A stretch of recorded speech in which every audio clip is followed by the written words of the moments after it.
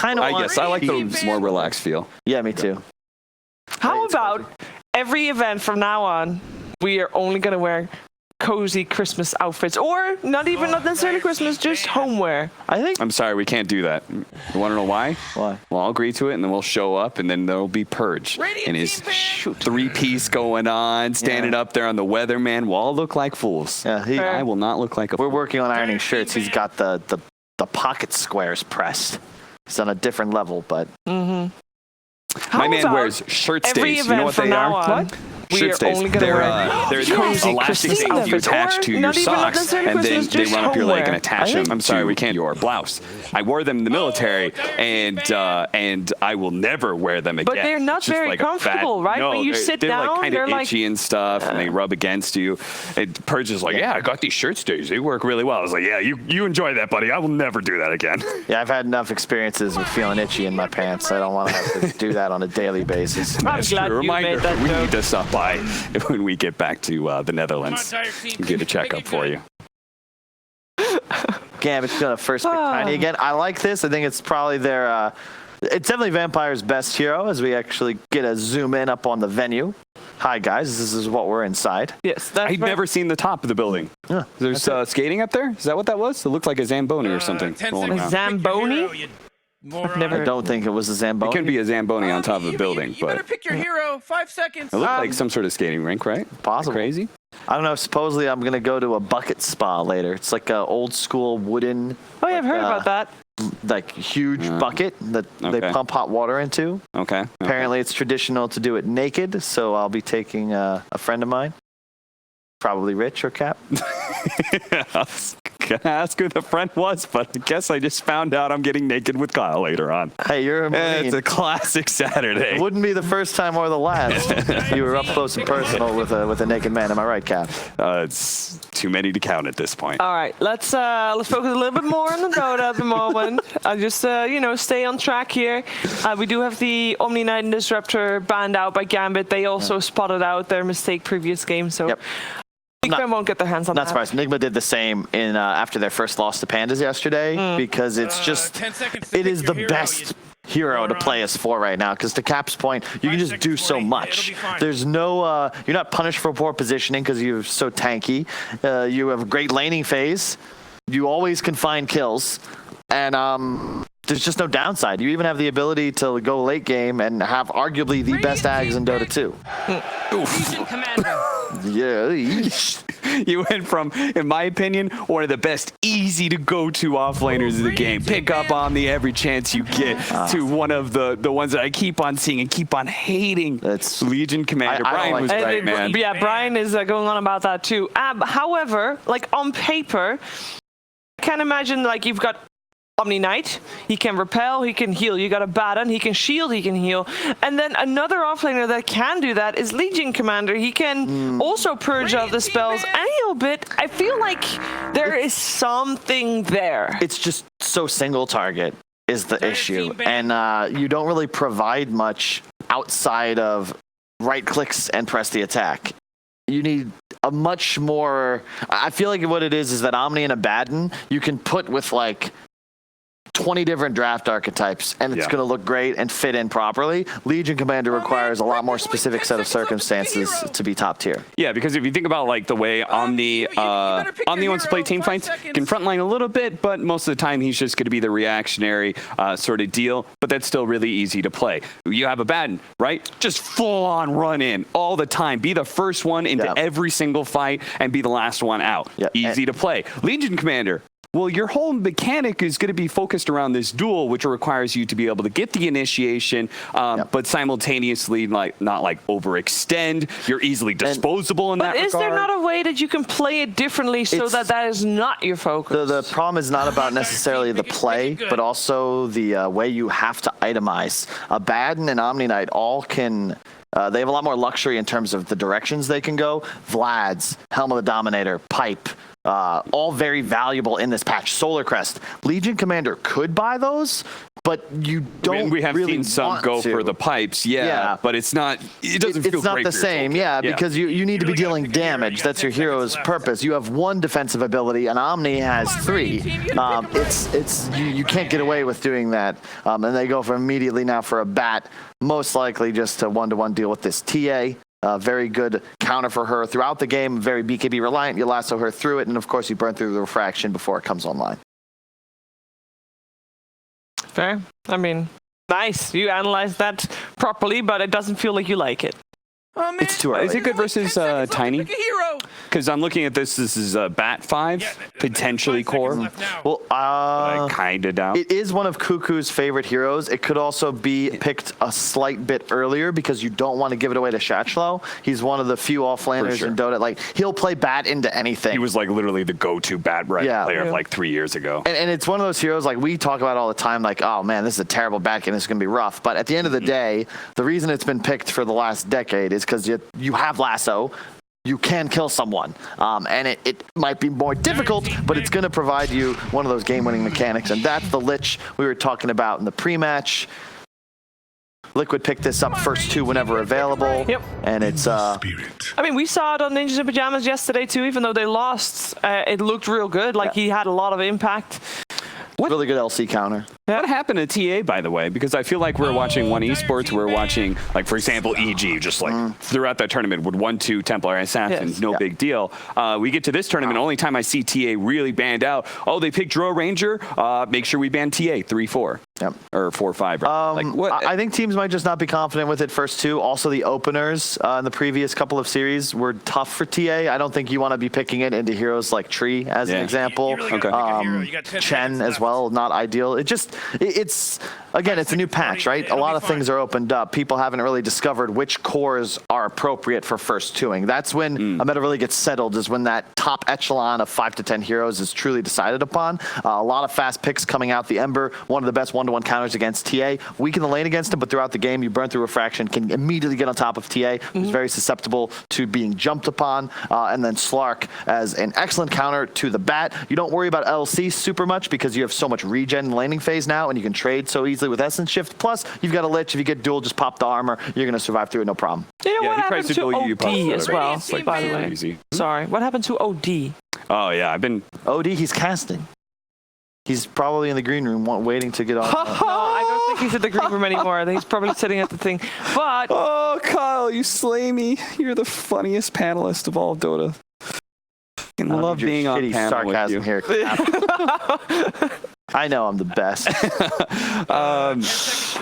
Yeah, what do we need for Gambit? Because I feel like their lineup just looks good all around. They need a save? I feel like their win condition is already well set up.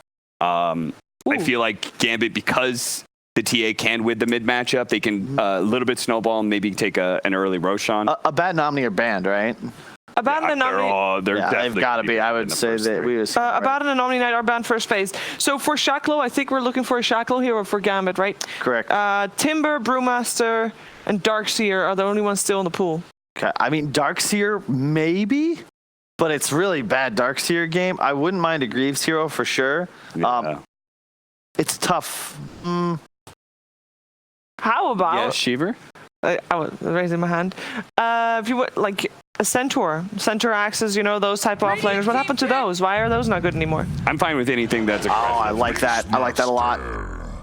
Beastmaster, you have BKB piercing disable, which is quite nice. Slark, TA, Beast all provide vision in different ways. It's so much easier to play a game against Bat. Bat requires a vision advantage to be truly effective, and now you have multiple methods of ensuring that you're going to be the ones with map control. Plus, TA, Slark both love having that aura. It's an easy sustain item buyer. You wanted something that could pick up a Vlad's. It's the perfect pick here. I really like it in this scenario. Yeah, Ember likes stuns that he can kind of stay ahead of, and while Beastmaster's Roar does have an animation, you can see that coming. It's still a range stun, so you can't really feel that good about when you like commit into a fight. You want to be able to commit just a little bit more. There's always going to be that Roar presence. He has to play a lot more in and out than he wants to. But Legion can purge it off.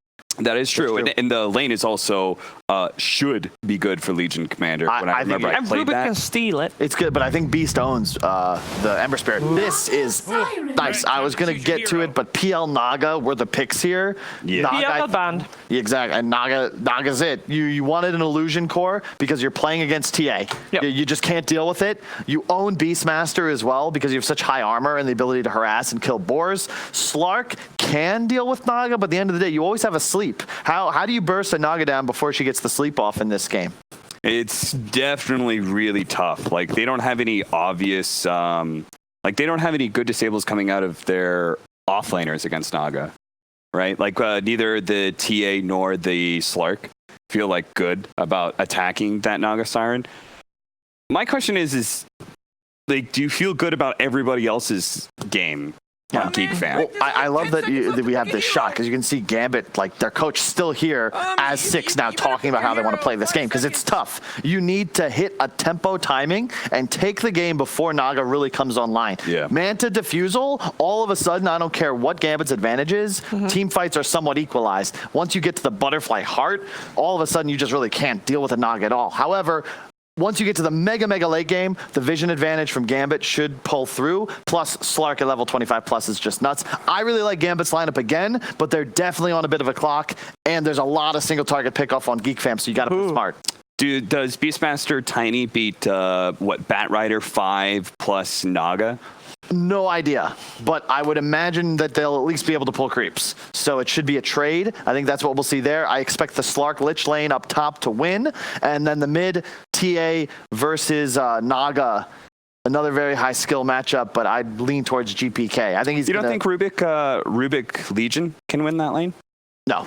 After I saw what Crow did with Slark yesterday, or with Lich rather, I don't think anything can beat it in the safe lane with a melee hero that has catch. Out of all the heroes we've talked about, the couple are the the usual suspect. TA, always good. Slark, great. Lich, great. Tiny, great. Gambit has them all. Yeah. The only one that comes in that same top is the Rubik on the other side. Sure, is nice, but Gambit looks like they've got a nice, well-rounded lineup. Yep. I like it. I'm leaning Gambit here. I think they might run into Naga problems, but if they can execute well, I think they're going to have a much better landing phase, and that's key for this team to succeed. I also lean with Gambit. I just feel like the first 4 picks from Geek Fam, a little bit too hard of the game. Yeah. All right. Very single target as well. Well, let's see if Gambit can indeed force out the game 3. Let's head over to OD Pixel and BSJ. Try harder. Thank you very much, Shiva. Yeah, interesting to see what we are going to get this time round. The end of that last game for Gambit, it was rough, right? A very sort of abrupt GG and then sort of tapping away. Coming into this game 2, do you like what Gambit's done here? Do you have sort of similar doubts that you did for Geek Fam last time, even though Geek Fam did indeed prove us wrong and show us a very strong... Yeah, last game I did doubt what Geek Fam was bringing, but they are just the best drought team I've seen so far this tournament, so they proved it that they knew how to play that draft. This time around, I've been harping on Legion Commander picks since like the last month since the patch came out, and I think the only thing that makes Legion not remotely terrible is her press the attack skill. And who are you pressing the attack on? A Naga Siren, an Ember Spirit? Like, you don't have these like man up right clickers on the side of Geek Fam to even make use of this Legion. I feel like they have a bunch of counter picks with like the Ember Bat against the TA, and they have like this Naga Siren who's really good against the Beastmaster TA, but none of their heroes go well together. They were talking about teamfight on the panel.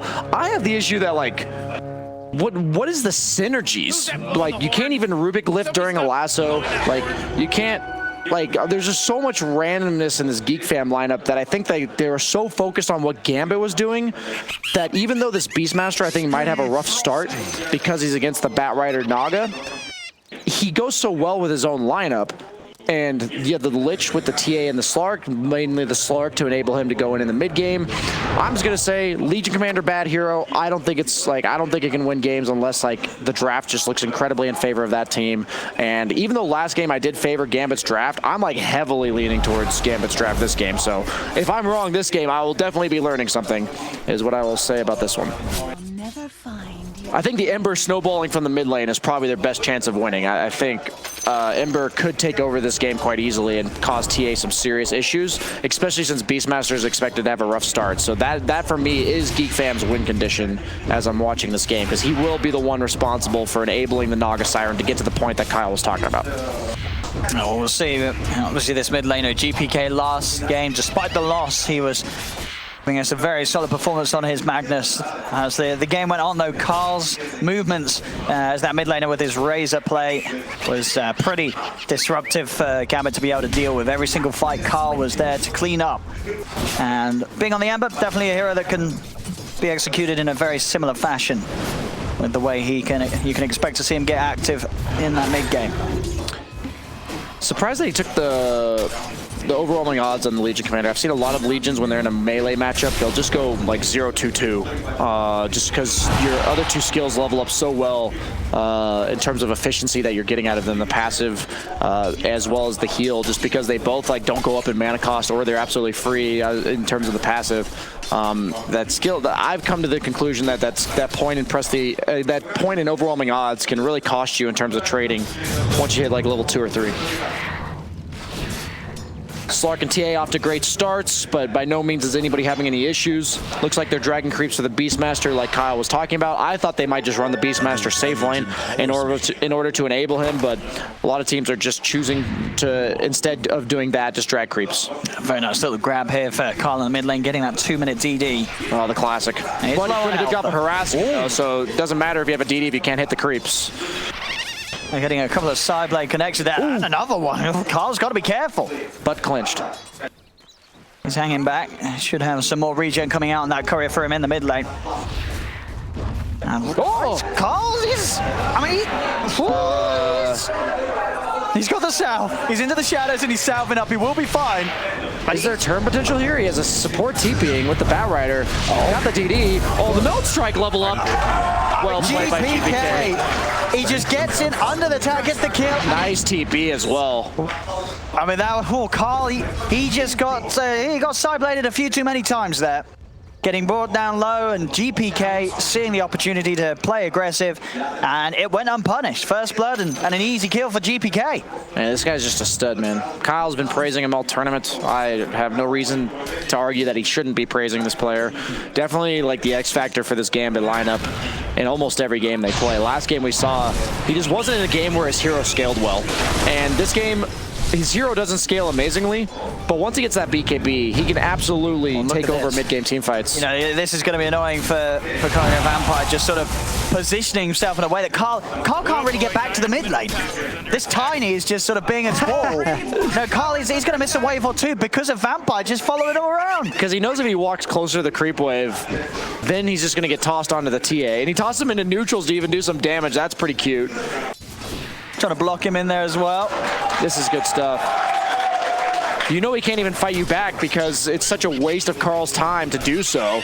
That like even if he's hitting you and you're taking damage, you're like, I dare you, just go ahead and do that. And now that you suddenly just look at that disparity down the mid lane. 22 and 8 on your TA, 11 for 2 on Carl.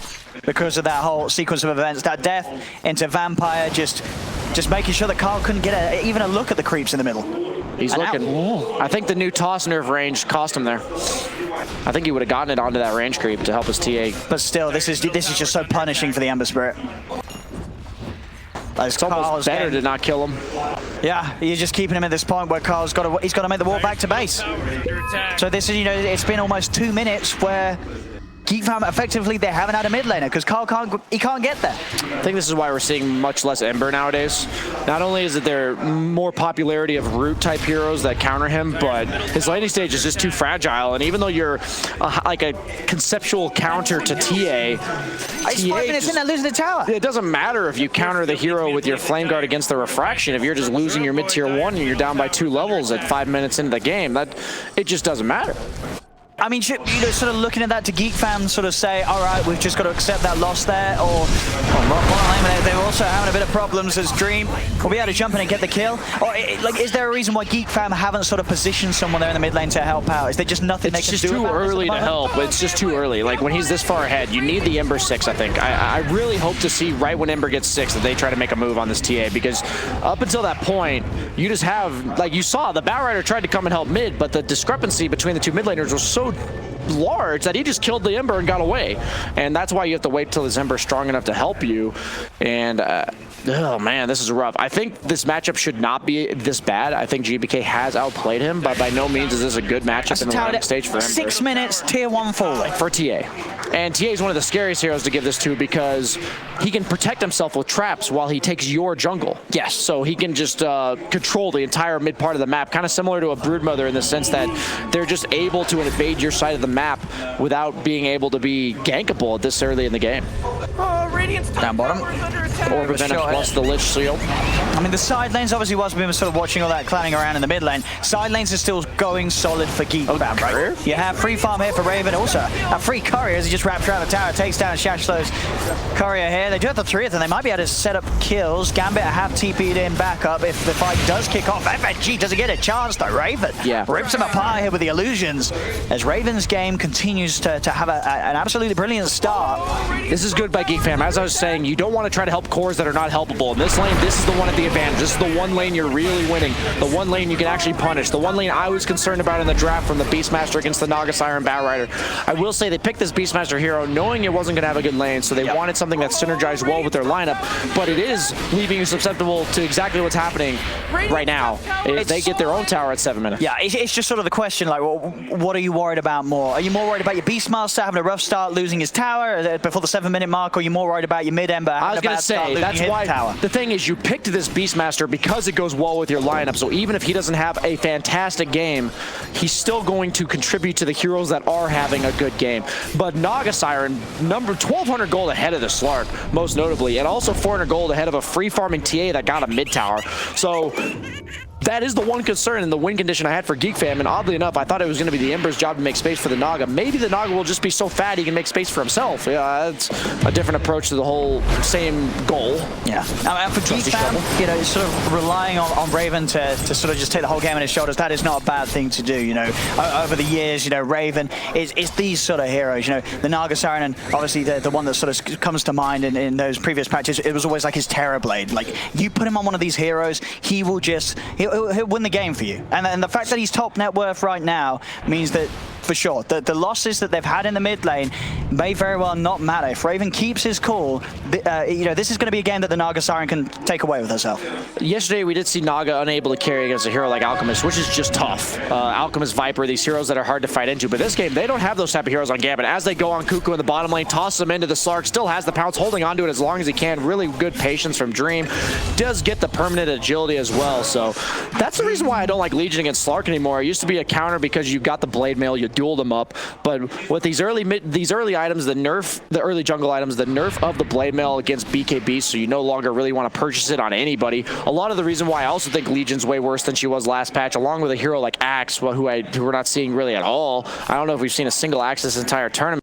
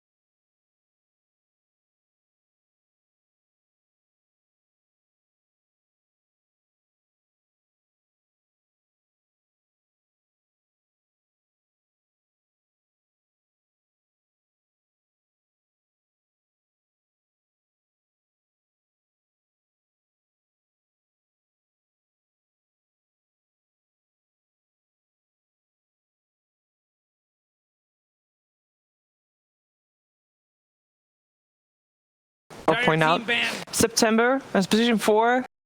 His disruptor, I think 2 days ago, was Beyond Godlike, right? Beyond Godlike. One of the first teams to start really abusing that disruptor. We see him banned most of the time now. He has also not been with this squad in this position for that long. less than a month ago, there was a tournament at the last week of December or something, the Yabo Supreme Cup. They played with DDC as a position 4 rather than September. DDC is their coach here as well. Yep. I feel like he's fitting in there real well as well. Did he used to play position 4? I kind of want to say no. I'm trying to remember because September has played, I'm pretty sure he's played more than just one role. Yes. But I think he's 100%. primarily played 4. Part of me is saying 3, but he's not one of the players from China that I'm most familiar with historically, so I wouldn't give you a 100% answer on it, but I definitely feel like he's been playing other stuff. A core role, right? Because I think I remember him as a core rather than a support. So it was a lot of fun seeing him fit into the position 4 because you can be so greedy right now as support. But it is actually Disruptor is still in the pool. We are in the draft. Nature's Prophet. We have seen that on Mind Control quite a few times. Winter Wyvern Lich has been first pick material for Nigma as well. And there's only Night Band, so Disruptor is still in the pool. Should RNG want to go for that, and they go for the IO instead. They're the only team that's rated this hero that high. They picked it first phase, I think, 2 series before this. They play IO Tiny. Geek Fam was kind of doing it too, by the way. They were doing First IO phasing Gyro. IO? Yeah, they did IO Gyro twice. Yes. But not in the last series. No, not and it the was last. available. Yeah. I'm just saying that clearly the 2 of the teams that are still left in the tournament, one of them guaranteed top 3 and the other one, undefeated so far. IO clearly seems to be a staple of their strategies. And you have to pick this hero against Nigma, right? Yeah. You're not going to give that away to GH. If it's a patch where IO is playable, you don't want to give it to GH. So. And they deny the IO Tiny, also giving themselves a Tiny, which is perfectly fine. I believe another combination that RNG used was the IOPL. Oh yeah, that was. Doing that. That was interesting because that's not like a traditional IO partner, but they just ramped up the pace where the PL was able to fight much earlier on in the game because he has that sustain and damage reduction coming out from the IO. Chen. Definitely changing the pace a little bit, Nigma here, from what we've seen the last days. The Chen from Kuro, I think arguably his best hero at this point in time. He's had many different best heroes over the years, but right now that's where I feel like he shines the most on this Chen. And I'm curious about the Tiny because we see teams play it on position 1, 2, 4 in every game. I don't think we've seen it on 3. Yeah. 5 seconds. Do you think for a team like Nigma that this is the hero you give to Wii so he can put some tempo, or would you rather see the Miracle carry Tiny, or maybe GH? I would not like to see a Miracle Tiny. I think even though it's like an action hero, he's much more of these like mobile, weave in and out of fights, kind of push the limits player. So I don't think it's a Miracle hero. Maybe they'll surprise me with that one. But the big thing for me is it's all about the matchup. So since you have absolute last pick with the Tiny, I like that because you can give him whatever lane fits for you and your strategy. And I also think this Chen Tiny has a lot to do with the fear of what we talked about with RNG, the way they've been winning games. Very strong laners, regardless of what role they're playing. So you're just kind of making sure you don't get ran over in the first 5 to 10 minutes of the game, as we've been seeing so far. And Puck, not traditionally that great against Tiny, because you can just get bursted, but it's very good with IO. yes, the setup with the relocate, the fact that you have a hero that can play alone, so the IO clearly has one hero to play with. It's just a very synergistic duo that doesn't actually work together. You know what I mean? Yeah, it makes sense. It's a very classic combination. We've seen IO have success with kind of any long duration catch. So Legion Commander, the duel is really long. You can relocate on that. We've seen it play with Bat Riders and the Pucks and these kinds of heroes. So absolutely. Another great example would be a support duo of the past with IO Bane, where Bane nightmares somebody in a side lane, last 6 seconds, you relocate in, everybody has time to get ready, and you go for the kill. Now, this Lifestealer ban could mean 2 things. First of all, they're banning it against the team that plays it, so you know it's a good infest play with the Puck. But the other thing is this could be a hint that they are definitely considering the Tiny core. This is one of the matchups he doesn't like so much because of Feast. It's not as bad as it used to be with the new Feast, but I think later on in the game it's still problematic. Yeah, you just don't kill Lifestealer at all, and he removes you from the fight is really what ends up happening. Yeah, it takes him forever to kill you, but if there's like a Lifestealer running at you you just spend the entire time running, which obviously is not what any core hero wants to be doing at any stage in the game. So we even saw them pick the Lifestealer against Drow, which is traditionally a bad matchup, but he just spent the entire game running at that. So it's kind of interesting. I think Lifestealer is underrated amongst a lot of teams. I think RNG is has proven to use it very well. The way that he was raging and then infesting his teammate to save his teammate, and then coming out during the infest or when the rage is back off cooldown. But that's why we're seeing it banned here. They are giving respect to the fact that not only does Monet play the hero well, but the team plays around the hero very well, and that's important. The PL almost tells me again that the Tiny's a core, and now you almost certainly know it's a core because the Rubik. What lane will it be? They'll most likely pick their off laner next, just because they want to hide whether or not it's a carry or a mid. I'm surprised they're revealing it this early. I don't know how you feel about that. I think they're almost already set in their minds on putting this Tiny on Weeha, just because we've been talking about what we want to see from him with like the high aggression and just playing tempo. I think his Tiny is really, really good. Yeah. And for the most part in this tournament, the hero's been banned, so I just don't know if Nigma have had the chance to even do it. I can't remember it's been banned every game they've had, but they've not played it the entire tournament. Yeah, so it was probably banned then. Yeah. Slark is looking real scary though, from what I see so far. Like whenever I'm second pick, which team Nigma is this game, I'm always concerned about that fourth pick. Like the old gotcha, you only have one pick to respond to this, and we have a ban to protect it as well. That's the hero I'm really concerned about. So I hope Team Nigma's next pick addresses that in some capacity, just making sure it's not also countered by the Slark. Just a really good IO partner. We've seen IO Slark be very successful since they banned out the PL Lifestealer. That's one of the first heroes that come to mind. Radiant team pick. And team fight. Oh, they're just picking it out. Yes, Never mind. They just do that. Okay, I mean, that works too. Sometimes you're like, well, it's going to be good enough to pick fourth. Why not just pick it here? They're going to have to counter it either way. And then you give a better game to your other hero. Yeah. Like sometimes you've got to look at. I think a lot of teams in the past have fallen into this habit almost of let's make our cores, like our game-winning heroes games, perfect always. Yeah. But if you look at like the give and take, maybe you can have a slightly worse game on your Slark, but the trade-off is that your offlaner's game is twice as good because he will have information now for the pick. I like picking Slark here. It's also like kind of respecting Team Nigma that they kind of see what I'm seeing when I'm looking at the draft, and they're not just going to give you the perfect fourth pick Slark. So why go for the home run Slark pick? Why not just pick it now, assuming that they already seen that? You're kind of like hoping the opponent's ignorant about the fact that Slark's a good pick for you right now, and based on a player like Kuroki being a drafter, they are just saying, yeah, okay, so they immediately pick an offlaner, I assume, that is going to be a Slark dark pacting piercing disable. Right. That's, I don't really know how else to, an undark pactable, what It works. yeah, so that's what the Enigma's doing here. A hero we really haven't seen much of at all.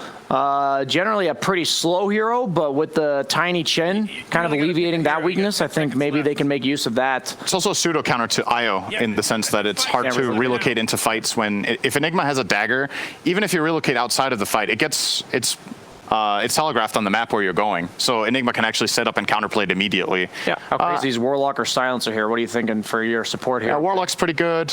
Winter Wyvern is a possibility. That's banned first round. Oh, was it banned? Okay. Yeah. Hero that's not been banned is Venge, by the way. I don't know if it works. Venge is pretty good. Did I miss it? No, it actually did not get touched. I think Venge is available, yeah. So Venge is pretty good with Puck and IO, the attack range and the stats. Getting base stats on IO is awesome. Getting that strength, it really helps. There you go. Yep, there it is. I honestly kind of assumed Venge was banned. Yeah, that's normally the case. A little too good of a hero in this case. The minute you mentioned it, I was like, oh, all my suggestions suck. This is a really good pick, I think. And Shiva, you should be drafting. Yeah. Who's to say I'm not? Oh. You're coaching all the teams when we're not on panel. And hosting. That's crazy. Multitasking, Yeah, it's a good Venge game. There's a couple of extra good things about it too. Obviously, whenever I see Venge in this patch, I'm looking at who uses the aura, because I think the hero, in my mind, is not good enough unless somebody either benefits really much from the base stats or from the range, the attack range. And I would say base stats, the big benefit here is the IO, and Slark doesn't mind. The attack range is good on Puck. And I would say Slark is like in that in-between where the stats are not incredible, but they're really good. Yeah, it's like it's good enough to make it worth it. You counter Enigma with the swap, and then minus armor is also pretty nice for Slark to play with against heroes like Tiny. You want to be able to to get through them. I mean, sure, you can hit into the Tiny forever and not kill him, but at some point you got to get the job done, right? It also gives you a decent amount of Roche. With the Venge, out of all the heroes I suggested, Venge does usually represent a lot of physical damage towards the Roshan, the minus armor, as well as buffing up the team. So now they can maybe pick something like a Beastmaster type hero that just enables you. You want to threaten the Roche, I think, when you have heroes like Enigma that are very stationary in the early to mid game, and you want to kind of drag them around, forcing them to look to use their ultimate but not be able to. That's kind of how I look at it. And since you have the Slark Puck looking for that mobile game, and they go for the tree, off lane tree. Corvin? No, it could be Corvenge. It might be Corvenge. It could be either. I like 3 Venge. And I really like 3 Venge with 4 Treant if they're laning together. Hey, this is a scary lane. Who could pick carry into this? Minus armor from the Venge makes Treant hit for a ridiculous amount in the lane. Venge struggles a little bit with running heroes down in lane, but Treant has those 2 reliable slows, so you can keep running at people. And I think also Treant has a side benefit in this game in his ability to just mess with Chen. It's honestly pretty annoying. If the Treant plays really well, he can run around blocking camps with his tree walking, has really easy access to placing wards that you don't see, so you don't get your camps the way you want.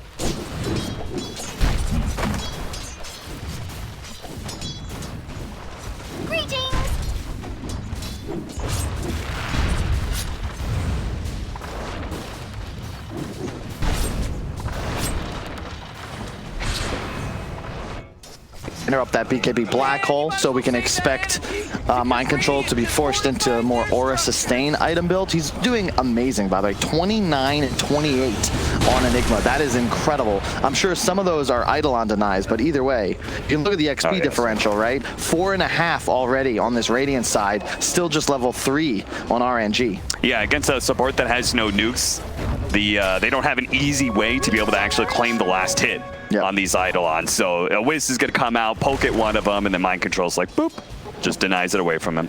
I really like this this dual lane setup. It was similar to what they did yesterday with the Fury and Disruptor combo. You have a bunch of creeps and then 2 ranged heroes. Same scenario here, and it makes GH, it just activates his hero, right? Because he doesn't need, he doesn't provide too much on the hold up. Weeha's getting gone. Well, he's going to stretch that coil to its limits, and he's going to try and dodge the orb. Still gets hit by it. Setsu's not able to quite finish him off, but he has jumped on him with the silence. Weeha's still tanky enough. He can survive through a couple more hits. He's going to try and hide away the trees, but he knows Setsu. He roots him out and jumps away to his orb. Very nice kill there. Fly is actually going to challenge Kuro here, and he's going to win that challenge for sure, especially with the living armor on him. And Kuro dies once again. Well, he's creating a lot of space for Miracle, I guess. Hey, he's keeping him off him at least. And yeah, you can see that's going to be the HOD build on Mind Control. It's really cool. 5 different heroes, but that same concept is what they used in Game 3 yesterday against Pandas in that decider. You just push so fast. Mind Control pop Eidolons will have a creep, and suddenly all these towers could just die in a quick rotation, especially once he hits 6. What's Monet supposed to do? He can't camp here any longer. There's no stun on the IO. Yeah, that was something that I was a bit surprised. Moving from one esports and then this event as well, it's like teams were willing to play slower and slower. They were willing to draft more hard carries, get a little bit greedier, and it seems like Nigma have spotted that trend and said, well, we know how to counter that. GH gonna be chased down here. Nice 2-man coil, so they might be able to pick up the extra kill, but Super's a little bit low. He's got to run away from these Eidolons. Mind Control is only level 5 here. The Rubik will finally fall. Mind Control is trying to chase down Super. Has so many Eidolons here that he feels confident being able to stand and fight, but it does feed away a lot of Eidolons over to Setsu. Not quite a hero kill, but it's a decent chunk of change. And it's what BSJ and Sin were talking about, right? RNG's coming out with strong lanes. They've already got 5 kills in the opening, but as you can see, the net worth lead not quite there. A big part of that's just because this top lane has done such a great job of hard denying. So as you can see, Slark, oh man, that's rough. Because this is the hero, if there's something that can deal with the Naga that actually gets ahead and secures you the game, it's going to be the Slark. And he's just above Kuro's Chen. This is not where you want your carry to be. And it's just really cool by Enigma because this Enigma specifically shuts down the game winner for RNG. Yeah. Even if they fall a bit behind, they get more time on the clock before they really get in trouble because Slark's going to need to recover, and RNG, you just can't make moves if he's still this far behind. I think we saw like yesterday, Gambit do a little bit where they like heavily focused on shutting down a Storm Spirit, excess Vampire, and it's like tiny rotations. They heavily focused on it because they're like, that's the win-win condition. You know, sometimes it doesn't matter if you lose your other lanes as long as you keep the main hero of the enemy team down. And the thing about Puck, I know there's been changes. The late game is significantly stronger than it was in the past, but you're still a snowballer. It's similar to the Monkey King that we saw the other day, a lot like Quap. Ooh, Monet. Oh, that's a little bit close. Weehaw not going to be able to close that distance quite yet to be able to get that toss. But they are at least still keeping the Slark on his toes and away from that level 6, which then allows him to jungle a lot more proficiently, and it just kind of builds up from there. That means Miracle's getting a lead on him, quite heavy one at that. The man to watch is Setsu. He's rotated up towards top. I like this decision because otherwise Mind Control, he's just going to pressure this Slark and eventually take tower. Instead, you take your Puck with the huge advantage, plant him there, and just let Monet recover middle as the Tiny is going to look to start moving around the map. Well, we are going to be able to get 3 for RNG and both outposts. Well done. I mean, that's just the value of the Train Protector right there, right? He sneaks the Bounty Rune and the outpost at bottom, and they already had control over top. Nice job. Right place, right time. Yeah, we got to keep our eye on Setsu because there's really no true answer to the Puck right now. At the same time, it's one of those ganking snowballer mid heroes. You die 1 or 2 times in the early mid game, you start falling off hard. All of a sudden, Miracle doesn't feel as much pressure, and you're in trouble. And dude, he already got 2 of the best items for Naga: the Broom Handle and the Ironwood Branch. Just some nice raw stats. Miracle will play around mid because it's a nice place to play as an Augustine, right? You just push out a wave, then go default jungle for a little bit. You don't feel any pressure of being ganked this close to your tower and being that tanky of a hero, 1200 HP. And it's the nice job. Good side kill. It's going to be the team fight of Enigma that's important, and what they've done so far, yeah, you're bleeding kills around the map, but you've kept your towers alive. In fact, they haven't even felt much pressure. That's huge because you're so good at taking big engagements around objectives. You have a song into Black Hole. Like, we've seen this how many times succeed in Dota 2. Would you agree with this analysis in that, like, in a way, towers just means more chances for those kind of team fights to succeed? Flywin, okay, they have the relocate coming in. That's why they were being aggressive. Weeha's going to get caught by the overgrowth, ensuring that Setsu can't help get the kill with helping hand in Super, who lands the last hit. And they're going to probably lead the puck here to be able to chase down Kuro, who doesn't have, I think, a ton of hope in surviving here as he's now slowed down by September. Swap back even. And they can even deal with the neutral creeps and maybe finish off this tower. And this is what RNG's done all tournament, right? I'm telling you, they're on a clock, but if you can continue to make these sorts of plays, nice escape there from the Wisp on the exit of that fight, this is where they're strong. The map is split, someone plays a little aggressive, Nig will get antsy, then boom, there's a reload, you pick up 2 kills, you kill a tower, now a 2K lead at just 12 minutes. And it's about maintaining this momentum. This is not a large enough lead. They've got to expand it. By 20 minutes, you want to be at least 6K gold ahead, preferably a couple more towers, maybe even a Roche threat. And it should be, I think it's pretty reasonable to expect that, especially since they should be able to take more objectives. I'm surprised they're actually losing top lane right now, seeing as they have a tree protector, but it seems like nobody is able to make that kind of rotation to defend it. In mind control, he gets the tower, and I'm not even sure if he's going to be that upset if he dies here. Setsu TPing in behind him onto the outpost that was still controlled by the Dire, and so sure enough, he does die. Dude, Setsu's playing out of his mind right now. Such an impressive performance thus far. It started with the solo kill on Wii.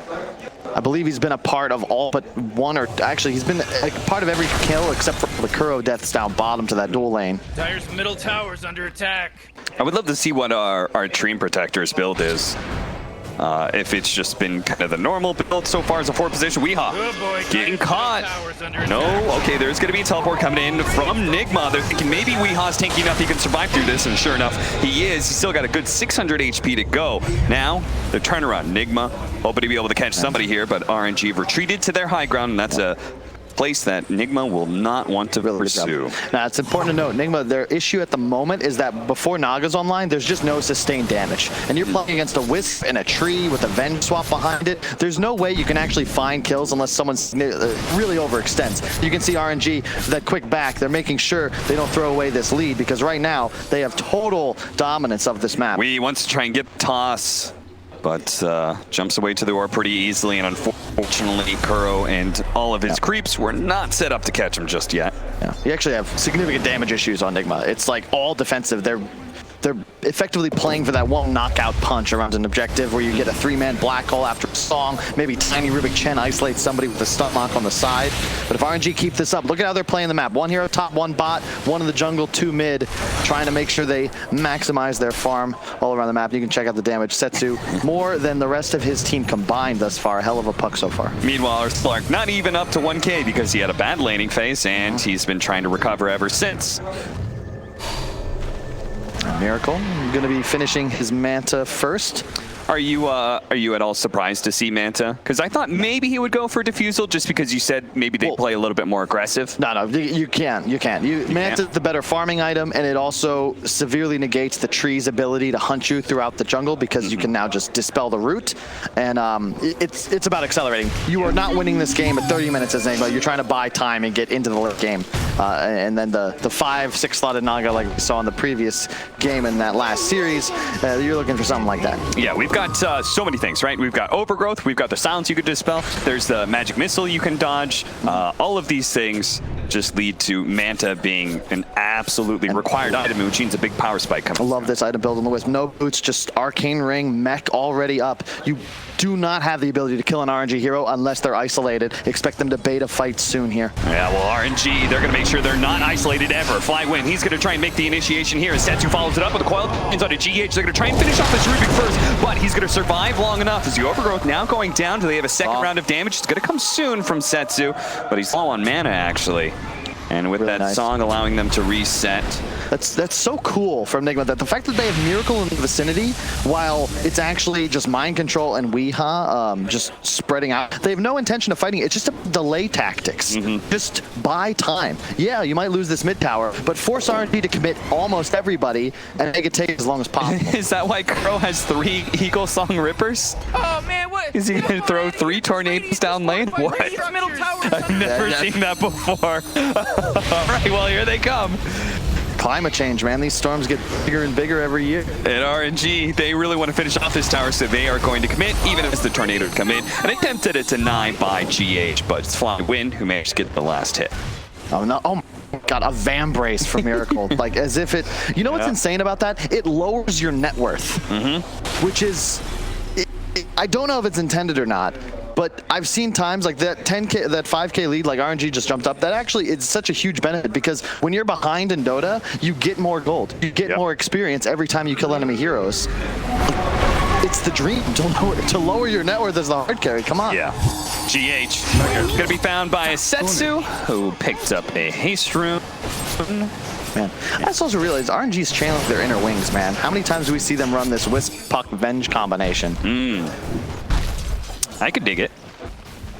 I know plenty of online fans can dig it too, as everybody loves to be able to reference the old wings. Man, talk about like just an iconic team, man. Everybody fell in love with them. And who knows, maybe they're going to fall in love with RNG, who's already up 6K. Perhaps a little deceptive, but still ahead. I love the item build so far for RNG. You've got a Helm Dom and then a Hood on Fly to win, so he's just going to continuously run forwards. You know, Setsu, he can rely upon his Twitch reactions to get away and stay mobile. Monet, of course, is a Slark. He's always tough to take down. And FlyWin is just going to run in gung-ho forwards with the support of September and that Wisp.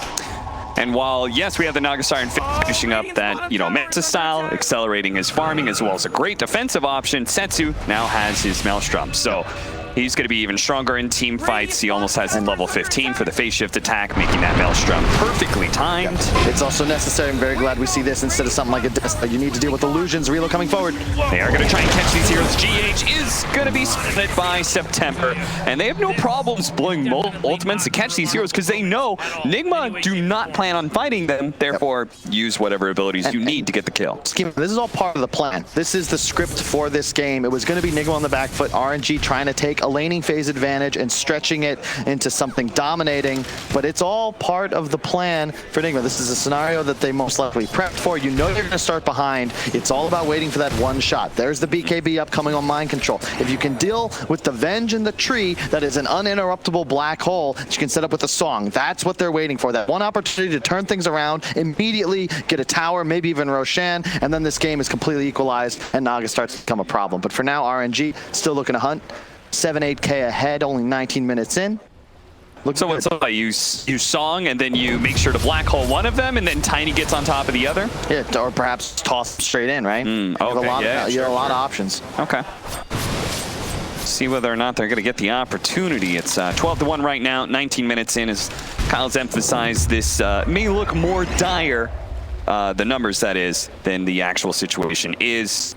Nigma do have a slower lineup, expected to be behind right now. Yeah, and oh man, I just really like this from Monet as well. Just again, they're capitalized. They want survivability. You have you don't really have great answers to this massive team fight of Nigma. Just ensure you can try and outlive them, right? They're lacking sustained DPS. If you can survive the burst, you've got tree armor, you got a swap out, you've got a wisp that can mech you while tethered. There's just so many options to keep yourself alive if you just don't immediately get 100-0'd. Setsu already leading off on Weeha as he enters the vision. They're going to lead off with the song, so this is going to be Nigma, their first real offensive blitz. Can they actually catch multiple heroes here with a black hole? They're going to be able to grab both of them. FlyWin and Super are stuck. They don't have a cancel, especially with telekinesis tossing him back into the black hole. The two supports the support in the off lane are already dead. And Setsu, he's going to get caught as well. He gets blown up. Oh, he keep up back in. He's actually going to buy back and try and catch these heroes with the coil out. GH almost dead, but Seal, no, he doesn't actually manage to get off. Miracle's getting quite all overgrowth out. Here comes the relocate as well, the phase shift attack, and that's enough to finish off the carry of Nigma. Yes, a big win by Nigma, but RNG invest in making sure they control the tempo of this game. I don't like those buybacks. I know that you're getting counter kills. Yeah, you even take out Miracle, but is that worth it? You don't really an extra objective. This tier 1 would have died on respawn anyway because Nigma aren't going to look to fight you big cooldowns down, but that's exactly what I mean. 20 minutes, there's an outpost objective. The Treant showed bottom. They know he's not in position to root, and there's no way he gets there in time, so they can immediately set up because the Venge is getting caught. Yeah, and it was perfectly placed, the fact that both Super and FlyWin were just close enough to each other that they could get the black hole on both of them. No fear of a relocate out, and very fortunate for them that Setsu does try and get into the mix there as well. And ends up dying back, and we saw like basically a 3K net worth shift off of dying and buybacking like that. You can see how quick it happens too, right? It felt like we almost lulled RNG kind of lulled to sleep, right? And then boom, there's an aggro song out of nowhere, and suddenly you've lost 2. The puck died in like Naga just shredded him, man. Well, catch, that's gonna be Curl. All these support kills. Look at the net worth on Curl. Like, what does he get? 224 gold. That doesn't matter to Super. Yeah.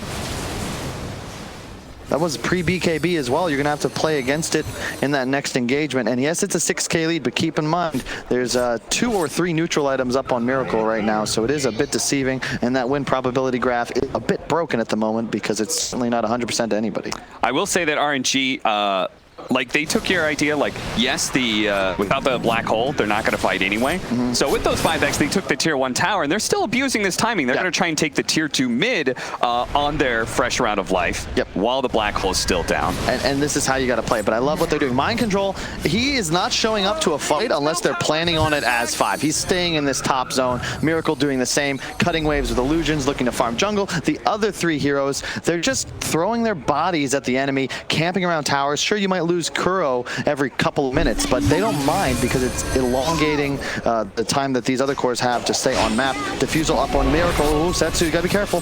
This is a really big kill that Setsu's trying to set up for his team. Phase shift goes off. Beautiful. There goes the song. Still stuck in the coil, but eventually he will be able to TP out. Look at that. Look how many, 5 heroes. Yeah, 5 that's heroes a lot of space. All in their own jungle, next to their own shrine, and look at what Nig would do immediately. Swarm back into their woods, look to take map control back, maybe they've got some wards to counteract, and it's just, importantly, it's space. This is, you said RNG was doing great, they're pressuring this tier 2 mid. One move by Miracle, all of a sudden all that momentum's lost. Now the creep waves starting to shove back towards the dire side of the map. I will say though, RNG, to their benefit, they have very mobile heroes. Yes. Even though they show up in their own jungle, they're able to spread out across the map really quickly between Puck as well as Slark, even the Wisp. Now there's no song, and you're looking to force another objective. Yeah, I mean, you force down the song, get what objective you can. You don't want to force a tier 2 if you can just take Roshan instead. Use that Aegis to then take it to tier 2. And Roche is so important against this combo play of Nigma because it means you'll be able to just throw out 1 life during the black hole. Sure, it doesn't matter. You can immediately come back up. Now there's nothing left in the gas for this Radiant lineup. Do you think Nigma has to contest this Roshan? Like, do you think Weehaw has to dive in here? I don't. I think you might just keep harassing, look for an opening, see if you can find somebody out of position. You don't want to dive into the pit necessarily without your full arsenal of cooldowns available. It's a risky scenario, and Nigma look like they could go for it here. They're going to keep on poking, as you said. We'll see whether or not there's going to be that commitment. They also have to be careful. RNG, in turn, getting onto them if they step a little bit too far forward. BKB up on the puck now. We can ignore the song and get really aggressive onto this back line. The BKB is complete for Mind Control as well. They have so much spam, especially with that stolen orb on Rubik, so GH is able to constantly provide vision of the pit. Okay, they see the Tree Protector. They're going to lead up on him. They already have the chain, so they're going to be able to bring him down quite easily. And Roshan is low. There's a buyback on the tree. Monet, he's making sure that Nigma don't actually get a chance to get inside the pit. They do manage to get the 2 minutes. Immediately, Black Hole going down. Manage to get both of them to swap over. Cancels that very quickly. Monet into the back line, trying to trap down GH as long as possible. Miracle wants to be able to farm him out as quick as possible with the defusal blade, but he's going to be able to finish off Curl first. Without that, Song is actually up here, so he can reset this fight as he's being chased away, but GH is going to lose his line to Setsu first. Back farther up. They stopped chasing the Naga Siren and went instead for Mind Control's Enigma, and it looks like Weehaw doesn't actually get caught there. Oh, Miracle, are you serious? Miracle's going to try and do a sneaky little play here. He's going to try and snatch up a Roshan if he can, but Setsu spots him. He's still going to go for it. Miracle, you're crazy. You're still thinking you're going to go for it here. Silence up, pounce. Okay, now he's going to have to try and use this on for the toss over the side. The toss in the air is just enough. That last shot from Setsu, it wasn't a Maelstrom proc, so Naga Siren does live. Man, what is it with these teams in the tinies, man? I've seen too many times people being tossed into their own demise. Weehaw goes in and he doesn't get it. The H is picked up by Monet, as is the Roshan kill. Nigma, I mean, from your perspective, you're sitting here an analyst and saying, like, I don't think they have to take that. And Nigma were willing to take the risk, and they did not get the reward. It's just so good from Setsu. He immediately goes for mind control with BKB popped. It doesn't matter if he's getting black hold. He's not actually going to be able to, you can't kill him. There's no damage coming out. Yeah, sure, you lost September. He immediately bought back. They forced Enigma around the pit, but they weren't ever going to go and zerg the Roach. They wanted the fight on their terms. They got it. Wiped the floor with them now, 20-6. Huge lead. Really well done. And Monet, thanks to that Ink Claw, the Ring of Aquila, yeah, sure, he might be behind, but he has Echo Saber, Ags, plus the 2 neutral items and treads. He's effectively, like, huge. Yeah. His net worth might not reflect it, but those items are worth at least 3,000 combined, and that puts them on top of the game. I really like your point about RNG. What they care about there is taking the fight. Yeah, right? exactly. I think, like, if you look at this lineup, a Slark or a Puck with an Aegis, that's not going to allow you to break high ground. Yeah. You're still going to lose to the big team fight if they can execute it correctly. So being able to win the fight and take the engagement outside of the base, that's the real win. Yeah, and the itemization is flawless thus far. You've got the Glimmer Kit mech on the IO, then just gone full aura strat, Helm Dom, Vlad's, Pipe. You don't have that option yet on Enigma because you had to go for that BKB on your Enigma. Mind control, not able to go for those team items just yet. Weehaw tries to get the toss away. Monet, okay. That Agnes. Okay, there's the swap from Flywind. You spoke about the aura. It's very smart of him to build the telescope as well. Yeah. That's just one more aura to help out that team. Yeah, it's just, it's looking good for RNG. That's what they've shown all tournament. Haven't really been challenged in the event thus far. And looking good in this game. But remember, it's Enigma Naga. You're one mistake, one overextension away from a critical error. It's always a little bit hard to hit those Aghanim pounces. But now, locked down by an overgrowth. Miracle's finally going to be forced into that song. But this is where Setsu comes in. With the BKB, he knows he can just hold on to the foil and deal with Miracle at his leisure. Talker, this is a hell of a puck performance, man. This is what they needed, though, right? Which is why it's tough to call in a pregame because you can't really ever cash on a puck playing near flawlessly. Kuro, he's died 7 times. Looks like it might be. Yeah, and that bounce was right on target. Yeah, this is great. I mean, this is what, Enigma yesterday won Critical Game 3 by playing aggressive, by taking the fight to the Pandas. This time it's RNG playing up-tempo and abusing this global mobility. To your point, it's something we've talked about being critical in this new patch. Heroes like Puck, Wisp, Slark, they can just cut across so quickly. Venge as well. Treant with the Invis Walk. Like, they can move around the map so much faster than Enigma, so it's easy to avoid those 5-on-5s that this Enigma lineup could use to perhaps turn things around. Monet loses his BKB for a short while, so we'll see if that costs him anything as Weehaw continues to go for his very aggressive, risky, he's just trying to cut creep waves and bring people back, but you can't. Again, the mobility, they come back, they deal with you, and then they're right back in your grips again. Think about where those 3 last kills happened, right? It was Miracle down bottom where that Radiant creep wave is. Yeah. It's up top left in the trees, and then it's in the dire bottom jungle. Like, that is literally like 3 max corners. Distance you can get, yeah. You talk about controlling the triangle. Well, RNG have made the map into a... Well, that space from Weehaw does allow mind control to get this outpost. We'll see whether or not he gets to control it, though. As the 30 minutes is coming up. Yeah, 40 seconds. Looks like RNG might be grouping up for a smoke, thinking about making something happen. Again, it's just so much easier to play with this Wisp because you can always be 2 and 3. Oh my god! Well, they're certainly going to find out. Hey, the mech is actually going to heal him a decent amount, and Monet may not be able to commit for that kill. Okay, they're going to throw out the Dream Coil, and Setsu, can he get...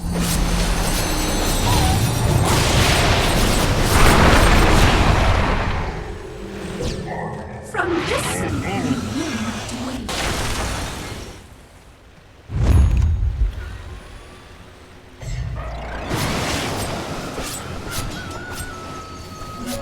regeneration.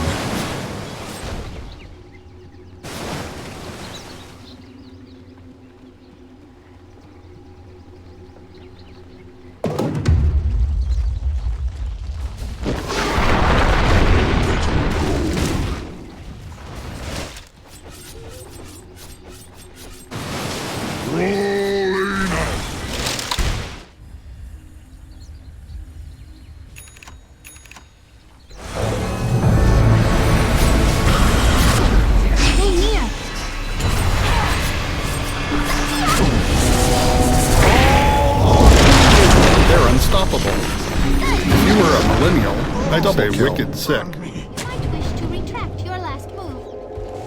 should help. Look out for fallen rocks!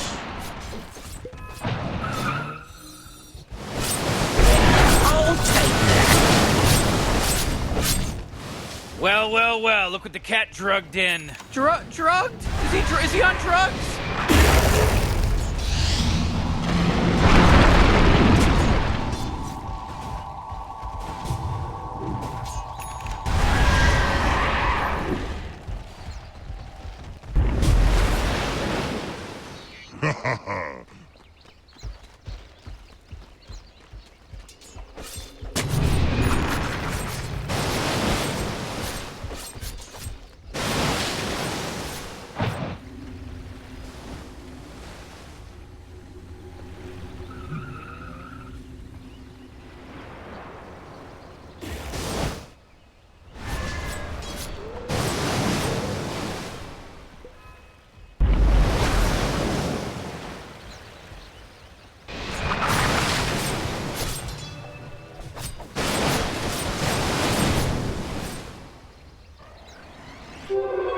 Invisibility!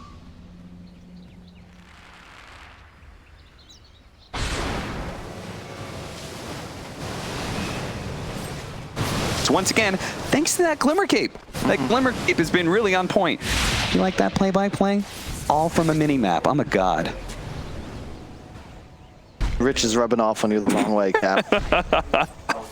7-26, a 15K gold lead, but it doesn't feel like a very large gold lead just because the threat of Nigma coming back off one team fight. That team fight's certainly not going to be happening around Kuro. Nigma have no problems cutting those ties with their captain and just leaving him to die every single time he's jumped on.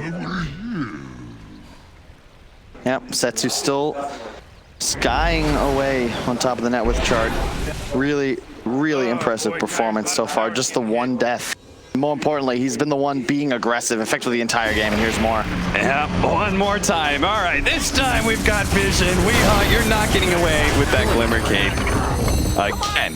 So at what point in time, is there any time that you would say, RNG, okay, you just have to go the high ground. You can't mess around with trying for these pickoffs anymore, or do you think this is going exactly the way RNG wants? They're going to get enough pickoffs and eventually go high. So far, it's according to plan. One of the mistakes that a lot of inexperienced teams would make in this scenario is to get too aggressive because you feel the pressure of the clock. You already have enough of a lead that you're much stronger than your enemy, but it's about taking the right fight. You've already taken all the tier 2s. Roshan hasn't spawned yet. Once you get the Aegis, once you have everybody slotted up and buybacks prepared, then you can look to play for the win. But it's important that when you take that fight, you're able to fully commit. That means an Aegis. That means everybody's able to buy back. So in the event you make a bit of a mistake, because you have to be aggressive, you have to be inside the base, you could lose 3, still buy back against 0 cooldowns left from Nigma, and then take 1, maybe 2 racks. That gives you the lead enough to win the game. If you do that too soon, you have to take that engagement without enough of a lead to make that sort of maneuver, and you can backfire. All of a sudden, it's a 10-slotted Naga, and you're in deep doo-doo. Especially since the way that Setsu has played this game so well, his damage is kind of keeping up with the tankiness that is coming from Miracle, because he's now got both the Maelstrom as well as the Desolator I've seen from the Orb proc. Yeah, a big part of it is they've itemized so well that you're not as afraid of this Butterfly next item. You're going to have the Mjolnir, you have Slark with his next item in addition to a neutral, so you'll have 2 cores that are near 6-slotted, plus your Venge with like 4 different auras. So everyone's very tanky, you have high survivability, you'll be able to live through this black hole most likely, and if not, buyback, there's not going to really be any damage on Nigma once these illusions fall. Bounty runes, 2, 1 for 1? No, 3 going the way of RNG. Weeha's trying to find the answer to your damage problem that we've seen throughout this game, and he's just going for a Dagon straight up. Meanwhile, Monet with the I love it as well. We didn't see this yesterday in that game. I believe there was a PL that just got way too big and eventually took over. There were no Mjolnirs. If you want to beat Illusion Heroes with no true counter, buy Radiances, buy Mjolnir. If you don't deserve to lose, RNG not going to be caught sleeping in this one. Certainly not, and they're not going to let their outpost lie in the favor of Team Nigma for long. Script up around mid. It looks like they may be going for a smoke or something and see a courier being delivered. He's expecting kind of an aggressive move, and Monet, well, he's going to go. Wow. He's going to oblige and make an aggressive move, and he actually lands into GH, who had stolen phase shift, but is, well, he's got another phase shift at a second here. Maybe he can get the blink off this time around. He should. Oh, he didn't. Go on, get Well, that's unfortunate. The reach, man. Talk about kill potential, right? We discussed how Disruptor was so popular in the patch. You've got a Puck, a Slark with double pounces, the double swaps, plus reload. Oh, no way! He found mind control. The mind control was forced to use his BKB. That's huge. You have a 60-second window now. You can potentially just go high ground. You know that there's no huge black hole threat. All the Venge or Tree have to do is stand on the side. As long as they don't die during black hole to like the other heroes are tossed in or something wild, this is a free push. Well, unfortunately, the mid lane is pushed in because Weehaw was already cutting the bottom wave. Now he's actually cutting mid right now, so it just leaves RNG this one wave to work with. I like this choice. Miracle, buyback's irrelevant. You need to be strong as possible. He buys a butterfly to ensure he's got the DPS to hopefully contest this push. Yeah, because they're not even that much trouble in that situation, right? As long as Weehaw cuts the creep waves, well, the illusions can be sent out and deal with the creeps that are inside the base, and eventually RNG is going to deal with backdoor protection. That's huge timing. Looks like a couple creeps got snuck in there, and they're gonna swap back out of mind control. That's a massive kill with no BKB. He quickly falls. He does have a buyback, another swapping front fly win that's gonna be able to catch GH. A lot of priority on that hero, but they do have the two buybacks coming in, especially with the song. Can Nigma set this up correctly though? Monet still had his BKB. He was able to pop it out, swap back onto mind control once again. But this time around, no Dream Qual, and Flywind's gonna die for that swap back. Now a toss over as well. They're gonna be able to catch September. September is gonna use the overgrowth and run the other direction. Can he actually get out of here into the trees? TP's out. Bye-bye, September. You could not have played it better on RNG. You forced the buyback. Now you can all in. You've got a 7.5 second window where if you kill mind control, you straight up win the game. And that's only because they were willing to hard commit, but not so much so you saw the BKBs. It was a great song by Miracle, but there was still enough seconds left on the immunity to get away from that position where all three were on top of each other. Maybe then MC could spin this around, but really good job there. Even the nice escape by September. Gets the ult off and just gets out of dodge. And now RNG, you're going to wait for your Venge and sweep immediately back into this Radiant side of the map. RNG are truly showing that it's not about the time at the top of the screen, but the opportunities. And when you can push the high ground, they certainly found an opportunity for some errors out of Nigma, and now they are pretty much just one good fight away from closing out the game, essentially, right? With no buyback on Enigma, and this is what the whole lineup's about, is that black hole. Okay, Coil onto one. Miracle immediately goes for the song. BKB activated by Zetsu, and he's doing so much damage. Kuro's definitely going to be dying here. Miracle, the stun finally wears off, and mind control popping his BKB. Thought he was going to go for the black hole or something, but blinks away instead. And Miracle died. He's going to be okay, but mind control still trod. Okay, the swap from GH, was that? Yeah, it was. And mind control might be able to live as a result. GH gives them a little bit more distance to work with. Now the Meteor Hammer is going to land on a Weehaw, so they at least get that core kill, but mind control, if he died, no buyback. Like that was crazy from GH. My Jesus. God. This is why this man's TI winner. All of a sudden, like, there's just a swap, and he's not even there because he instantly blinked away as well. He had a 1/10 of a second to get away from that orb location, or he would have caught all the damage and immediately died, but no. Blinks out in time, and what a game so far. RNG still looking to close this out. No BKB on Enigma. They've just got to fight. RNG.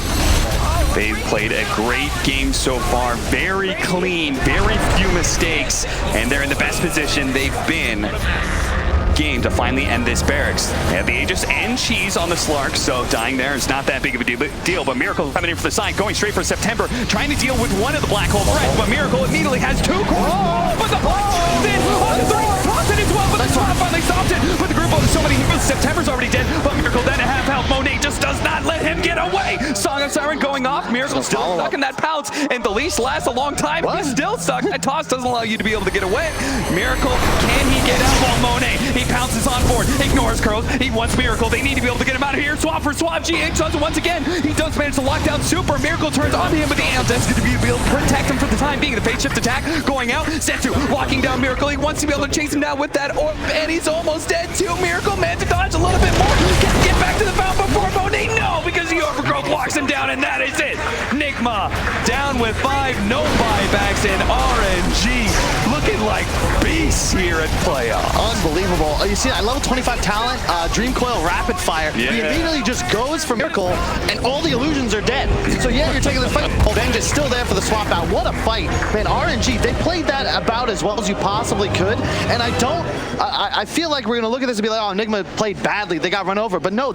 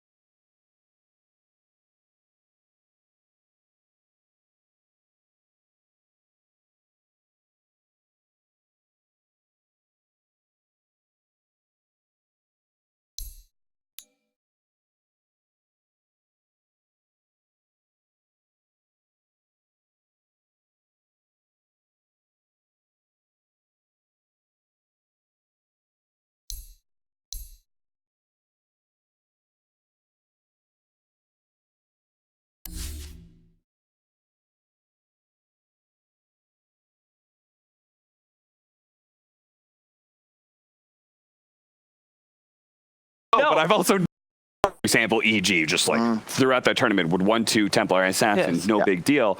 We get to this tournament, only time I see T. Yesterday,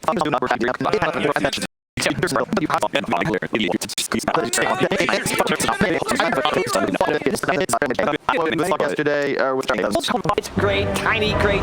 Gambit has them all. Yeah. The only one that comes in that same top is the Rubik on the other side. Sure, it's nice, but Gambit looks like they've got a nice, well-rounded lineup. Yep. I like it. I'm leaning Gambit here. I think they might run into Naga problems, but if they can execute well, I think they're going to have a much better landing phase, and that's key for this team to succeed. I also lean with Gambit. I just feel like the first 4 picks from Geek Fam, a little bit too hard of the game. Yeah. All right. Very single target as well. Well, let's see if Gambit can indeed force out the game 3. Let's head over to OD Pixel and BSJ. Try harder. Thank you very much, Shiva. Yeah, interesting to see what we are going to get this time round. The end of that last game for Gambit, it was rough, right? A very sort of abrupt GG and then sort of tapping away. Coming into this game 2, do you like what Gambit's done here? Do you have sort of similar doubts that you did for Geek Fam last time? Even though Geek Fam did indeed prove us wrong and show us a very strong... Yeah, last game I did doubt what Geek Fam was bringing, but they are just the best drought team I've seen so far this tournament, so they proved it that they knew how to play that draft. This time around, I've been harping on Legion Commander picks since like the last month since the patch came out, and I think the only thing that makes Legion not remotely terrible is her press the attack skill. And who are you pressing the attack on? A Naga Siren, an Ember Spirit? Like, you don't have these like man-up right clickers on the side of Geek Fam to even make use of this Legion. I feel like they have a bunch of counter picks with like the Ember Bat against the TA, and they have like this Naga Siren who's really good against the Beastmaster TA, but none of their heroes go well together. They were talking about teamfight on the panel. I have the issue that like, what is the synergies? Like, you can't even Rubik lift during a lasso. Like, you can't. Like, there's just so much randomness in this Geek Fam lineup that I think they were so focused on what Gambit was doing that even though this Beastmaster, I think, might have a rough start because he's against the Batrider Naga, he goes so well with his own lineup. And you have the Lich with the TA and the Slark, mainly the Slark to enable him to go in the mid game. I'm just gonna say Legion Commander bad hero. I don't think it can win games unless like the draft just looks incredibly in favor of that team. And even though last game I did favor Gambit's draft, I'm like heavily leaning towards Gambit's draft this game. So if I'm wrong this game, I will definitely be learning something, is what I will say about this one.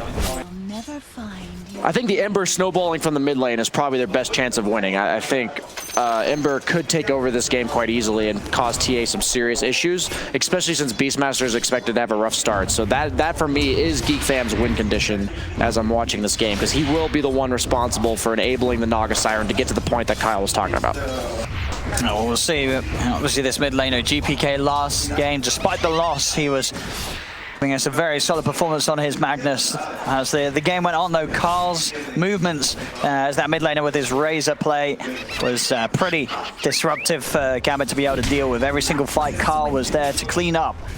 And being on the Ember, definitely a hero that can be executed in a very similar fashion with the way you can expect to see him get active in that mid game. Surprised that he took the overwhelming odds on the Legion Commander. I've seen a lot of Legions when they're in a melee matchup, they'll just go like 0-2-2, just because your other two skills level up so well in terms of efficiency that you're getting out of them, the passive as well as the heal, just because they both like don't go up in mana cost or they're absolutely free in terms of the passive. That skill, I've come to the conclusion that that point in overwhelming odds can really cost you in terms of trading once you hit like level 2 or 3. Slark and TA off to great starts, but by no means is anybody having any issues. Looks like they're dragging creeps for the Beastmaster like Kyle was talking about. I thought they might just run the Beastmaster safe lane in order to enable him, but a lot of teams are just choosing to, instead of doing that, just drag creeps.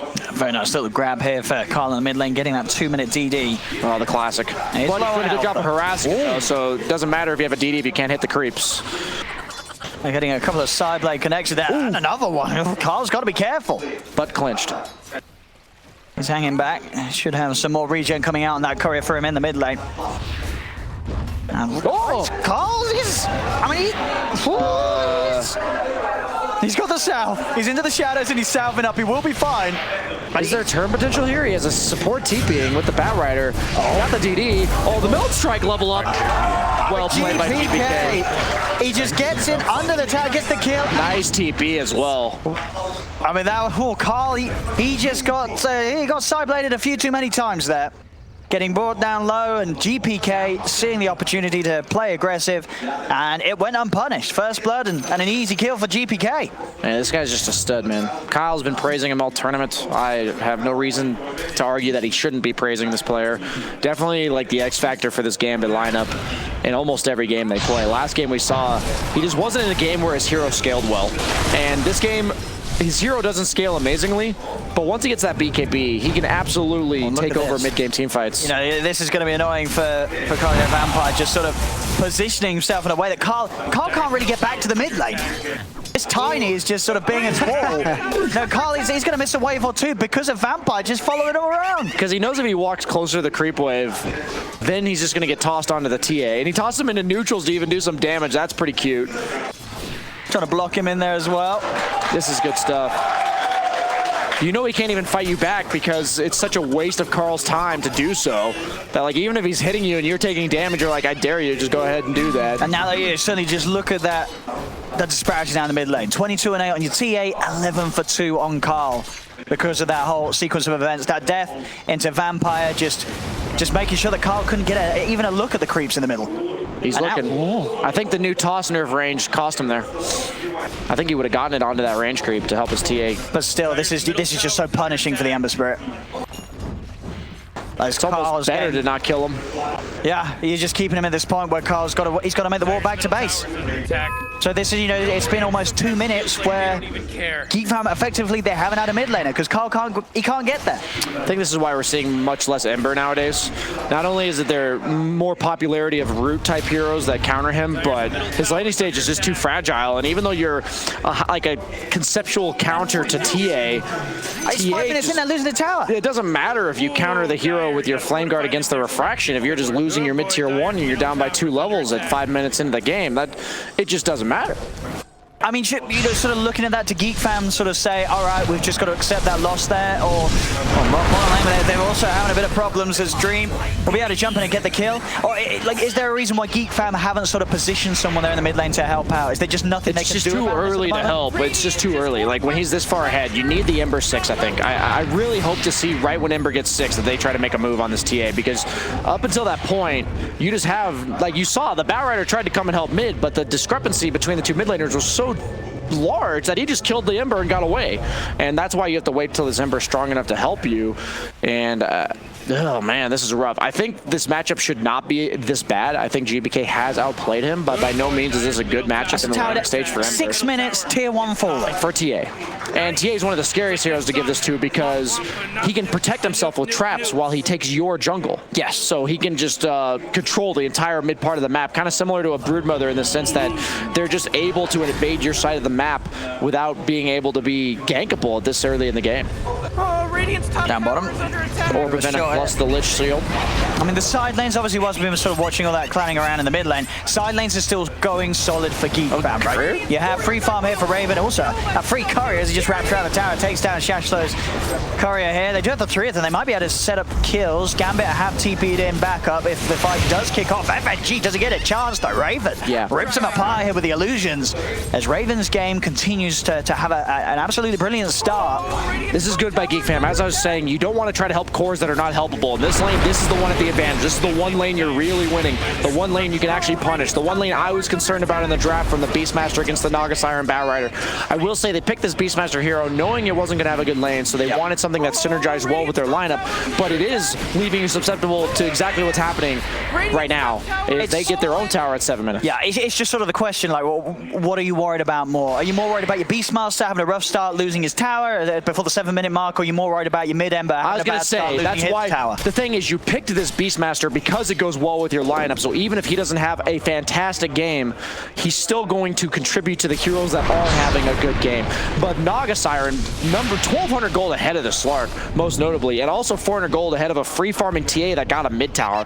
So that is the one concern in the win condition I had for Geek Fam, and oddly enough, I thought it was going to be the Ember's job to make space for the Naga. Maybe the Naga will just be so fat he can make space for himself. Yeah, that's a different approach to the whole same goal. Yeah, and for Geek Fam, you know, sort of relying on Raven to sort of just take the whole game on his shoulders, that is not a bad thing to do, you know. Over the years, you know, Raven is these sort of heroes, you know, the Naga Siren, and obviously the one that sort of comes to mind in those previous patches, it was always like his Terror Blade. Like, you put him on one of these heroes, he will just, he'll win the game for you. And the fact that he's top net worth right now means that, for sure, the losses that they've had in the mid lane may very well not matter. If Raven keeps his cool, you know, this is going to be a game that the Naga Siren can take away with herself.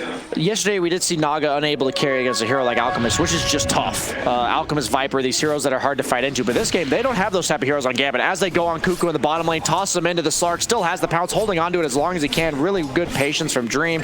Does get the permanent agility as well. So that's the reason why I don't like Legion against Slark anymore. It used to be a counter because you got the Blade Mail, you dueled them up. But with these early items, the early jungle items, the nerf of the Blade Mail against BKB, so you no longer really want to purchase it on anybody. A lot of the reason why I also think Legion's way worse than she was last patch, along with a hero like Axe, who we're not seeing really at all. I don't know if we've seen a single Axe this entire tournament.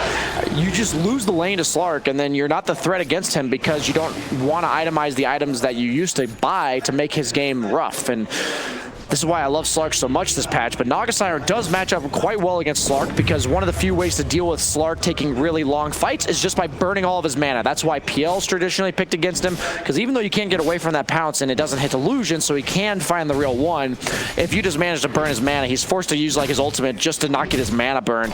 It doesn't feel good to play Slark that way, but if Naga's the only farmed hero in this game, I fear that they can just focus everybody else down very quickly, and then the Naga will be 1v5, and Naga's just not the type of hero to do that. It is all in the Naga Siren basket, all the eggs.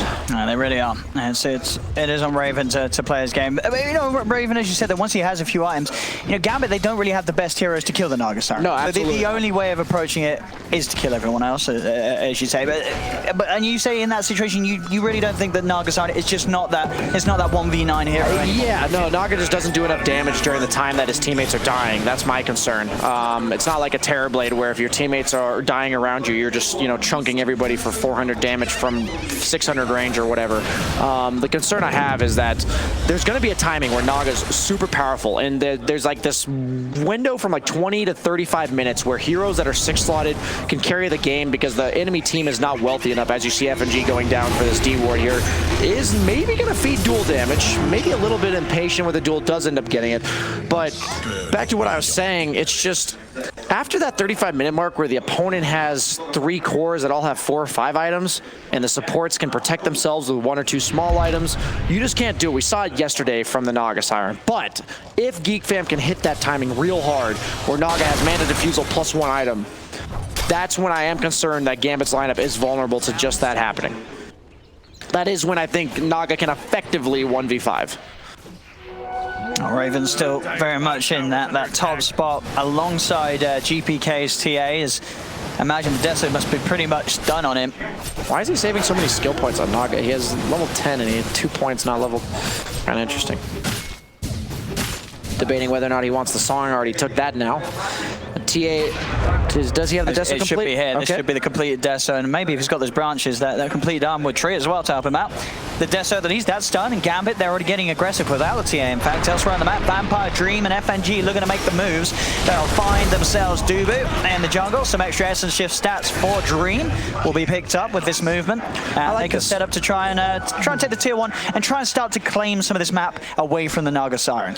Yeah, he is getting active a little bit more, a little bit earlier on than normal on Slarch. Usually you wait for that defusal. He did go for the phase boots as well, kind of a last patch kind of build, but primarily physical damage as well as a lot of slows and kiting heroes on the Geek fam side. So the phase boots movement speed active will be quite useful for chasing these heroes down. Does have the broom handle, which is quite nice for a hero like Slark, but I am just concerned about the timing against the Naga. But if they can just do this and pick on everyone else, this is what I'm concerned about. Is I was talking about why Ember Spear needed to make space for Naga. The problem is Naga does not make space for other people. So when Naga's your only farmed hero, this is what you expect to see. The discrepancy between Naga and the second place hero on the Geek fam side is alarming. Ember is next with 4,000 net worth. That is just ugh. And on the other hand, you have this Slark who, even though he's not quite doing as well as the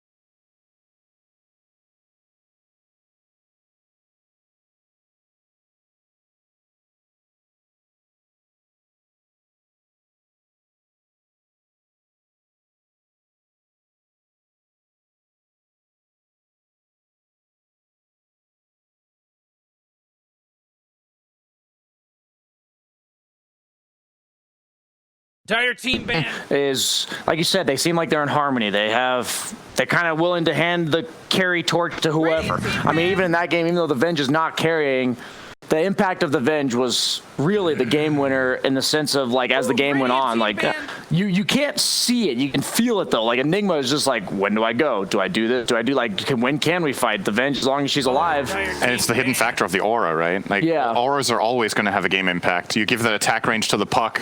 Puck has a damage build with that extra attack range, with the minus armor, with extra base stats. You know, all of it just adds up over the course of these fights. And I think Venge is an incredible hero, and honestly still underrated in this tournament for me. I think the hero can be first phased. Gambit did it one game, I think, where they build or 2 games in a row, they build a Venge Morphling strat, I think.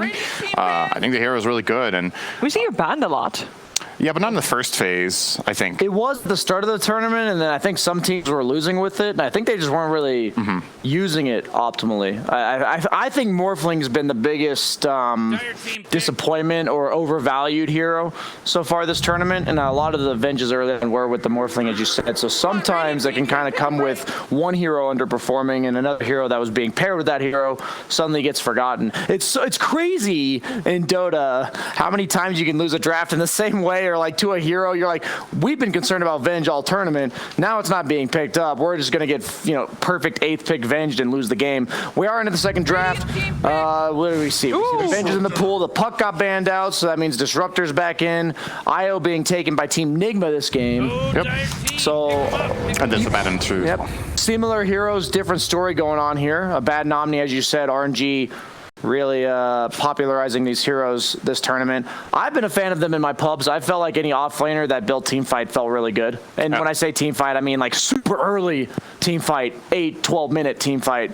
Offlaners felt really strong. So the low cooldown ones, that's why I think Enigma has not really been seeing play, and kind of got demonstrated last game too. Dire team band. I like this trade-off from RNG, to be honest. I'm still a bit uncertain exactly how to place IO, because we've only really seen RNG destroy with it. We've seen other teams win with it, but not nearly to the same extent that RNG has been able to do. But it is a GH IO, so we should never underestimate it. However, they get a natural counter in the Disruptor. You can glimpse away the relocate. You can set up. If you don't want to do that, I think it's one of the coolest things about Disruptor against IO is you have the choice.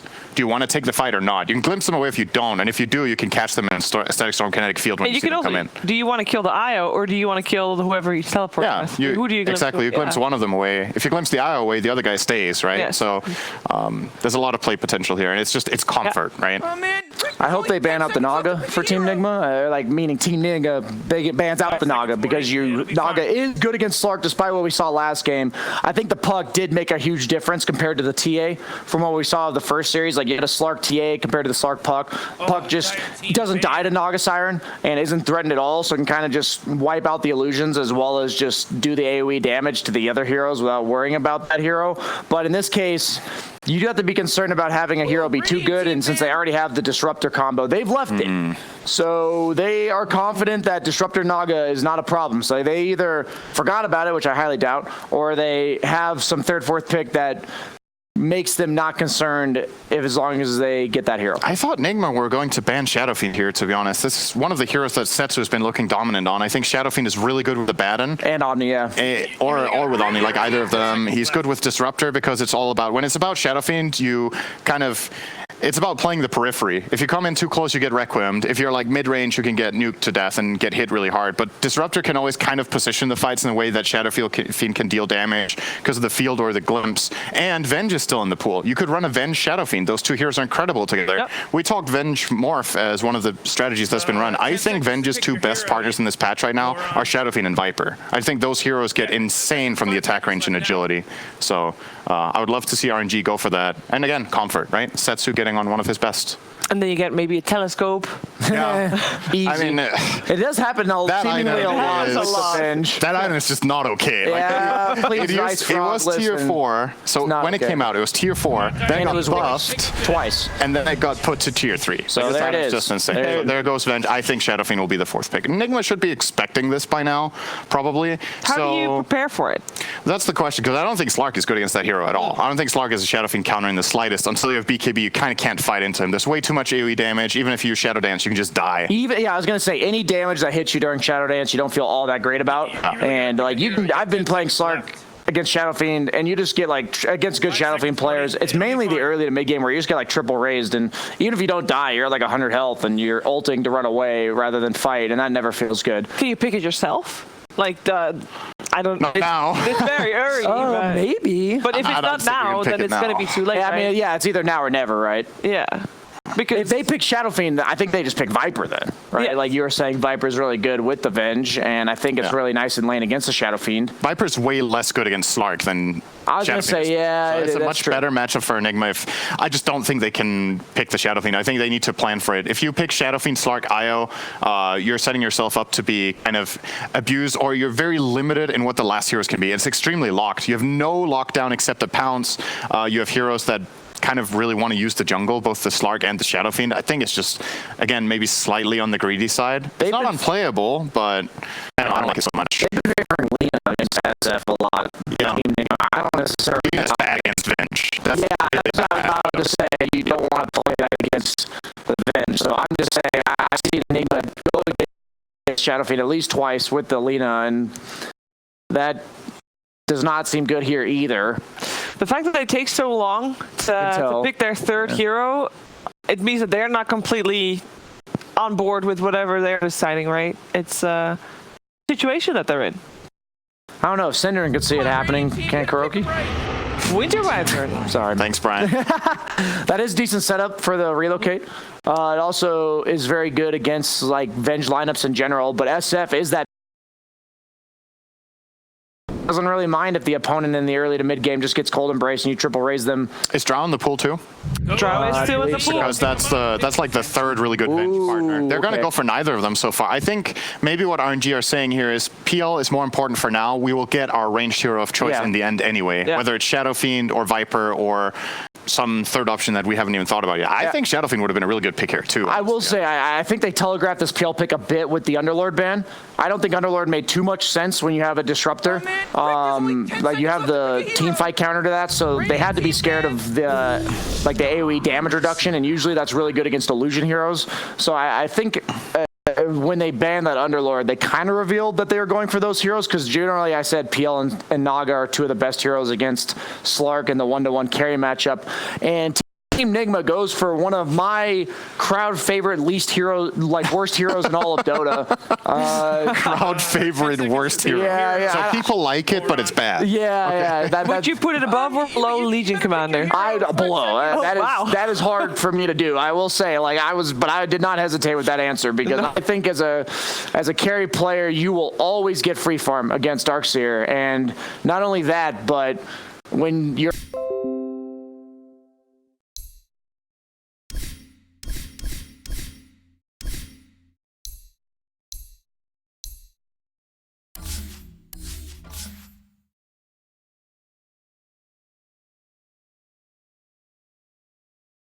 Entire team ban.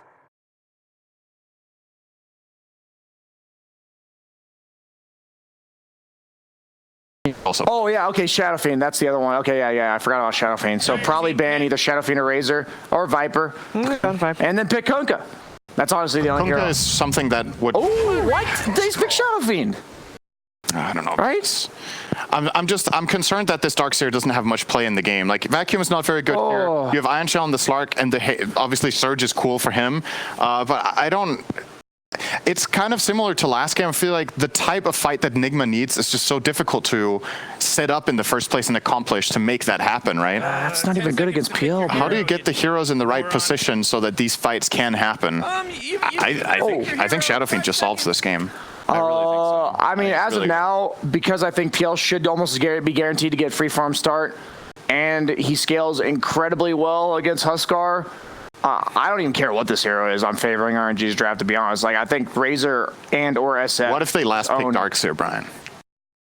I mean, the problem is with that win condition for Nigma is they blocked themselves out of that one with the Darkseer pick themselves.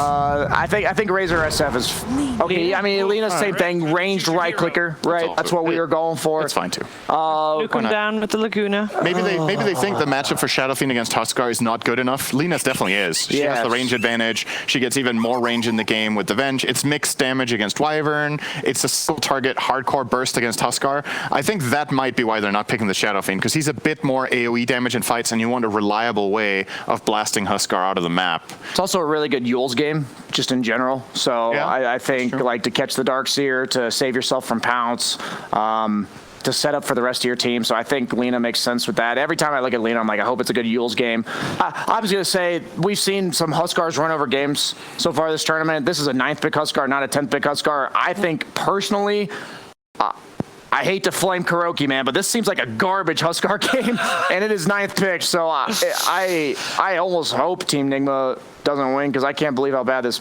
Huskar game is. So No chill, dude. I'm sorry. I'm like, I don't know. I'm sorry. Maybe I'm a bit too harsh. We're very nice and cozy here in Bukovel, but this is our garbage. Sips on cocoa. Absolutely terrible. I'm the Scrooge for Christmas for Team Nigma here. Honestly, though, I think garbage is a little bit harsh, but I don't like it either. Like, let's just put it. Let's be a little bit mild here, because we could be surprised. The biggest problem for me is not the pick itself, is that I don't see the direct game plan. I know IO Huskar together sometimes can win games, but my biggest problem, similar to the last game, is how do you set up a winning fight? You're playing against a team that has incredible team fight, very obvious engages with Venge and Disruptor. They have counters to your late game. You're kind of putting yourself on a clock in a game where you have to find fights that seem hard to do. We don't see the plan. We don't see the strength. I love being surprised, Shiver. I'm ready for them to win. Are we going to be surprised, though? I mean, I'm curious to hear the thoughts of two other people on our broadcast, Kyle and Kip. It's okay. Our panel isn't big brain enough to be able to understand what Kuro's going for, but my man here, Kyle, he knew exactly what they were doing the entire time. Kyle, laid out for us. What is Kuro doing here? How did he just outdraft RNG? I'd love to get into it, but I was sworn to secrecy. I cannot reveal their secrets, so we'll just have to analyze the draft from a layman's perspective. Okay, from a layman's perspective, what do you see? To Brian's point, PL, typically one of the hard counters to Huskar. You have no real illusion clear. Now with the AoE disarm pushback, it's a bit better. but it's definitely not a great game. I expected something similar to Brian, like a DK, a Kunkka, especially after the Viper ban. Sure. However, this does give them the ability to play with a ton of tempo, and in theory, how do you beat heroes like Disruptor and Venge? You get right on top of them and start smashing. You've got 2 defensive heroes, plus the surge of the Darkseer. So if we gets ahead and his laning phase goes okay, he can just take over. It's just real difficult to ever go late game against PL here. Now, our panel was a little bit stumped on not just the Huskar, but also the Darkseer, and you pointed to several heroes that you actually like Darkseer against. I mean, first off, Mind Control's arguably the best Darkseer player in the world. In addition, you're playing against Venge. You get an illusion. That means you've got the aura. In addition, you have the Vlad's Buyer on the Abaddon. You're going to be able to take that as well. You can steal the illusion. The auto attack of Ernest Curse could potentially proc, helps with the pushing power, and it owns PL throughout the game. You can put it an Ion Shell on Slark, and it deals with the illusions. One of the better heroes against PL. And it also fits with Wisp in theory. How did RNG win that last game with the Slark? Tons of pace, playing around the map, corner to corner. Darkseer helps you do that quite well. Okay. All of those things made sense to me, Kyle. I'm with it. I'm not a big Darkseer believer, but maybe you just made a believer in me. Well, no longer a believer if you're not the believer. This is a nice way to start, where you can see Mind Control's actually pulling the creep wave from between tier 2, tier 3, and Nigma's actually tri-laning top to ensure Miracle gets total free farm. Well, that sounds like classic Nigma at this point, but Sensu is already pushing the pace against this Huskar, and as they said, this is a 9th pick Huskar, not last pick, and we are going to have our early first blood. Miracle was able to eventually trap down September. We take a peek over to mid lane. All there was first item move, and he ran at him. That was pretty impressive. Look at Mind Control. I hate early Orb Venom right now. Heroes like Ursa and Slark is just gross when you do it. It's because you don't need the shield anymore, right? That used to be 200 gold spent for every melee hero. Now you have the luxury of picking up early Quelling Blade, getting the Oob, as you said, extra stats. It's your call. Nice job by Super. 5 denies out of 8 creeps, with 1 still alive. Not bad. Yeah, especially since he has worse base damage than Darkseer. I'm like pretty sure about that. Darkseer hits decently hard. I'm surprised MC isn't playing more aggressive. I understand you don't want to die, but end of the day, I'd rather get my last hits and take a tumble. Yeah. I mean, like, you know, offlaners the vacuum surprise! But the Orb of Venom keeps him slow enough. The Super can run out of range. Well, that would have been a sick play if he'd actually gotten the kill. Yeah. But sadly, he will just force the Abaddon back. Won't be gone for long, though. It's a short trip away. Setsu's continuing to impress, man. Like, this is oh my god, he's gonna kill him. He may just kill Weeha here. He's going to keep up with that movement speed. One more stun. Look to land another LSA. There's a double damage somewhere in there. Weeha knows he has to juke this LSA to make sure he doesn't die, but he can't do it. Setsu was very patient. Fairy Fire, last hit, dodging amongst the tree, healing Salve a little bit more. He's blown so much regen for this that getting out may not even be worth it at that point. I love that. But he does live. Immediately just buy 3 mangoes. He's going to send him straight out so he can maintain lane dominance. That's another thing I feel like this courier change will start affecting. We're going to see more mid heroes that lane dominate, because if you get that slight edge in gold XP, you just buy items, bring them to you. You're now back to full HP, full mana, and you can body your opponent. Bottomless was that rotation over from September. Pretty simple disruptor moves. TP's in, finds a kill. No problem. And look at the last hitting on the PL. This is what happens when you backlane, right? Monet's getting every single CS under tower with Quelling Blade plus 73 auto attack damage. Yeah, Phantom Lancer and like Terror Blade, those are like the classic carries to deal with backlaning because they can tank the tower so well. But September may be dying here again as Miracle looks to chase him down with that Orb of Venom. Flywind tried to body block, not quite able to get it. Dark Pact doesn't get it off in time before the magic missile, so that was so sick. That was Venge planting a tree, by the way, to try it. And that little dissuasion actually keeps the disruptor alive. Anything he can do, well, sure enough, Setsu right back in Weeha's face. If he could win that mid lane, obviously it would do so much. Slowing down a Huskar who has a Darkseer with him as well. A pretty good combo hero. I will say, though, oh, hang on. Maybe Weeha into the trees once again. Once again, he's going to heal a little bit more, but Weeha's found just this tiny little hiding spot, and Setsu didn't see where he went. I will say one issue. There's 3 things you want when you pick Darkseer. You want to have auras to steal. You've got that, but you have no partner. There's really no melee hero outside of the Slark that you can put your Ion Shell on and have him play aggressive. You want your 4 to be that guy in the early laning phase. Second, you don't have a vac combo. There's no stun to follow up a 3 or 4 man vac.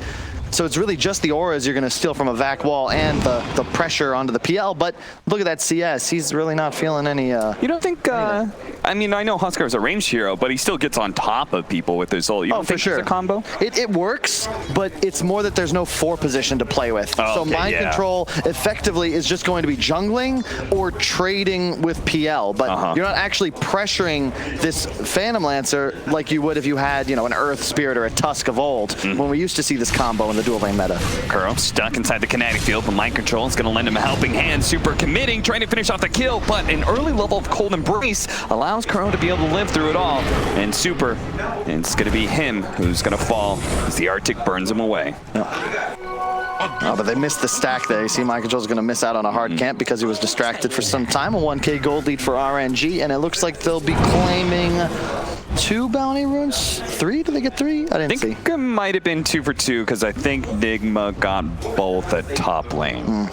But I'm not 100%. Look at this CS disparity though, man. We is 10-4. He has combined CS equal to the denies of Setsu, who has continued to impress. Yeah, Him and GPK, man, they've dominated these lanes. I think it's pretty cool that Setsu has dove tower this many times and his CS is still really high, you know? Like, oftentimes you're sacrificing your own game to kill the other, but he's still kept up great CS. The benefit is he's not very farmed in terms of itemization because he's bought so much regen, so he can stay dominant in this lane and shut down Wii. Fly win. Cut through the trees, and the Dark Pact is enough damage to finish him off. But the TP in, can they actually get the counter kill onto GH, who's already low? September trying to finish him off, but Thunder Strike, that'll do enough. But Miracle staying on top of September, a glimpse away, trying to cut through the trees, but that's not quite good enough. And Miracle, he does have level 6 and stick charges, so he'll be okay. Already 3 permanent agility picked up, and if you're an Enigma fan, you got to be happy when Miracle's the guy collecting all the kills. Monet, of course, still dominating. Going to go for that rush defusal. I like that decision. He's so far ahead right now. You look at the Enigma lineup. If he has defusal, no one but the Slark Darkseer have even a prayer of trying to get away. The Huskar specifically of Wii is just going to get ran at. How does a Huskar recover? That's one of the weaknesses of the hero. Strong laner, can't really farm jungle effectively, and once Monet starts running at him, he's in big trouble. Flywin. Oh, chase down once again. He had a great laning phase last game as the off-lane Vengeful Spirit, but this time not so much. Still going to try and chase him down underneath the trees, by the way. Our Slark is completely out of mana. He's not going to be able to TP back home. He's going to be caught. Meanwhile, Mind Control is going to be run down by Monet, but the Phantom Rush isn't up in time. Back over to Slark. He is eventually going to die as, again, out of mana. No way to be able to escape. God, they're playing so well around the map, man. RNG just constantly applying pressure everywhere. It felt like, oh yeah, we're just Miracle. He's got a great start. Nope, he's gone down to the first rotation from Setsu. There is not a single lane that really feels good for Dire right now. See that one again. It's caught inside the kinetic field, and it was actually Flywin who managed to get the last hit with his spirit. Yeah, Broom handle up for the PL, always nice for that extra move speed on these illusion carries. We level 6. So looking at this 3K gold lead, I think it's easy to say RNG won the laning phase. But by like, were they expected to win the laning phase, do you think? Did they overperform by a drastic amount? Is Nigma in like big time trouble since they're down this much? I would say so, yes. You have major PL problems, and now you have major Lina problems, and yeah, sure, your Slark is ahead, but similar to it's not really similar, but Mind Control's the issue. He's the one that's going to actually be able to get aggressive in the mid game. His Helm Dom timing is everything, and he's got nothing. A massive kill. Miracle does manage to outplay Setsu for a big kill. 281 gold to GH. Sadly, not Miracle, but still they share the experience. Yeah, first mistake I've really seen him make in the series. No business being that exposed up top against a Wisp lineup. Yeah, especially since he's got so many heroes to back him up. Like if he just waits, Disruptor, Vengeful Spirits, Abaddon, all of them could help him in that situation. The tower does end up going down. Looks like Mind Control was hoping for a deny, but nicely done by RNG to push him back a little bit. Yeah, this is going to have to be the Miracle show. I'm curious to see the itemization he goes for. I feel like he's got to play aggressive, and that is the choice. I like this. It looks like it'll be a drums into a defusal. I think that's the item build. It's what we saw Ana use, I believe, at TI a couple of times. It was also something Chris Luck really loved to do on Slark, because it allows you to stay aggressive on enemy side of the map with a ton of stats. And once you have Defusal, it's very easy to find kills. That sets up for relocate kills, and more importantly, buy some time for Weehaw to get back into this. Yeah, heroes like Phantom Lancer, if you do catch him, like being able to burn him out some of his mana, that is critical for him to be able to doppelganger around in team fights. Heroes like Abaddon, who are naturally tanky, but then you just burn their mana, they don't really do anything. My concern is I'm not sure you're actually able to kill PL as this Slark in this game. You don't have a true PL counter. That's my problem. How do you actually lock him down? Especially once he grabs a Defusal. It'll be about the same timing as the Slark. If not, Monet's actually going to beat him to it. So what do you do to stop him from just doppling and running away? Well, we'll have to see how the team fights play out for Team Nigma. Weehaw's hoping it's not going to be just a miracle show, as he's been trying to recover inside the jungle, but that's where he's been found by September, pulled back to his doom as Setsu Laguna. Disruptor Dota. That's right before these outposts start spawning. Looks like we'll have a contest down bottom, super running. He'll find mind control, top lane. That's going to go to just Miracle, no problem. And looks like they will be able to chase that Darkseer. He's not going to be able to claim that outpost and may end up dying for... No, he TP'd out. He's good. Just in time, yeah. You can see Setsu, he did own mid, but his net worth doesn't look like he crushed mid. It's just because he bought so many mangoes, clarities, and tangos. And died once. Yeah. And his net worth is lower, but he's also kept Weehaw a bit further behind as well. And his Venge has more than the enemy mid. GH having a great game. It was a rough first game for Nigma fans, but I think GH was a bright spot. Even though he really couldn't do anything on the Rubik, I felt like in the opportunities he had, he played great, and he is one of the best Wisps in the world. So we'll be curious to see how he performs here. Already closing in on that mech, just 200 gold away. Especially considering how you would watch those fights, and RNG put so much effort in killing him early. Yeah. They would like swap and go for mind control, but once mind control was kind of out of the way, GH was always the next target. It was pretty funny. It's all about the team fight once again for Nigma. You've got crazy counter initiation thanks to the Wyvern, thanks to the Wisp. But RNG, they've proven, especially with September approaching level 7 on this Disruptor, man, they've got so much reach.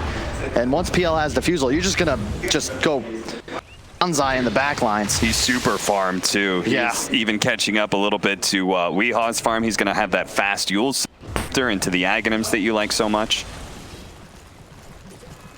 Plants a mango tree right by the Roshan pit, as everyone kind of does on Radiant side. That spot is preferred. Radiant's middle tower is under attack. Everyone collects a mango and has a nice bath together. Gold lead, not nearly as significant as it was in that previous game. But I'm still just a bit concerned for mind control, man. He has really not found a foothold. Last game was pretty brutal for him as well. As you said, they just kind of win for him every single fight. And he's rushing the pipe, which is nice for the early team fights. But my concern is that his offensive impact is going to be very limited, and it's just more and more emphasis on and Miracle being the ones to make plays. Yeah, so that was something I talked about for the formula of Team Nigma is in that formula of giving the hard carry to Miracle and making sure you have a good playmaking for Weehaw. He has a good matchup mid. They're sacrificing mind control a lot in these situations.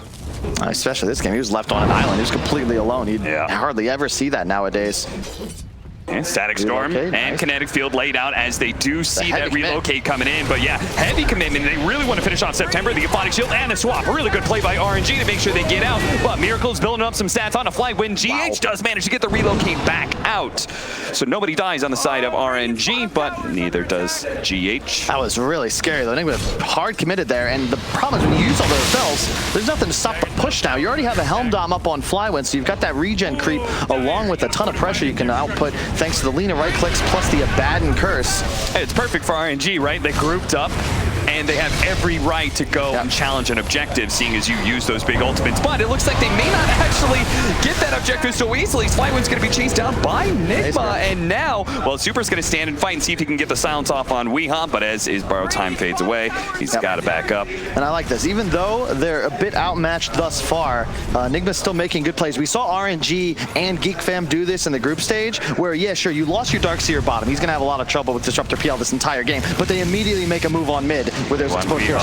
They're going to glimpse him back inside that Kinetic Fields, and with the Laguna play, almost enough enough, but the disarm goes out. Setsu, can he land the last couple of shots he needs? No, certainly not. Miracle's now on top of him, and Super doesn't have any life to be able to get more orthotic shield, so Setsu's going to be run down as well. 2 dead, make it 3, and September is going to be chased down by Miracle with leisure. 3 dead, 8 to 10, and all of a sudden things take a bit of precipitous fall for RNG. We saw this all tournament long, Cap. Whenever you try to kill these heroes like Alk, like Naga, like Huskar, if you don't get that finishing blow, there's going to be a turnaround. Great job by Kuro there, spamming out the slows and damage. Miracle TP's in. This is why he went for the drums. He wants to be active. He gets Ion Shelled and just goes forwards.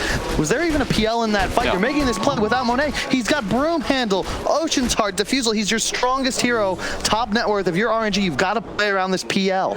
So whose fault is that? Do you feel like Monet should be coming to these fights in the mid lane? Do you feel like RNG really needs to force that tower, or should RNG be playing a little bit more passive and allow Monet to farm? A couple extra auto attacks, Huskar dies there's probably no turnaround. It just comes down to him. He didn't. I think he looked like he juked the glimpse with his ultimate, and then a nice disarm. He tanked all the spells, and then when there was just no auto attacks, he's going to survive. It's more HP than they figured.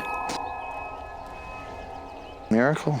He's closing in on Diffusal of his own. Yule's picked up on the Lina, but it doesn't feel like Setsu dominated like he did in the previous game, even though the lane went much better. I mean, his rotations last game as that puck, he was so successful that he just kept on scaling up and up and up. And here in this game, he's definitely been stalled out a bit as not able to find the same kind of free fights. This time around, Team Nigma has a lineup that can actually fight back early on, as opposed to the wait for it, wait for that black hole. That's all they could really do. And not just that, they've done a great job. They've kept their mid tower alive thanks to that slight miscue from RNG, but they've taken the Radiant mid tower. This leaves that whole Radiant side of the map open. It's a huge benefit to the squad, and whenever it hits 15 minutes and one team's lost mid, the other's kept it. It's a big map control lead, and it forces RNG to make plays like this. They've got to smoke around instead of perhaps cutting into the enemy jungle through that mid lane. Yeah, I mean, they have even taken the safe lane tower either. So they've got a lot of objectives on that to-do list, and that just means a lot more time for... Notice Kuro, he's playing the same way as he did on that Chen, in the sense that he's always alone in a lane, in the dangerous lane, right? But now he's a Wyvern. He's just going to continue. Look at this, spam W, tons of harass, clear the creep wave, stall, stall, stall, and unlike Chen, you've got the ability to fly away into the night instead of merely feeding yourself away again. Way to go! And they'll trade tower. You're fine with that. Yeah, especially since Team Nigma are able to keep a lot more spread out, right? They're able to farm a lot more efficiently during that time. They only needed one hero in the bottom lane. Meanwhile, RNG all had to clump up top lane. Now they're going to work their way through the jungle a little bit, which Nigma will spot that with a scan.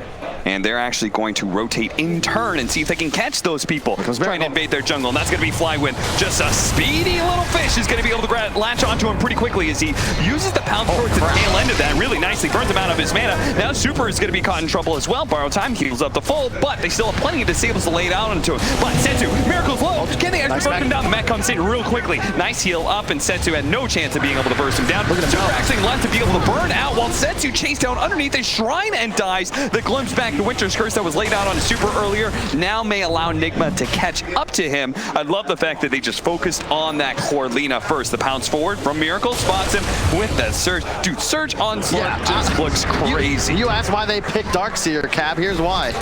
Doppelganger over to the other side. Monet has a clumsy net that latched onto him. That's the real Phantom Lancer, and Miracle knows it too, but they do manage to get that glimpse back. So he's not able to stay on top of the Phantom Lancer. Now with the buybacks, RNG are going to try and turn, but look at Nigma holding that high ground, saying, we know you're still not strong enough to fight into us. As long as we hold the high ground here, we have the advantage. That Ion Shell equalizes the Slark first PL matchup. Weehaw was in the pit the entire time. He was just trying to do Roshan that entire time. So now it means that there was no way for RNG to get to that part of the map fast enough. Straight back in. Remember, if you surge the Slark, you get wisp pasted too.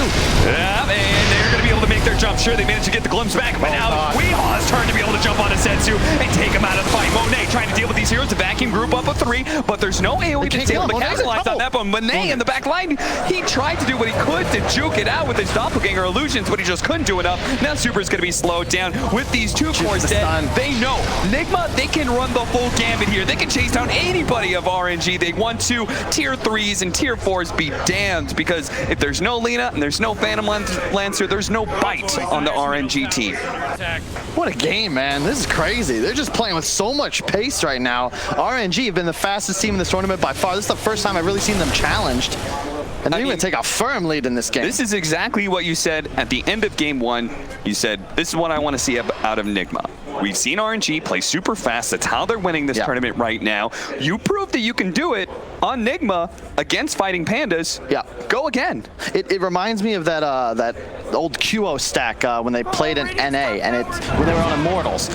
Every team that tried to play slow against them just got run over. You had to match their tempo and just fight them. There's no way you're going to be able to hide appropriately against a team that's got that just smells blood at all times. And Setsu, like, you just don't expect that. Like, Miracle getting surged forwards, that's like 3 bonus kills. They didn't even need the Husk. He's just an objective taker and a tank. He had 4 heroes on top of him, but thanks to that Talisman of Evasion, he got Cold Embrace. They actually don't have the damage to kill him. It's not there. It's funny how, look at this. They almost caught him.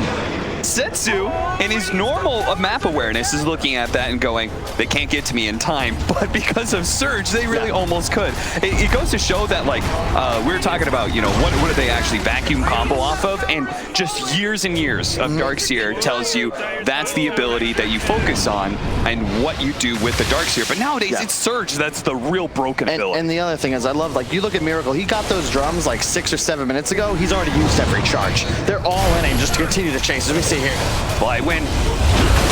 Troublesome. Oh, Vacuum is actually going to pull Setsu out of position as well, but it looks like they couldn't quite overcommit there. They didn't want to go into like the tier 3s or anything, so no core kills, but just pushing them back and taking tier 2s, that's good enough. Yeah, and the problem with the Lina pick, right? It's this, we talked about how do you beat RNG's lineup in this game? You just have to run at them. You know, if Lina and Disruptor don't have the luxury of being able to position themselves in the back lines, they're so squishy. You can see Miracle is threatening him even though Setsu is in range of his tier 4s. Yeah. It basically looks like it's like the same range as the Aghanims, Pounce. Miracle has that kind of distance to be able to close. They glimpse back onto Weehawk, but immediately the Cold Embrace and the Vacuum. Okay, Kinetic Field with the Static Storm, that's going to be able to hit 3 heroes, but where's the follow-up? Especially with the Winner's Curse, guarding some of these heroes away. They can't walk through that area, so they can't get into that Static Storm exposed part of Nigma. And now RNG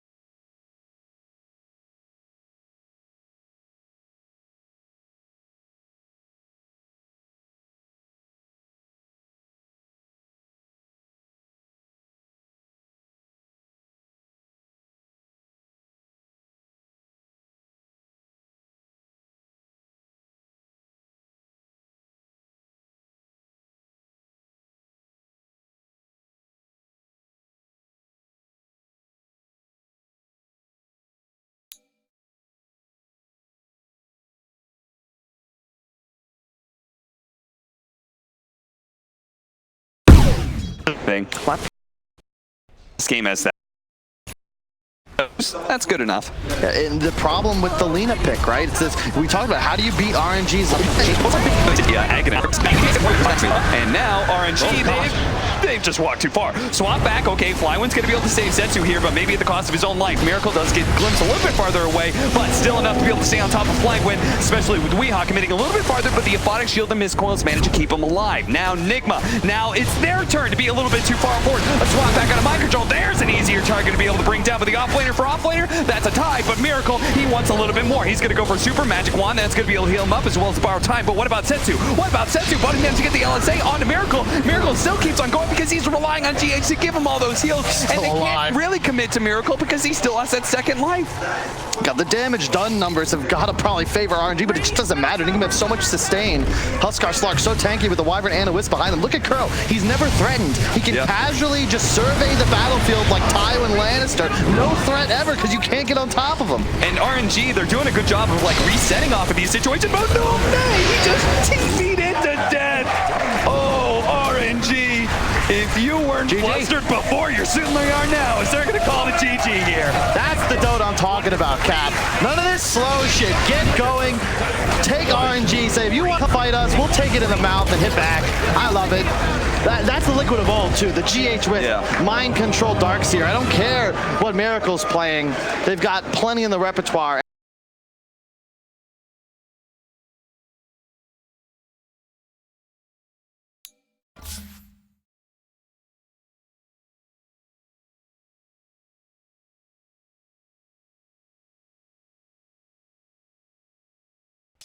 Dire's top tower is under attack.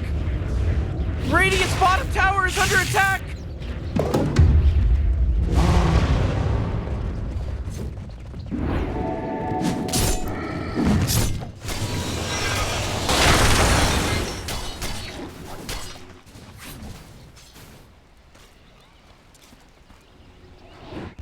Oh, Radiant's bottom tower is under attack.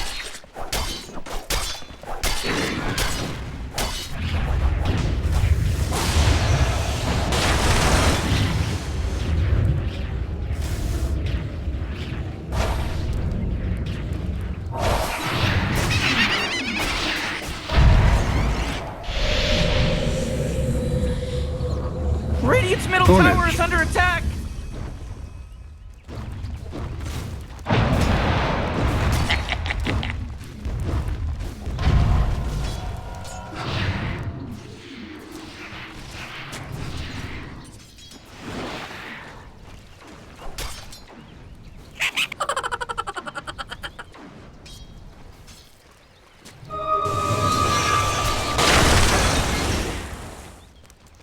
Whoa! Dire's bottom tower is under attack!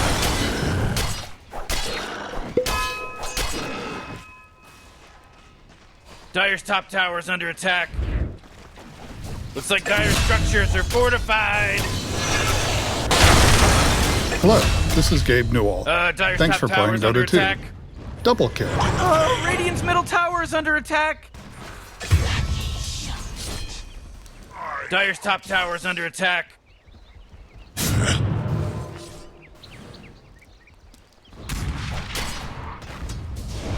Dire's top tower is under attack.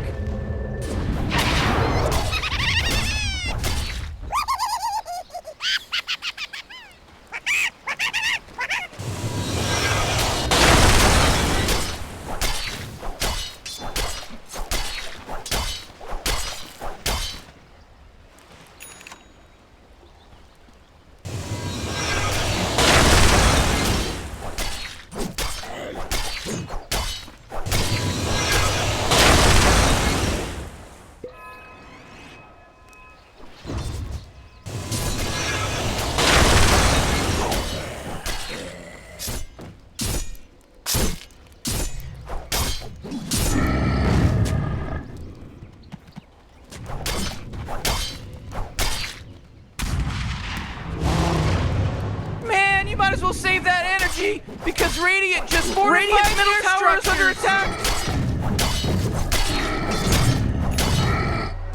Dire's top tower is under attack. Not my problem, but Dire's top tower just fell. Well, that's what I call teamwork.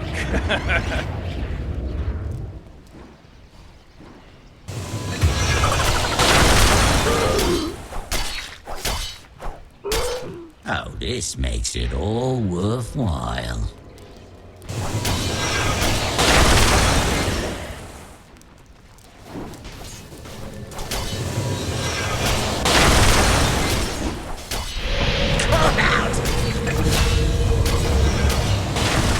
Dominating, I guess.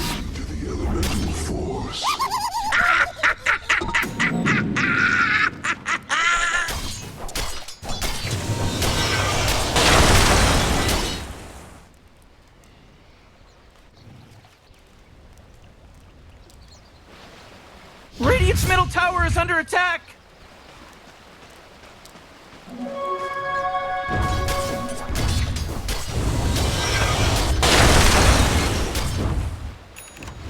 Oh, Radiant's top tower is under attack! Blessings. A tithe to the impurities.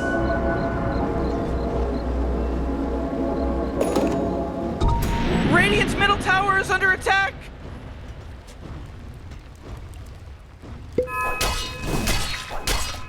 Oh, Radiant's top tower is under attack!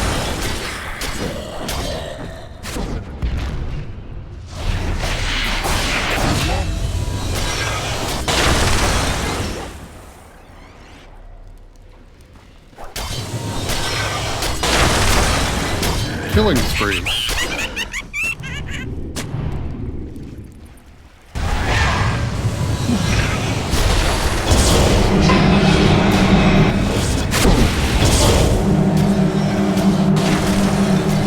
Mega kill. You're bound.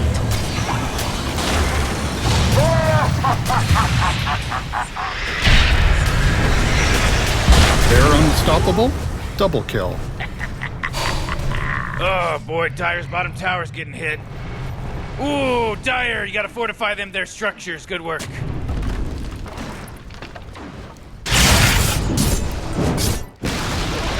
Jeez, Radiant's middle tower just got wrecked. When are these people gonna learn? When are these people gonna learn, Morty?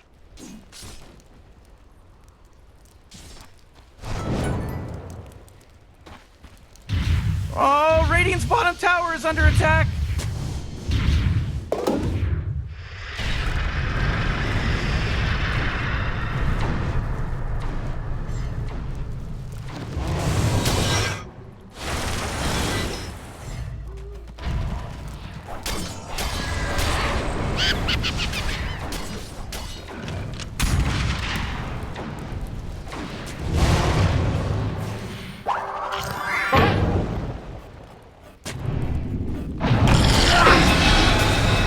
Killing spree. Onage. How many notches is that, Mortimer?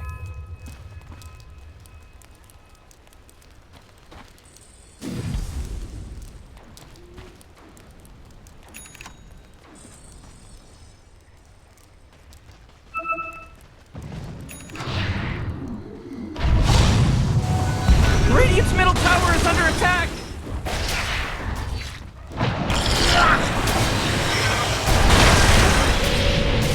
That was Radiant's unreal. bottom tower is under Own it. attack. Go on, get out of here. Dire's top tower is under attack. Couldn't do much about Radiant's bottom tower, could you? Did you see what they did, Rick? Did you see what they did? Frankly, Morty, no. I wasn't paying attention.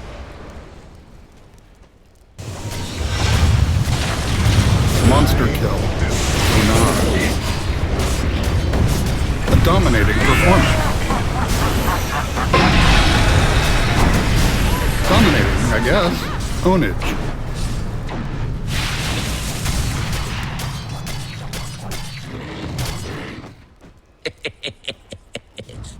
Oh, Radiant's middle tower is under attack. Radiant just fortified their structures. You know what I'm talking about? Radiant's middle tower is under attack.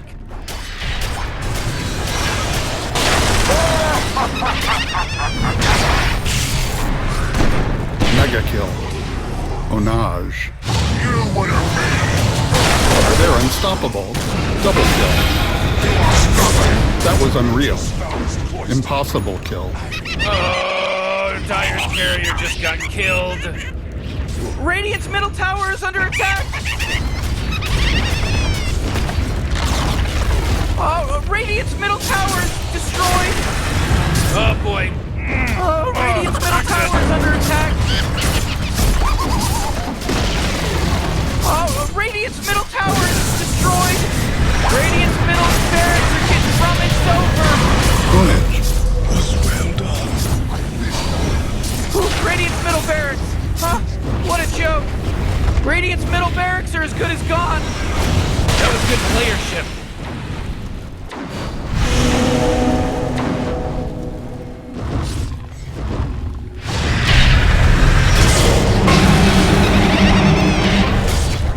Godlike. Onage.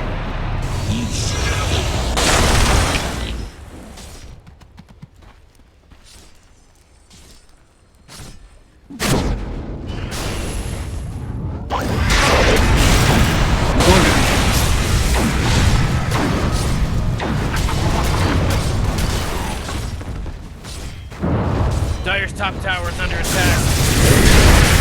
Radiant's middle tower is under attack. Killing spree. Double kill.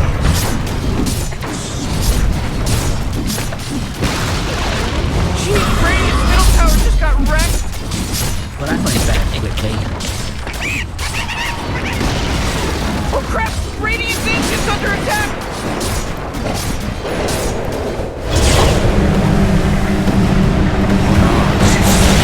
Hey, you know Radiant's ancient's under attack. Double You know kill. that Mega really kill. seal the deal. No one's afraid of an old lady. It's too damn late. Over, baby. Oh.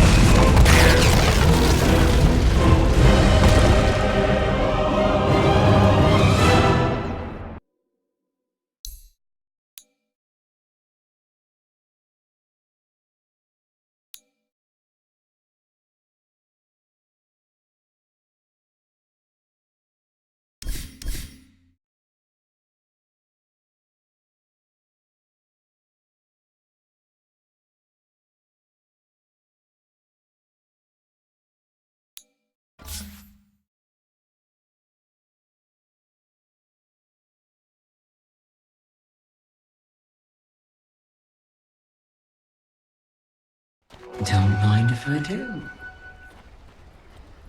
Oh, Radiant's bottom tower is under attack.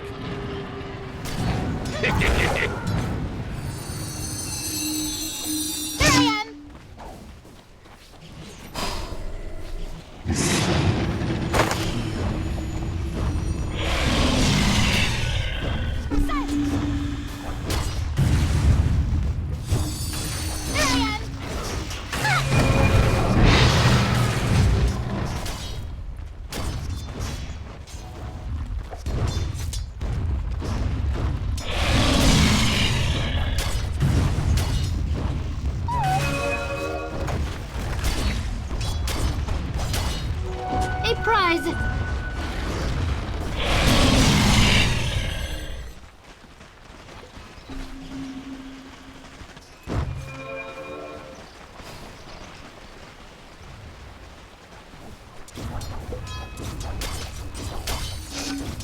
Killing spree.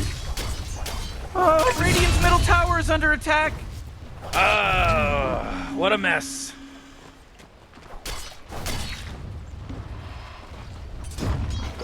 Hello, this is Gabe Newell. Thanks for playing Dota 2. Double kill.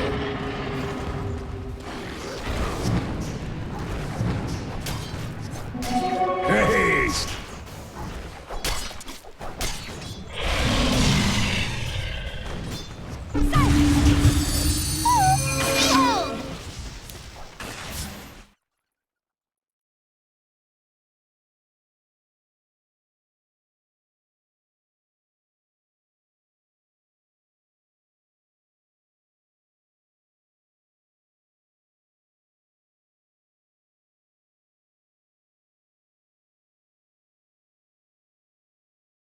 If you know that now, but you also have the confidence to be like, wow, they really are vulnerable. These guys, sometimes you have to remember They're just human. They can't lead. It's very easy. I can tell you. I've done it many times where you psych yourself out, giving the opponent too much credit in the draft when you're in the game itself, and you just don't play normal Dota or like confident Dota because of your opponent, which really has no validity to it. It's just human nature. Right? It's good to have respect, but not too much. Yeah. Like, if you have too much respect for them, you don't play. If you have no respect for them at all, you overplay. So finding that healthy medium is what it's all about. Well, we already have seen Nigma banning out comfort heroes for RNG. I don't think they're going to change that up. They ban out the Puck after Setsu's performance. They've banned out Omni Knight because we saw RNG perform that on that during the group stage. And then they've also banned out the Tree and Protector, which miraculously they got last pick in the first game. Yeah. It happens sometimes, and you know. bench for them. I mean, sometimes Josh like that happen, but they have been they have given RNG the respect on those heroes that they obviously deserve. Would you like to see anything different in the openings? I mean, we still have the Lich and the Puck first phase ban once again. Dire back for RNG, by the way. They were a Radiant, of course, previous game. I think Nigma should ban IO, personally. Because they don't have, because they have second pick. I had no problem with Nigma's opening. I thought the IO Slark. RNG have first pick. Oh, wait, never mind. First pick Radiant is pretty common. Yeah. Forget that. Yeah. All right, they're banning the Wyvern. So 2 Kuro targeted bans so far. I don't think GH has played either of them this tournament. Maybe played 1 Wyvern, but no Wyvern at all. I guess not. It's been played 4, but probably not by GH, he actually has played Winter Wyvern twice. And twice? Only once for Kuro. 1 win, 1 loss for GH. Oh, okay. I think Wyvern was one of the highly sought out supports from VG at the Singapore event, and they took it all very convincingly. I think Wyvern underrated amongst a lot of teams. A hero you do have to use really well as a team, not just a player. Yeah. And the fact that they buffed her ultimate such that she can still do damage to you means that she can be used for single target pickoff now, because a lot of heroes are able to just like blink away if none of their allies were nearby. But now you can effectively cancel blinks and such because you apply the damage from your Arctic Burn during the ult. And you do so much damage as a 5, yeah, which is really valuable, right? 5s often either bring control or damage, but not both. And Wyvern can do both now. So it looks like RNG was expecting Nigma to ban out the IO. They went into their bonus time, like 25 seconds into the bonus time for their 3rd ban, which is really unusual. And they banned the Tiny, so I think if Nigma take out the IO here, we could be looking at a first pick Rubik, a Baton, Disruptor, one of those 3. Probably. If you give IO now as Nigma, you have a really good plan based on what you've just seen. The hero won 2 games. It was integral to both victories for either team. You're forgetting one hero in terms of forgetting heroes. Treant. And Doom. Doom! Wow. Doom. We've seen Doom. I love watching Doom. Doom is the only hero in this entire tournament that has been picked or banned 100%. Shocker. Shocker. Yeah. And in this specific series, it's been first phase ban both I would give Doom over IO. You would give Doom over IO? I would give Doom over IO. Or I would leave in both, and then you take the trade that you think is better. Yeah, that's what they just did. Left Slark, or they banned Slark, actually. So that almost tells me they are expecting IO to be taken, and then they're going to take Doom, because Slark is one of the better IO partners against the Doom. Yeah. You can't really lane against that, right? IO, Slark, Doom, that lane sounds disastrous. We've seen Doom for Nigma on both Mind Control and GH. Yep. Another hero I want to note, I love playing Lifestealer against Doom. I think they lost both of those games, didn't they? They won the one where Mind Control was playing They lost Doom. the GH game, I'm sure I must say, if you would have told me that like a month ago that there would be an opening where you could get both Treant and Doom, that would be mad. Yeah, so it often happens in tournaments, though. This isn't that uncommon. Like, there's no hero in Dota that is so broken that there's no solution. Yeah. And sometimes you have to adjust mid-series to pick your poison, right? What are the chances they pick Lifestealer here? Because Monet loves it. They're not going to get a second round. I don't know how good it is against this. I think it's really good against Doom. But I automatically no longer like RNG's draft, but Legion did win earlier. So it's kind of interesting. Legion's one of those... I know it's never going to be why you win. It's never been the X factor, but sometimes press the attack on a specific core can just win you the game. It helps the heroes like Naga we saw earlier just solo carry the game. So pretty much now when I look at Legion, I think that hero is going to be a potato. Like, it's not going to do anything in the game, but it's going to buff up one hero to carry the crap out of you. So if the one hero they have with the IO plus Legion looks like it's set up for a good game, I believe in the lineup that they pick. So whatever hero they're throwing all the eggs on into the basket into I think if that hero has good matchup scaling, I like RNG's draft, and we're just going to have to see what they try to set up here. Already banning out the Timber Saw against 2 strength heroes. Yeah. A lot of strength heroes so far, 4 for 4. Do you think you still ban Batrider's Nigma? You're seeing the Legion. I think this is a good 4-bat. It is very good. It can. I think it's the single best support in the game against Treant in lane, together with probably Elder Titan, which we haven't seen RNG play. It's awesome against Doom. If Doom is core, that's an unplayable lane. It's one of the worst lanes for. If you get the Purge creep, it's not that bad. Yeah. So then it's down to RNG. Yeah, basically. Which is on the other team. Damn. What did we see this morning? Why did you just point at? You just pointed at a pole. I was like, I don't even know what to do. That's so stupid, but okay. Damn. Damn. Okay, moving on. Please don't look at me. Okay, I'm stuck here now. I have to talk. So I can tell you that the Treant this morning that was played by Geek Fam, it won, but the plan that Gambit came with was Leshrac.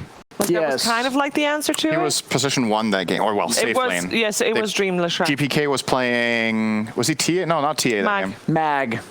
He was like twice the net worth of anyone else in the game, and they got Razor linked. Yeah, they got Razor linked and lost.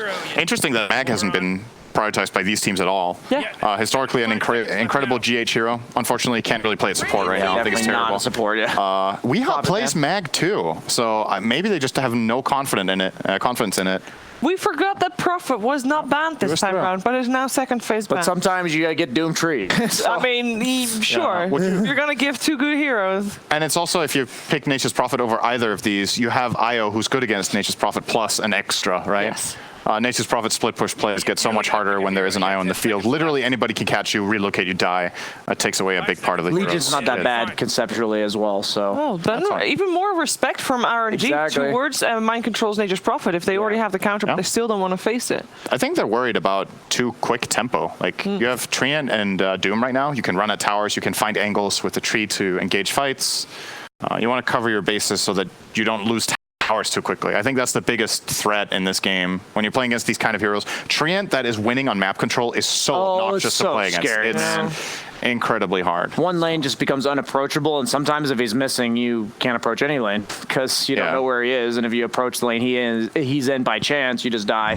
I will say that Team Nigma's lineup so far does lack map mobility, even more so now. This time he doesn't have an IO backing him up on Huskar. Yeah, we are going to see some serious cat and mouse this game, I believe, where the mouse is trying to figure out this analogy here, RNG, and the cat is Team Nigma, because basically if they are allowed to 5-man, as we saw last game, even more so this game, they're going to win on the side of Team Nigma, but they're going to be chasing them around, kiting them around. RNG is going to be doing kiting, that is. And at this point, I think you can't really invest in trying to fight them head-on.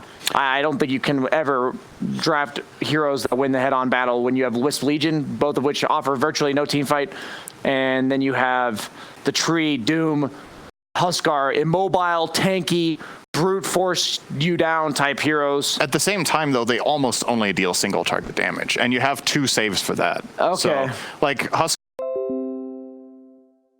Come on, Radiant team, you gotta pick him right. Or Spirit yet. Oh, yeah, he's like a midget. I will say that I'm confused whether or not this is going to be an X-Sword Invoker. Generally, that matches up much better against Huskar in lane and game than Quaswex, but then you also have Quaswex Invoker as like a disengage team fight setup. I think he's position 4. You think it's a 4-position Invoker? Yeah. Okay. I think so. I could actually see that. That kind of makes sense. Disruptor got through all the way to here. That gives them the lack of catch that they now had needed on the Team Nigma side. Pretty much no stuns to set up for the Doom. And there's the Life Stealer. Instant Life Stealer. Yep, huge Life Stealer Fangir. So now they have even more to buff him up. Now he has Alacrity and Press the Attack and Overcharge. That's like... Life Stealer's big. 2 million attack speed. That is exactly 2 million. I just crunched the numbers in my head. Good job, Sender. You're even faster than I gave you credit for. Yep. We mentioned in the previous game how good Disruptor was against IO, and obviously we didn't really see it in practice that game, but this game it's still really good against the IO plus combo. Lifestealer can rage though. I feel like if you're gonna pair anybody, like you don't have the choice of sending back a core because Lifesteal will rage, and you'll still have to. So you have to send the IO back every time. Yeah, because he can rage before the relocate finishes. Yes. So when he comes in, he'll have it precast if he's on his way into a static storm. Thought about what the strengths are of Lifestealer against the hero like Doom in lane, against Treant as well. It's a very high HP hero. Feast is not as good as it used to be, but it still matters a lot. Lifestealer does serious single target damage. He's one of the heroes that can man fight a Huskar if he has the right item build, and 3 attack speed steroids will do.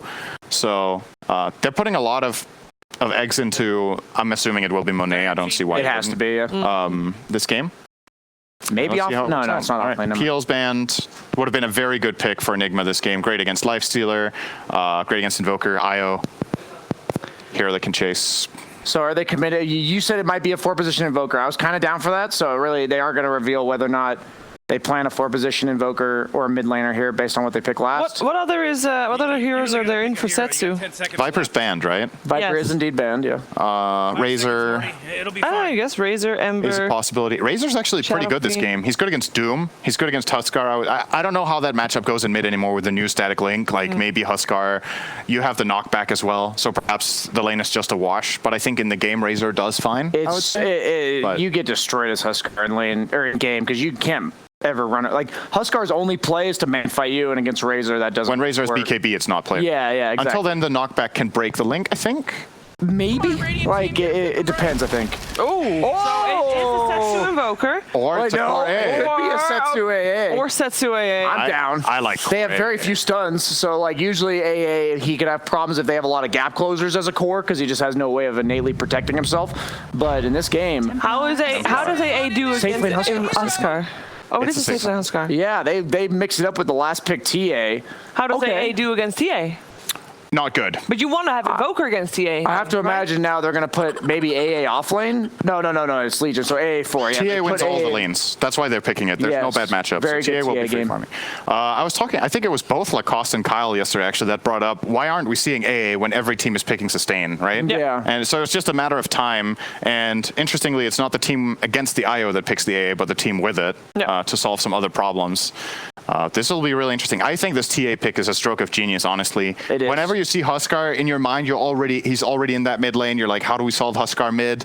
And then having that last pick, they see the counter pick to all 3 potential mid laners for RNG. I'm guessing, who's going to play TA? That's the interesting thing for me, because this is one of Weeha's mid heroes going safe lane for once. Yeah, but then if you give Miracle the Huskar, I think you give Miracle the TA. I was going to say, I don't think you give Miracle a hero that's just like hard countered. I like that much. I think that's basically wasting one of the best players in the world at playing a hero perfectly. You kind of want the TA to be the one that is a little bit more greedy, right? And isn't Miracle, even when they were both the win condition. Absolutely. 100% you're one. Yeah. So, yeah. I actually love this TA pick. I really was heavily favoring RNG's draft up until that point, but I'm honestly going to say I have no idea who's going to win this game because this is a very interesting TA pick. Then what do we pay you for? I mean, you paid me to be incredibly wrong last game.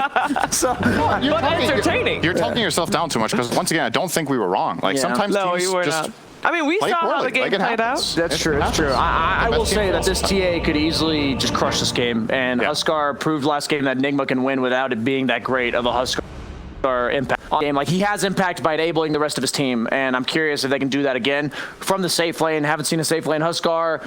I do think Lifestealer is really good this game, so the TA factor, I don't know if it's enough to counteract that. I think Enigma have the better draft for once, so I'm going to pick them. That is the first time in the series, and that should be a sign for a very exciting game. Let's find out what's going to happen here with Game 3 and Cap and Kyle. That's right, let's hear from the man himself who wanted to see some Ancient Apparition picks because, after all, it's a lot of sustain. Why aren't we seeing more Ancient Apparition? Finally get your chance, Kyle. Does that win you over to RNG's draft?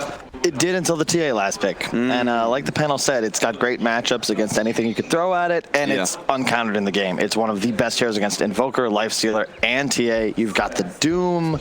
It's going to be really tough to deal with. I do love the AA. I think a Quaswex Invoker, the only person I've ever seen do this against TA successfully was no one.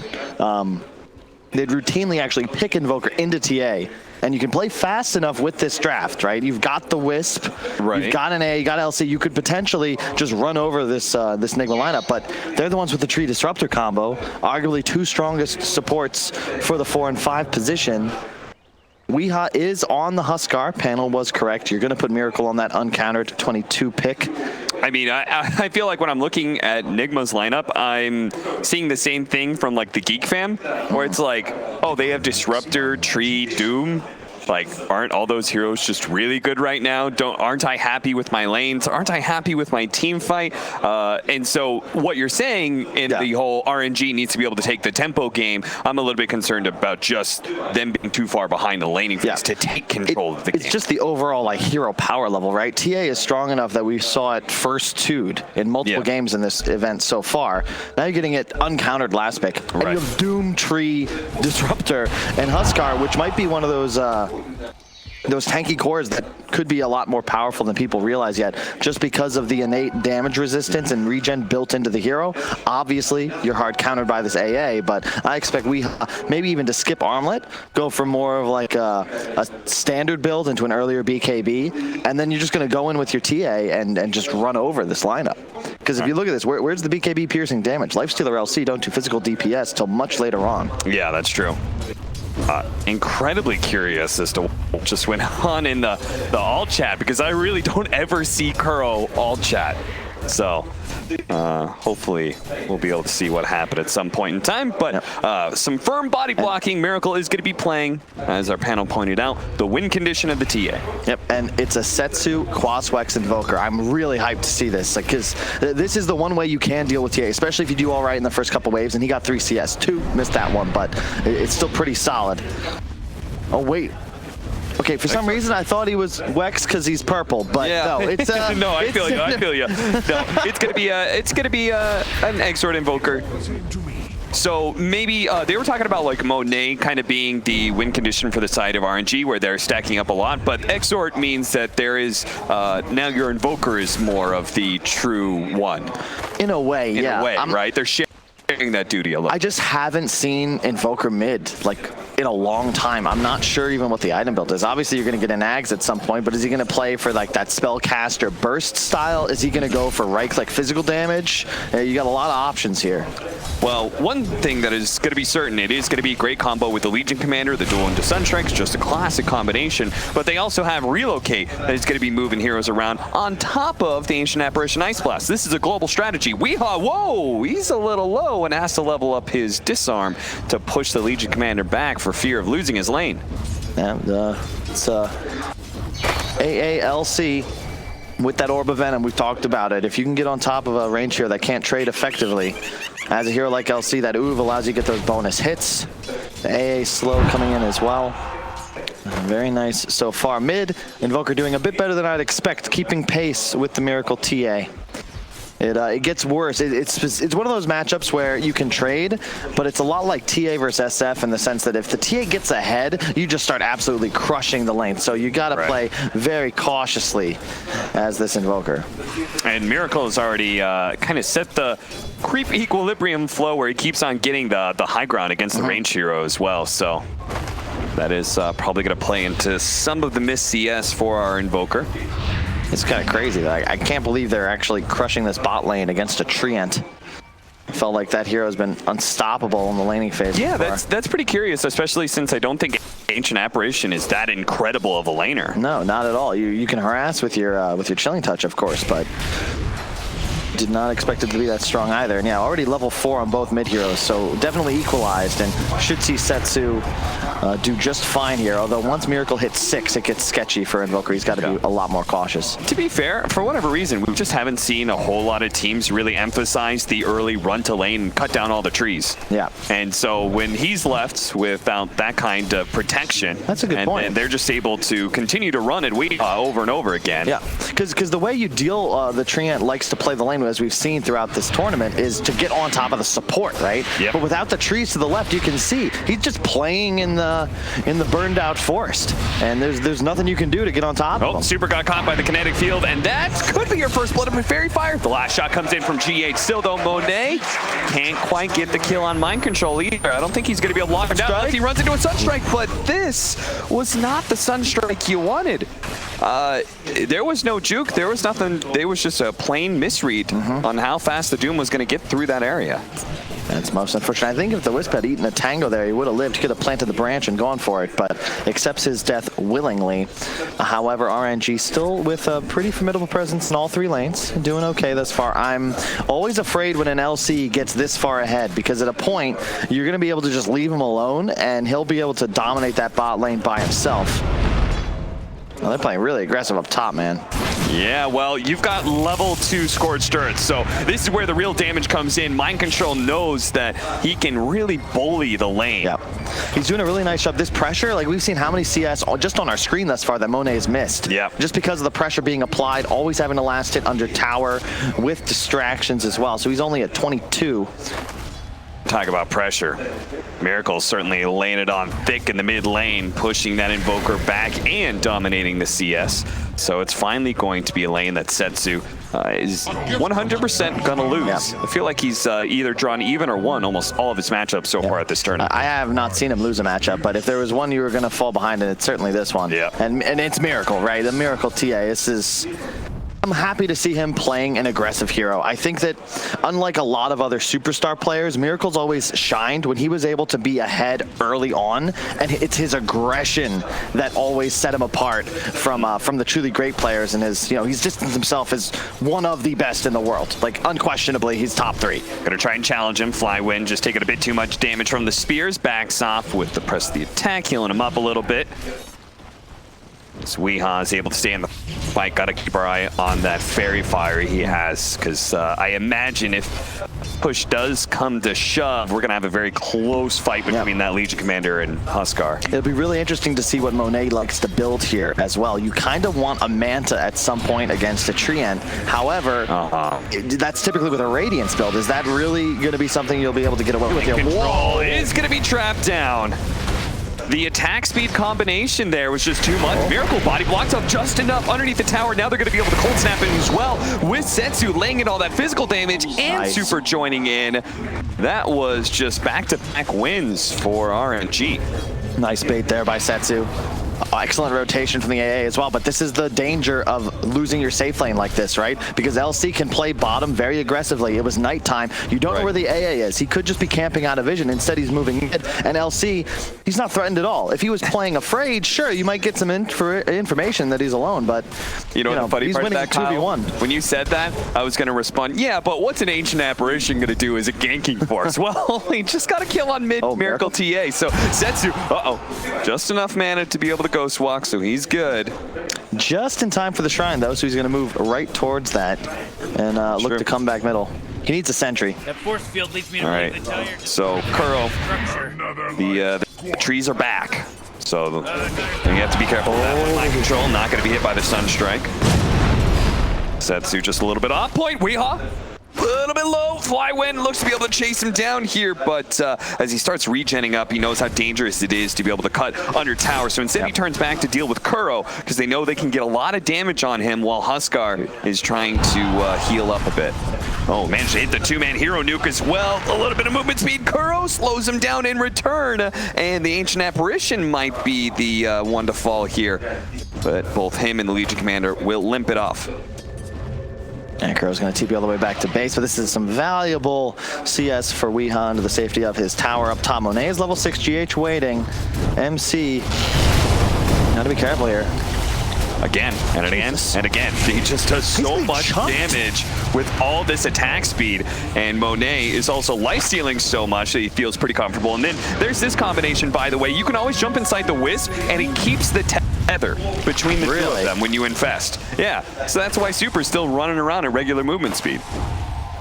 I did not know that was a thing. Yeah. All right. It also like hyper heals up the lifestealer, right? Yeah. Because he's infested and maybe super does some heals since you're still tethered. So you don't need very long for lifestealer to get back up to full HP. That's a pretty cool mechanic.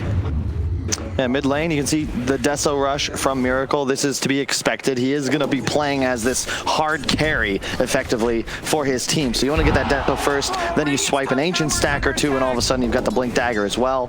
Weeha is expected. Triple Bracer, now Treads, probably going to skip the Armlet because it's just not the item against an AA. Yeah.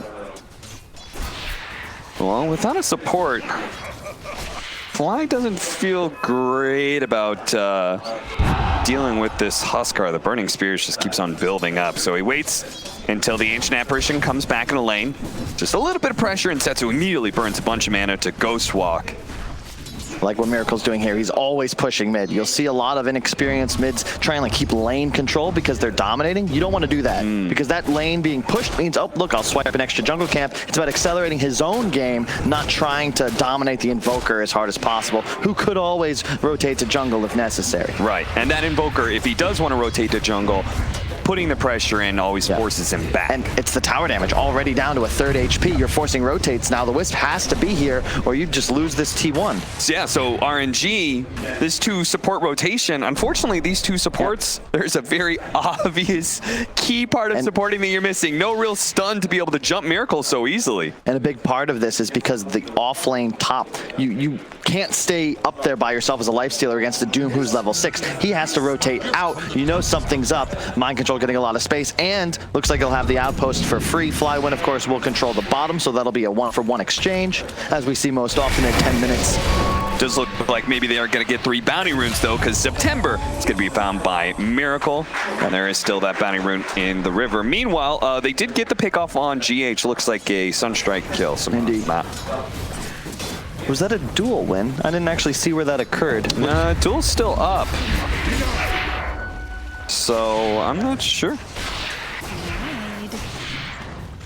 Mind Control, I think it's time. It's finally time to use that duel. Put it to good use. He's in... Holy crap. Monet is a Maelstrom already. Yeah, yikes. I like that a lot in this game. I think it's one of those, because you want a farming mechanic, right? But Radiance is too slow. For sure. In addition, it's nice against the TA because you can help burn through refraction. Also, tree armor is an issue. So later on, the Mjolnir, no, it looks like it's just a meteor. Meteor. Alan lives on. Yep, Nahaz would be proud. Okay, back over to our potential Doom target here, but no such luck. They didn't actually get to latch with the Static Storm kinetic field that they're hoping for. And Gank dodged. And now it's going to be Weeha who's going to have to put on some dodging maneuvers here. He's going to be chased down by RNG. That Ice Blast, did it actually clip him? It didn't, so he still has a bit of heal, but it looks like this damage is just going to be too much for him to handle. And last Sunstrike? No, okay. September with the final big nuke. What's it called? Every single time, whenever I think of Ancient Apparition E, Grant in my head goes, Chilling Fingers. And then I just can't remember the name. Just remember, the Chilling Fingers provide a chilling touch when they impact an enemy. I really, again, I love this. I love this Maelstrom pick. It's so cool. Also, you get damage and thanks to the AA. Why not, right? And okay, they want to fight for this one. As after all, Doom was behind Monet, managed to get off the Doom onto him, but the Rage also went out, so it slowed Mind Control being able to catch up to Monet and do some of this damage. They're going to be able to glimpse him back, though, and that's going to be a big one. But what a meteor into the Deafening Blast, knocking out at least one hero, but 2 are low. That's going to be Husker falling as well. Mind Control actually gets clipped there, but the Sunstrike coming in. He's going to take out from the Ice Blast. September and Setsu, the double S's, make a formidable duo in the bottom lane. This is a 4-on-5 though. It's all space for Miracle. He's gonna have his Deso in a second. Got the tower kill last hit mid on that very critical T1. You also traded somewhat efficiently in a 2-for-3, but man, September's pumping out so much damage. Oh, he got it! GH, he's might have to give up his life. No, not even that, because the glimpse. That's sick. Well worth it indeed. Half the tower bounty going to Nigma. They are going to use the relocate to punish GH. It just looks like they're mad at this point in time, and GH is going to respond with some force of his own, actually using the Static Storm before he dies. Doing everything he can.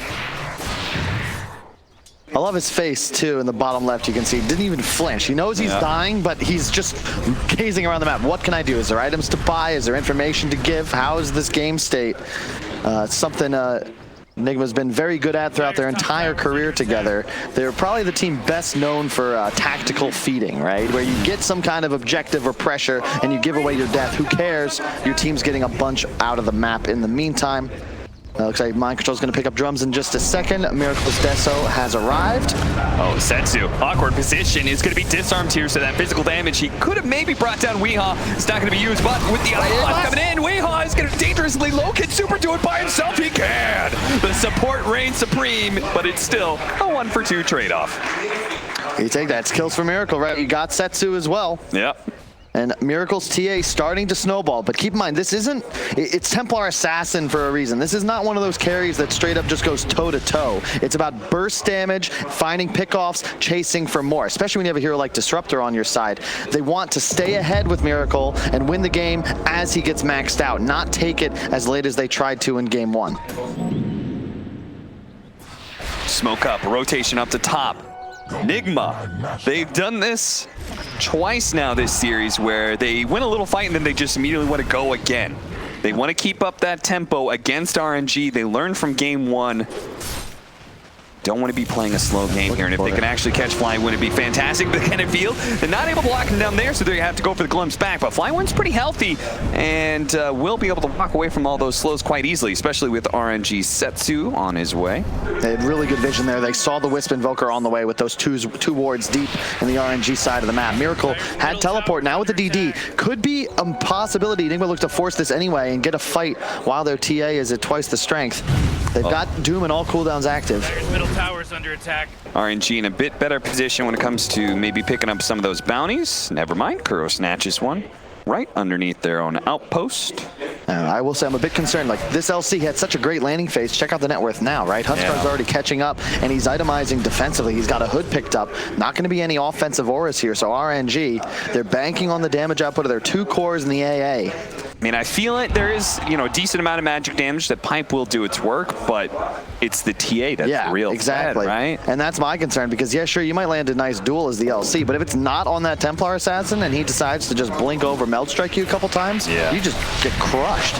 I almost want to see him go for Blink Go Scepter and just set up the Invoker for success, but Miracle, no, he does have a Blink Dagger. He's going to choose to fight here. Gets one Meld Strike off. Ice Blast is barreling in. RNG are going to be able to glimpse back onto Fly Win and quickly execute him. Miracle is still going to be fine. He may be stunned up, and sure enough, he will latch to the spot by the Ancient Apparition, but the rest of the team from Enigma is here. They're going to try and chase down some extra heroes, but Super tether away. Enigma, well, they're already placed up. They have a Desolator. They can try for some objectives after they get September killed. Yep, this is the draft. You get a little bit of a lead, you smell blood, all of a sudden you're going to get exit kills because you can just dive forwards. Any vision lands a glimpse, and it'd be bonus kills, Monet. Ooh. Threatening that overgrowth. I'd be real scared if I was RNG. That Desolator Blink Dagger makes Miracle look... Miracle's huge. He's 4 levels ahead of the entire game right now, already with the 2 neutral items up and running. You know what I love about that? He's so far ahead in experience, he got the level 15 really early. Yep. The noops.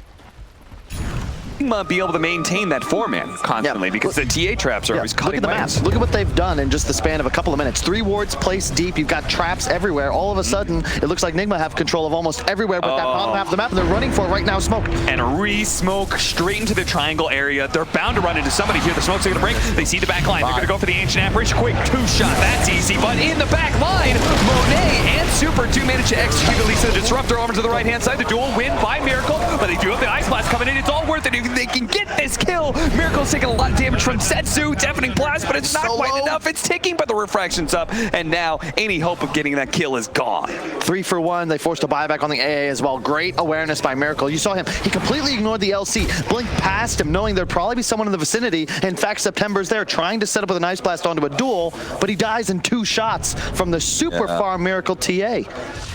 And that's what it's going to be all game. This is why that TA last pick makes so much sense, because if you can kill the AA, all of a sudden Weeha's free to wreak havoc. You're not going to kill him without Ice Blast. And Miracle, oh, look at this. They're actually going to go right back for this fight because they're going to help out Kuro as best they can. The Ice Blast coming in. Okay, a lot of heroes do manage to get away from that one, but Miracle actually going in, almost already killing Flywin, and Mind Control will help deal with them. Back over to Miracle, who's stuck up on that high ground. Well, it doesn't matter. He's already won the fight for his team as Weehaw goes in to be able to finish off September. The Meteor on top of Miracle. Yes, Setsu is getting a little excited. Miracle stuck on the trip. Yes, but you can't deal with Weehaw. He's got to get away from him. He does have the Ghost Walk up, and they've got no vision. Back over to Monet. Miracle was around him, and he's going to try and chase him down. He's got his Blink Dagger up in 5 seconds, but Monet will TP out. I like that decision going for the Halberd on Monet, but it does mean his damage output's going to fall off. The concern with RNG's heroes right now, you saw the Invoker went for the triple null, so he's going all in for these build-up items. Yep. Maelstrom Halberd on Lifestealer, not the greatest for damage output and acceleration, and a Hood on LC. None of these cores really scaling like Miracle is because they haven't itemized for it. They have zero answer. Miracle, man. They keep on running. RNG is like, oh, they're doing Roshan. Oh, they're doing Roshan. Let's run to the Roshan pit. But that's where Miracle strikes his trap every single time. He's waiting for an opportunity to get more hero kills. And now, Monet, he could still be chased away. He does have, oh, he doesn't actually have his rage. He may be stuck here. He does have the Albert to be able to slow down this damage, but it's not enough. He was not a healthy man. Back over. Oh, Jesus, they caught him. Aegis on the ground. Setsu get there in time. Kuro wants to be able to protect it. Of course, he's going to be able to finish him off. Get inside the pit, get inside the pit, can he get there in time? Miracle, he tries to slow down, but the kinetic field, he denied it. Oh, Setsu. Oh, the spiteful last middle finger to Enigma before he goes down. Yeah, what a great kinetic field by GH, though blind. He didn't know exactly where the Aegis was. Keeps him just out of range, so close, but he gets so far. Flywin getting glimpsed out. That's going to be another kill. They've been caught in the same area so many times. These Templar Assassin traps keep on finding kills. Yes. It's really cool the way they're doing this. They replace these wards in the aggressive top jungle, and they keep playing in the bottom jungle. RNG, if we don't see you on our wards, we know where you're at, and they just keep going. Miracle has no fear. He's so far ahead of this game, 5 levels and nearly 5,000 gold that no one else can compete with. And man, Philosopher's Stone, GH, this Disruptor looks more and more broken every game we see it. Yeah, and they've got 2 of my favorite combinations with Disruptor. I love it with Doom. Yeah. You know, like just doom somebody, you know you're going to get a glimpse back. There's no way they can escape. And MKB already? He's up against a Halberd. You can expect that someone at a point is going to build a Solar Crest. This is a great decision because it means that you're still the strongest hero on map and your damage output is steady, right? Like you're not going to get surprised by missing 2 hits and then getting Halberded on your Lifesteal. Push in. Kuro is barely able to get out of that Ice Blast. And Sunstrike. Oh, locked him down. Setsu. His aim is picking up now. You can see he has Drum's Blink on the Invoker. It's not about the right-clicking, it's this utility style. They're going to need more time to be able to actually deal some real damage to this TA.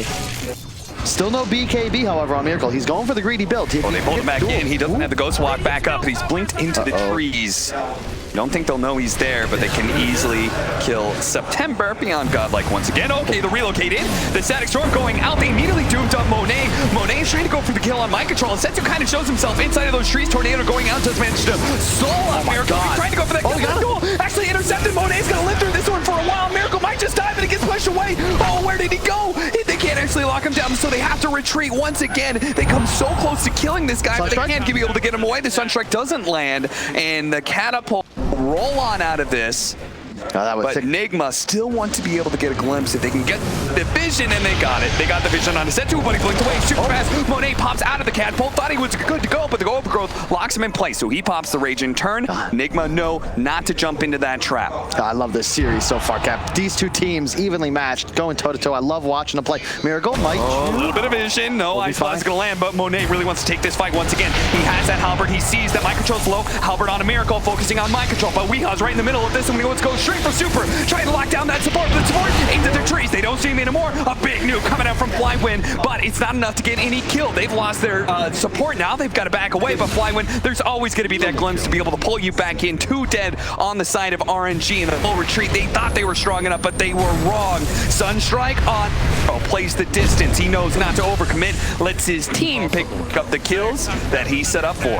They're just playing this fight so well on Enigma. They're yo-yoing back and forth, drawing our RNG in and immediately pouncing. The Force Staffs as well. These guys, since the onset of this team, they've always been amazing at using them. You've got one on the Doom, one on the, looked like the Disruptor as well. And that was actually what saved Miracle in the onset, because they glimpsed the LC back, which actually pulled TA away from a bunch of damage, and then they're able to force him away so he can stick around the fight even on just a sliver of HP and eventually find what was, what, 2, 3 of those last hits to find kills? See this coming.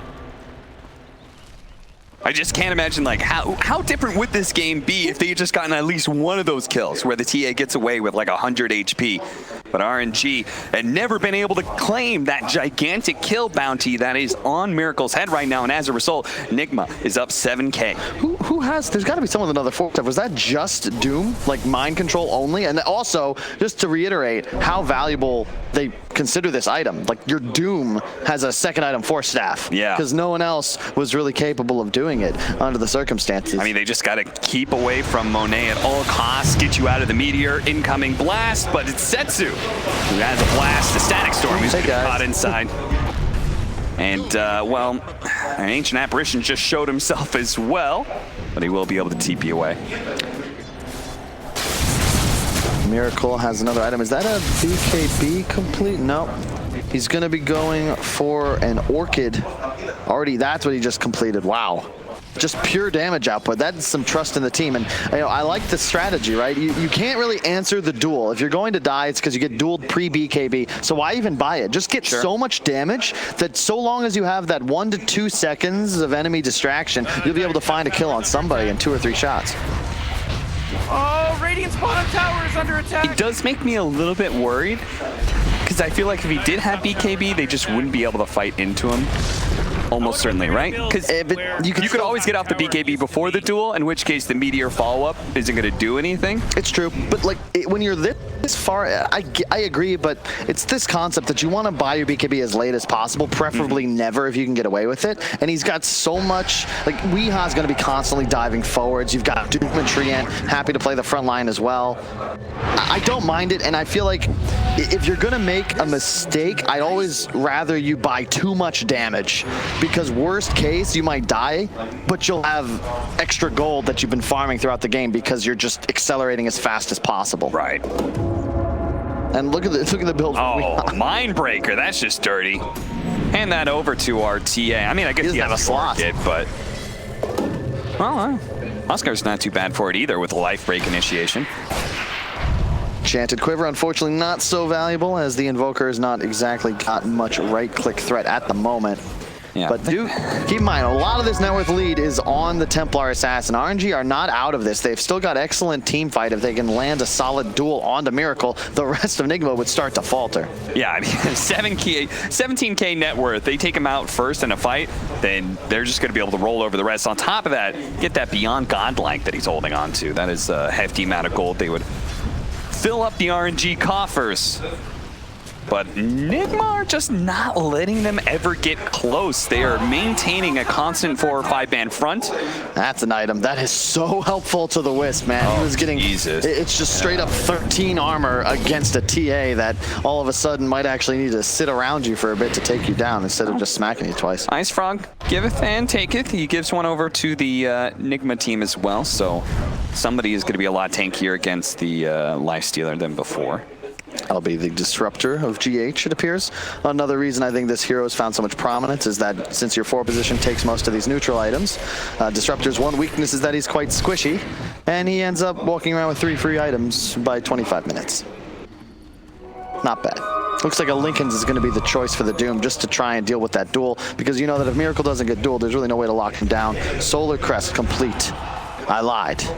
However, more minus armor, more damage from TA. Yeah, I mean, you said Solar Crest is likely on the side of RNG, and countering those Solar Crests, just allowing this TA to be able to get even more power to one-shot people real fast. Again, as you said, it's in the name, Assassin. She wants those fast kills. Yep, there's the BKB. It'll be the final item picked up as Weeha completes his. Oh, September immediately. Go Scepter, but they have the gloves, so sorry, September.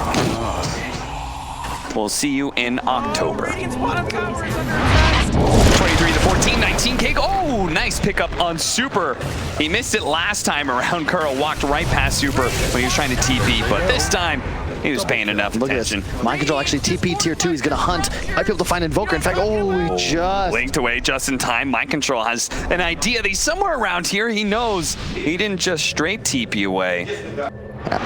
I'm afraid Setsu, man. He's played fine, but the items, Blink, BKB, Drums, Invoker is just not threatening as we check out the inventories. Yeah, where's our Exort and Axe? Yeah, like I thought every Exort Invoker did that. So far, like look at LC, Titan Sliver, a pipe, a buckler. You've got Setsu, a buckler, a BKB. No one has damage items. Even Monet has an AC and a halberd, whereas you check out Nigma and it's just straight up raw DPS from Miracle. Everybody else doing what they can to ensure he can stay healthy and alive in these fights. And okay, it was Kuro with that extra Force Staff. He's got that in addition to about nothing else in the inventory, and makes it even more difficult to land these big combos because your strategy is a duel into damage, but a couple of Force Staffs and all of a sudden the AA Blast, the Meteor, that's just going to whiff wide right. Oh, a Paladin Sword for Oscar. That's going to feel pretty good. He is still countered by the Ancient Apparition, but he's got his BKB, so. What is this, man? Like, what is that? He has three tier 3 items.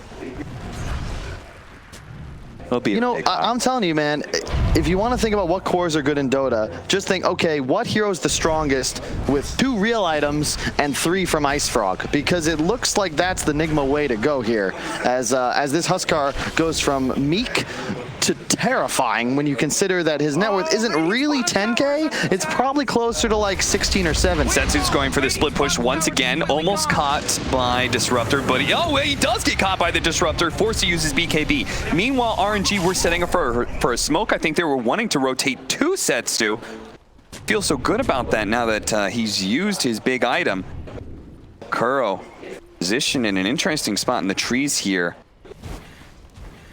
Deals some of the vision. They know where Setsu is. Mind Control wants to be able to fight him. He's going to be able to get him with the Doom. Can Super somehow save him? He's not even going to try. Instead, he latches onto Monet because they killed Miracle.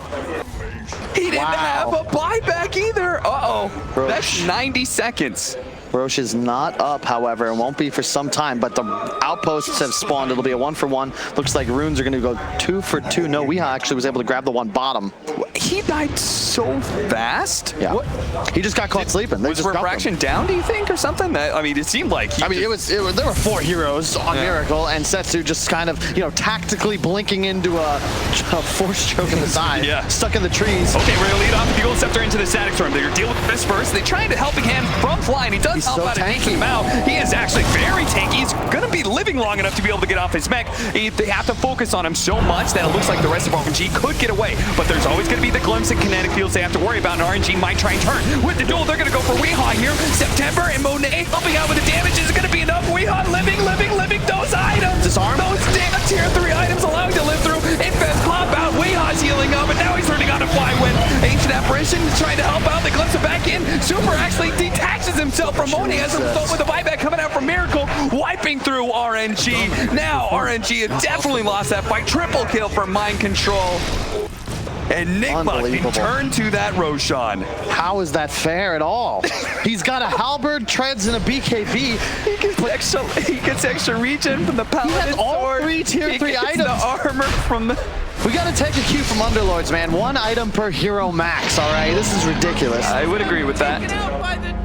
Good lord, and Miracle, I don't even know if he needed to buy back. You could see RNG, even in that 4-on-4 scenario, was so hesitant to push forwards because they know if the TA does buy back, he's gonna just start murdering them like a fox in a hen house. Yeah. And with no Setsu, they didn't have enough peel to try and keep these guys away. Now, even though there's no BKB, he's got that upgraded Orchid finished. No buyback, but Aegis acquired. Now you even have Ice Ogre armor. Come on, this is not fair. Jeez.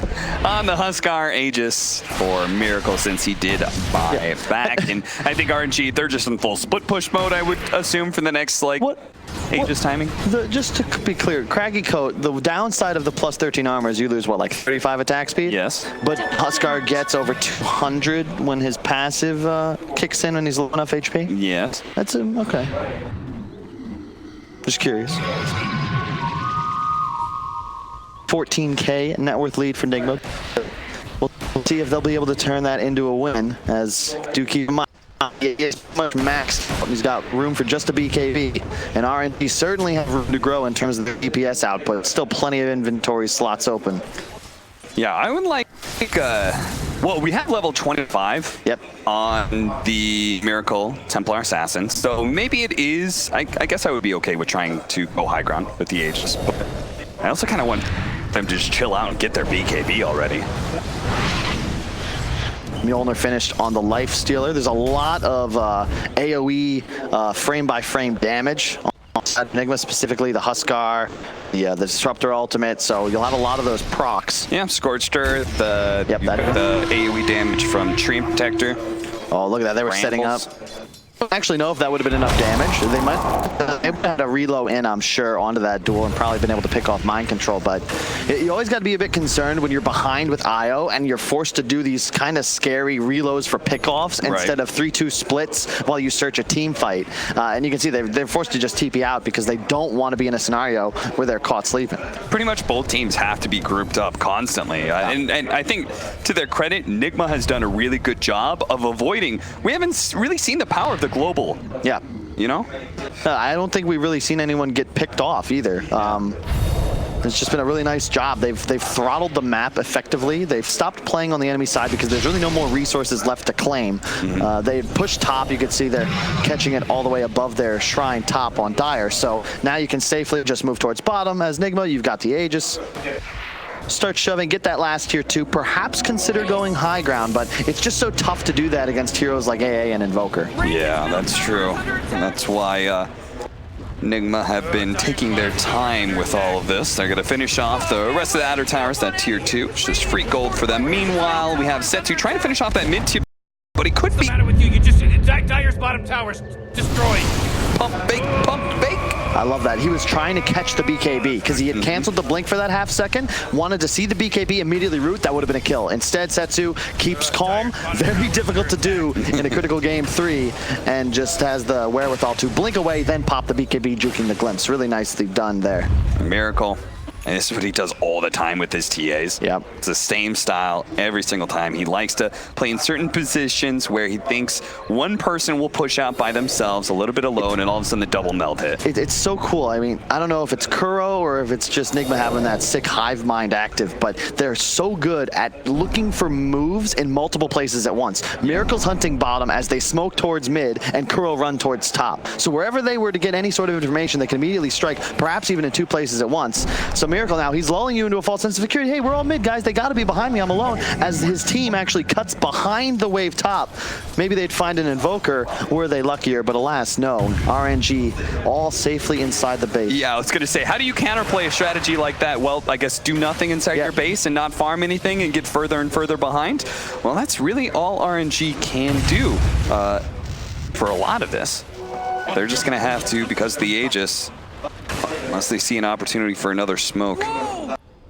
Setsu, he's going to be the one who's playing the scary role of trying to push out at least one lane.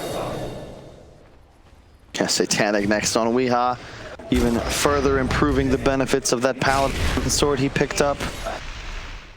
Just increasing that survivability. BKB on Miracle. He'll have the Aegis fading in a few moments, but he'll have the BKB to slot in immediately. He's got to be cautious, though. If they were able to find him with a duel, maybe... Whoa, that's what? He just showed himself. Miracle, I know he was going to show himself in a second there. I swear, Miracle probably thinking, all right, looks like nobody's about here. I could probably clean up this creep wave real quickly, and then all of a sudden, Setsu. There was no counterplay. A big part of that, of course, is that he's being taken to more than negative armor. I had a discussion with Rich explaining how effective HP works. Plus armor, every point of it above 0 gives you 5% extra EHP against physical damage. However, when you get into the negatives, there are some diminishing returns, but those first few points of negative armor, you take more than pure damage, and it's significant every single tick. That was 3 hits. He had no reaction time. That's because of the meld talent. It's minus 12 on that, plus the Deso 17. If you go down below 0, that's exactly what you'd expect. He needs a plate mail or something soon. Well, the pick off like that. Time to go high. Oh, immediately the goal, the ancient apparition is going. Miracle's dead. He's gone. 2 minutes out of the game in RNG. They looked for more, but it looks like Nigma, they're only going to have to sacrifice maybe Kuro, who's playing in the trees right now trying to get away, but they're going to find him eventually. The sneaky play. I mean, Nigma, they're an experienced team. They look like they're usually ready for everything, but RNG, they certainly pulled one over their head right there. No one expects a nuclear explosion within the span of 2 seconds. My God, he just got obliterated. Well, Nigma, part of the reason they were pushing high ground was because they wanted to force a buyback, and they surely did. Just, And now I like this, yeah, reload forwards, get pushing quick. You know there's no buyback, and look, oh, I love this. Miracle still has one last trap. I do believe that'd be enough to kill a creep wave. Won't hit all of them, but you can see him ping it out, pops it. If that creep wave dives, they won't have another one. Oh, not good. Oh my God, I would have piped it personally. Holy crap, one. Okay, so they are going to be able to go for the high ground with 60 seconds still left on our Templar Assassin. How much can RNG get done here during this window? And how likely is it that Nigma are going to try and fight RNG at all for this without their primary damage dealer? You said, Kyle, early on into this, okay, mind control starts off with just poke. You can't fight, but you can slow them down. As you see, Weehaw just spamming that disarm. So frustrating to do with his Monet. Backdoor protection kicking in for a second, but here's the creep wave. They have to be careful, though. Flywind, his duel is back up, so if they try another play like Mind Control did, it could just start bleeding skills, and that's going to be... Wait, oh, is that a sword meteor? The Cataclysm is all going to be enough to be able to get that kill. He does have a buyback. 20 seconds up for the Templar Assassin. RNG can get this lane of barracks and get out scot-free. Wow. Maybe. Flywind. I mean, this is a hell of a strategy from RNG. Just get that one guy and literally use everything. No such thing as overkill. Meteor, Cataclysm, Deafening Blast, Static Storm, Monet and all his right clicks. That was GH. She just can't do a damn thing. They're they actually try and make an outpost play here, and they aren't going to be able to pick up the outpost. They're going to lose super for it. And now, without the relocate back, Monet has to pop his rage and TP out. It was cute. They almost had it. Cute, but risky as all hell. And is that sort of thing really worth it? I mean, if you've gotten the outpost, see, it's not a game changer. This is where I feel like Nigma made a slight miscue. They didn't recognize how important a Lincoln's would be for going high ground. It's that old mantra. A huge lead is nice, but how do you go high ground? They don't have any method of dealing with what we've seen RNG execute successfully twice now, which is just straight up launch everything. You need a Lincoln's on a teammate so you could place it onto Miracle. You're going to need two here. Otherwise, you might find yourself slipping. And yeah, those two plays by RNG, suddenly they're actually the ones favored in win probability. And it's really anybody's game. 40 minutes in, 10K gold is nothing. Yeah, especially as we're going to have the tier 4 items start dropping as well. So more opportunities for RNG to grab items to change the nature of this game. They've already gotten the Havoc Hammer. And keep in mind, Miracle, after he got that upgraded Orchid, there's no damage increase from him coming out. He's 6-slotted. This is it. This is as strong as he's going to get. Okay, Doom, Aghanims for the Huskar. Yep, increased cast range on the ultimate, and I believe a 4-second cooldown. Yeah, you're just non-stop casting it. Ninja gear. I don't think I've ever seen that in a professional match. Movement speed plus the individual smoke, really sick for a disrupt. Yeah. Right? Just gets this free initiation all the time off of his Yules into the Aghanim's Static Storm. Satanic on the Huskar. They've got the Aegis in a firm position in the game. They know as well, this time it's Nigma with the buyback advantage. They've got it up. Oh, they ran into Setsu, and that's going to be the Aghanim Static Storm, and Setsu, he's going to have a helping hand from Flywood. They're also going to use the duel on him. They recognize this Invoker is everything to RNG. Now they can try and deal with the rest of the Monet with the duel on him. Miracle's not going to be able to learn that one, and Miracle's not here. Wait, he can't do it by himself, surely. Or maybe he can. He does have the Aegis. He does have that Halberd. He's going to be enough to be able to force it back, and with that Aghanim Scepter, he's going to be able to chase Monet. Weehaw staying alive on just like 500 HP, but RNG can't afford to turn fight back. Now that Miracle's here, they're going to try and get away with that invest. They'll pull back on in September. Should be able to get that kill at least. Caps, there's no creep wave though, because the Invoker actually had Forge Spirits pushing mid, so they're going to be able to buy a little bit of time. Mind Control bump back TP'd in, so he's going to get the wave going now, but they still won't be able to deal base damage just yet. All that physical damage. Can they go tier 3 straight into tier 4? They know there's no Invoker for 75 seconds. You've got to buy back now on RNG and just keep them off your throne. They know Invoker does not have buyback for 3 minutes. They should know this timing. That's why they're immediately going to pounce. Weehaw diving in deep. He lost his Aegis in September. Well, he does manage to get the Ice Blast before he dies. The bash up on Miracle. He needs to be able to get off another round of Monet, he's going to be okay for now, thanks to the halberd. Fly win, meanwhile, stuck in the middle of nowhere with the static storm on top of him. The push back. Monet, and right side of that, he's dead. He immediately buys back. Flywind's going to do the same. A 3 versus 5. Can RNG pull this out? Weehaw is already a little bit low. Actually, man, pop the cheese. He also has the Satanic as well, but he needs to be able to right-click to do that. He needs to start right now. He can't actually get it off. One more hit with the bash. He demands to finish him off. No buyback there. A duel in it as well. Kuro's going to fall, and that means Mind Control and Miracle are out. What a hell of a fight. I cannot believe they held that. No one the entire forward. time. They didn't actually get it far enough forward. Mind Control may still be caught here.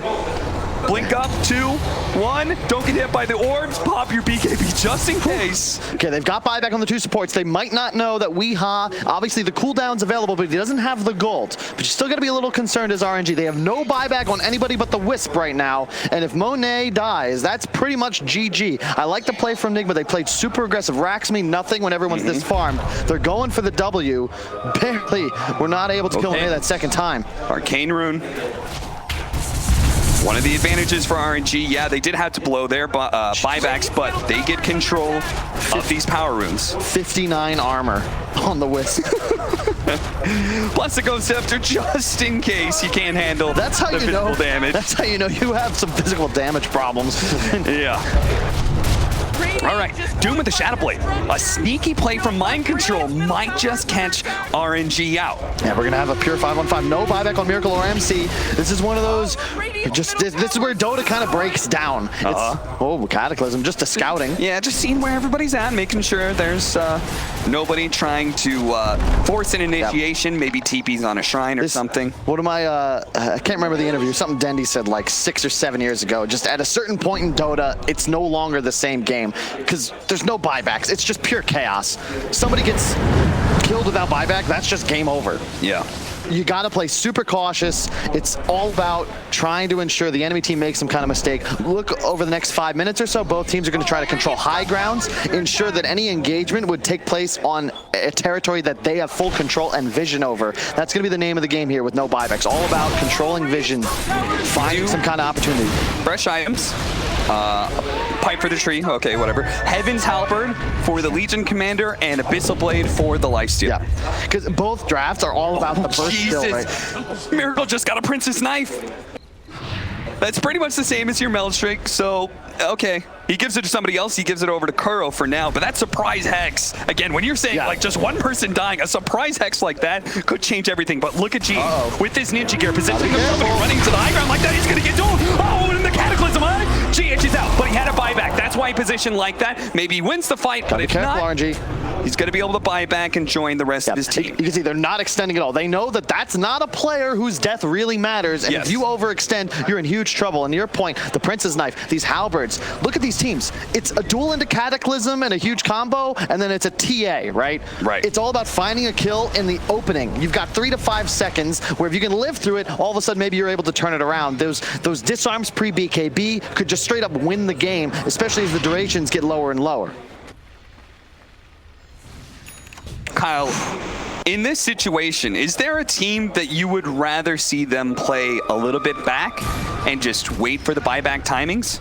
I think they're both in a similar spot. There's no one really favored once all the buybacks come up. I'd argue actually RNG might be in a slightly better position because they are the ones playing against the Doom. Hold up, Kuro's caught. He does have buyback. They're going to be able to Abyssal Blade on top of him pretty quickly. And Nigma are recognizing like, okay, we don't need to force these fights around supports that are getting caught out if they have buyback. And the thing, the game's getting easier for RNG to play. Keep in mind, again, TA, he's not scaling. He hasn't done so in about 20 minutes now. And that Blink Abyssal, like all of a sudden, if you land the duel, suddenly Lifestealer pre-pops Rage, Abyssal's forwards. It doesn't matter if there's a Disruptor field down. He's going to completely ignore it because it can pre-pop Rage that lasts for 8 seconds.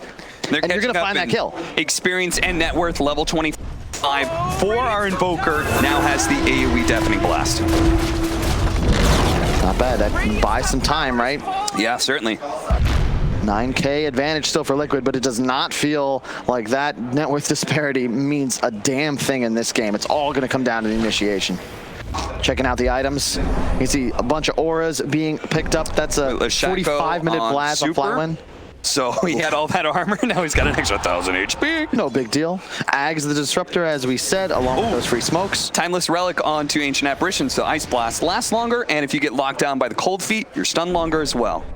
Yeah, I gotta say, it looks like RNG, the Disruptor is great throughout the early to mid game, but I don't see RNG making the same miscue that Pandas did, where they had cores getting caught by a Yules into combo by that Axe Disruptor of GH. It's much more likely they just hold hands, walk through the snowy forest, waiting for somebody that they can just immediately duel and try and take out. Another big game changer. Lincoln's picked up on Miracle, and RNG have no information of that just yet. True. A failed duel initiation could turn everything. Yeah, they just simply don't have lockdown for him if that duel gets negated. I'd really like to see you got to be careful as Monet. If he infests the LC and GH makes some kind of sick play like a Yules up pre-click, or perhaps just drops ulti before Monet can pop out, you cannot rage if the static field is already down. Right. So you'd be stuck inside your Legion Commander not dealing damage. Gotta be very cautious. Checking things out. Reads the smoke from Nigma, because this is about the time that Roshan's going to be spawning, so they know Nigma naturally have to come outside of their base and check out that Roshan pit. I don't even know who has the slots for Age. I suppose Weehawk definitely still does, actually, checking out his inventory. Yeah, he can swap away some of those tier 3 items. There's also Refresher, Setsu. Gonna find Kuro here. Kuro. And he has the gem, so he doesn't really want to die here. And they didn't have to get the Doom on to Setsu. That's a massive kill, especially with the glimpse back. Should be assured unless Super can get him out of here, and he does. He's got buyback to an Invoker, but that was huge. They're going to trade the relocate for the Doom. You'll take that all day, and the static field. Static Storm is well being wasted. Flying Wind, if he can find the right kind of duel, and he does. He finds it on the way home with the Ice Blast coming in. They're going to be able to catch him out, maybe blow him up with the Abyssal Blade. Everyone from Nigma, they're retreating because he does have buyback, but the Tornado does manage to catch Curl on the side here. If they got another kill, be really good for RNG. Sadly, just the one pickoff that will probably secure Roche. I just love watching GH play still. He actually glimpsed out the Invoker there all the way to base. It doesn't accomplish anything, but it just demonstrates like that foresight. This fight's lost. Let me get rid of the one guy that either would be forced into BKBing or perhaps chase down, kill one of my supports. Oh, we do a buyback on Wii. Sight for the Ancient Apparition. Pretty solid item pickup here, especially if you can get that onto Miracle. He's still a lot of the damage output of this Nigma lineup. GH, Abyssal bladed up. Thanks to the rage, Monet almost finishes off the Tornado, and just a little bit of Sunstrike action. Okay, they do manage to get that buyback from him, but they want the buyback out of Weehawk. That's what RNG is really looking for right now. But Nigma aren't going to do that until they see an opening here where they can initiate. Look at that damage just flowing in from Monet. There it is. Tier 3. Okay, there's going to be our opening onto Monet. Super doesn't have a way to protect him here. Now the Ice Blast coming in. Weehawk trying to finish him off. He does manage to get the relocate back out with the duel onto Kuro as well. They finish him off. Immediately buybacks. 2 of them coming out from Nigma. And the relocate coming back into this very soon. Mind control now going down as well. Ready to do a deafening blast. Pushing them all in. Their Stroh slowed down. Miracle's trying to get away, but they jump forward onto Weehawk. Trying to lock him down. But Sunstrike on a Miracle. Almost enough to finish him off. Back into Weehawk. But now he's dead with no buyback. Miracle chased down by a Tornado. Almost getting away. He's going to be good for now. But how do they actually take this fight in a 4 versus 5? They couldn't do it with so many buybacks before, Connor. And the damage output from the AoE press the attack on all these units plus heroes. They're going to get Megas, no problem. There's no Weehawk now for 100 seconds. RNG blowing this game wide open. Don't believe Doom or Static Storm are available. They're going to have to all in here, but as you can see, there's just no damage anymore from the TA. He's not dealing enough DPS. Radiant's middle barracks. RNG, mega secure. Gonna go for the throw, go for the tier 4s. And Nigma, they're gonna have to scramble for this one. They don't have the Static Storm just yet. They don't have an Overgrowth. They do have the Doom. They're gonna use that on Monet, yes, but Super, it's just gladly healing him up. Miracle's gonna try and do some damage. There's no cap, the deafening blast. Curl on the right, he's already dead. Miracle's gonna have to limp back. He pops his BKB. He knows he has to fight here. It can't take time to heal. He's identified Setsu, yes. Maybe he can actually lock him down, but he doesn't have any disables to do so. Now my control gets ripped apart by Monet, as will the throne, and that is D. Will take down Nigma, and we'll head to the upper bracket finals. What a hell of a game, Cap. My God. Super, with 2 incredible relocates, straight up just wins the game for his team.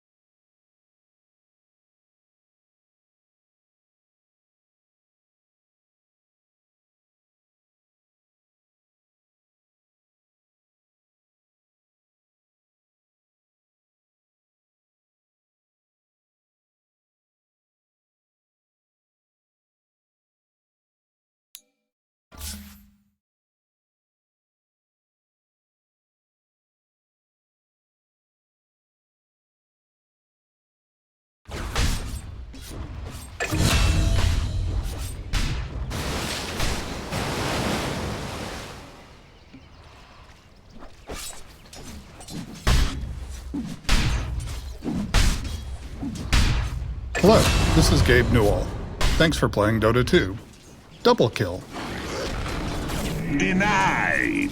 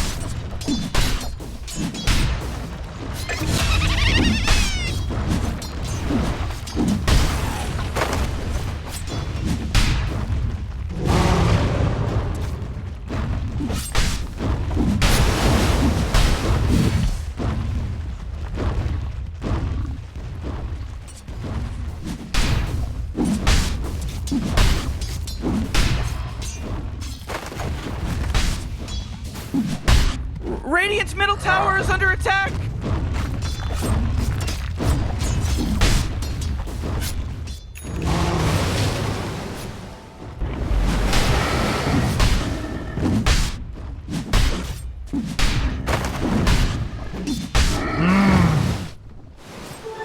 Double damage!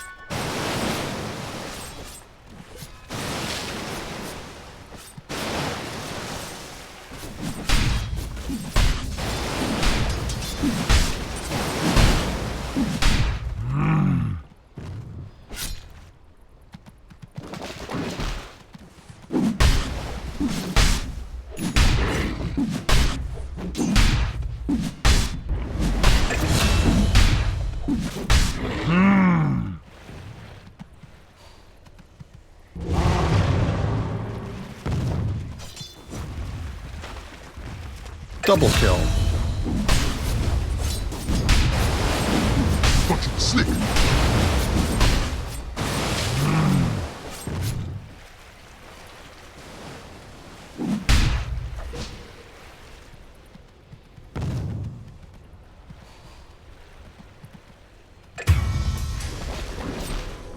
Killing spree.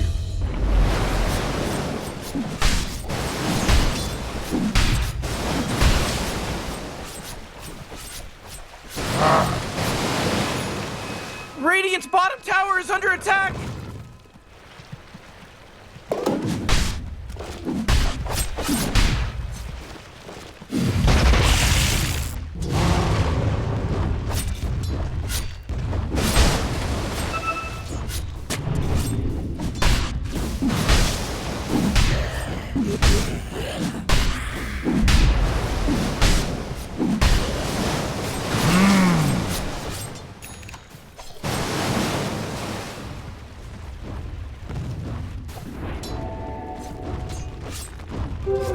Invisibility!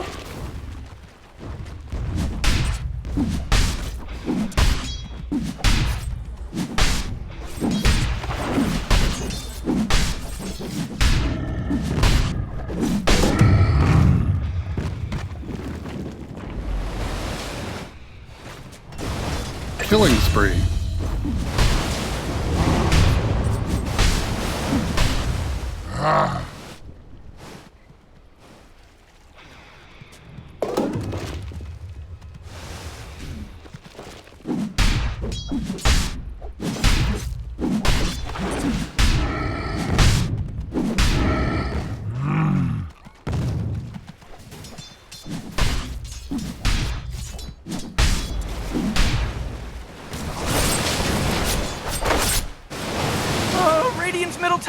under attack.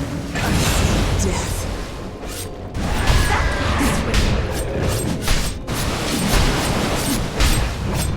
Radiant's middle tower is under attack.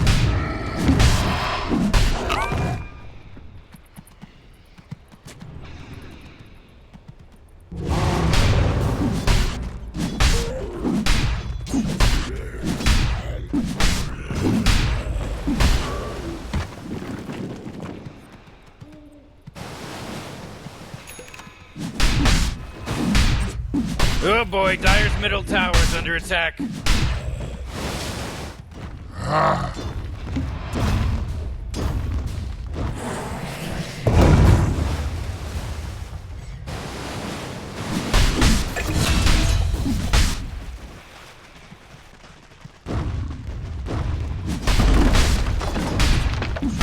Radiant's middle tower is under attack. Radiant just fortified their structures. You know what I'm talking about? I'll take that. Oh, Radiant's middle tower is destroyed.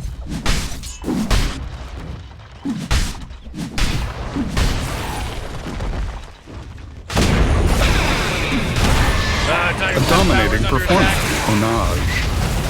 Feeling I've lost bounty. What did you expect?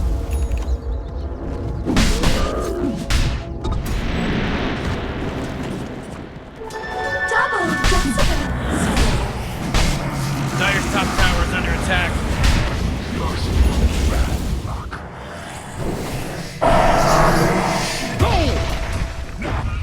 Dire's top tower is under attack. Radiant's bottom tower is under attack. Oh man, what? Get up on out of here, because Radiant just fortified their structures. Dire's top tower is under attack. Ooh, Dire, you gotta fortify them, their structures. Good work. Dire's top tower is under attack.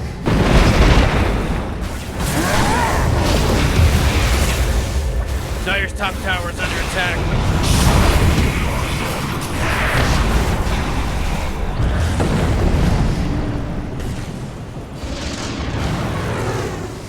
Dire's middle tower is under attack. A bounty which my matriarch will prize. Oh boy, Dire's middle tower is under attack. Oh, Radiant's bottom tower is under attack.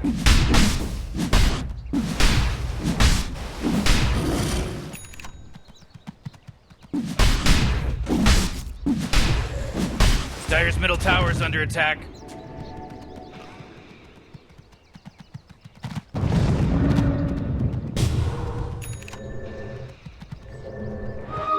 What have we here?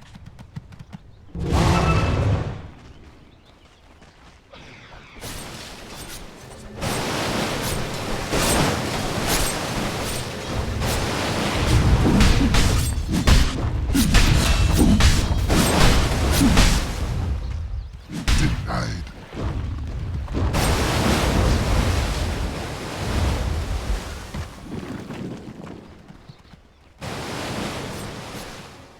Oh geez, Morty, they're going after Dire's bottom tower.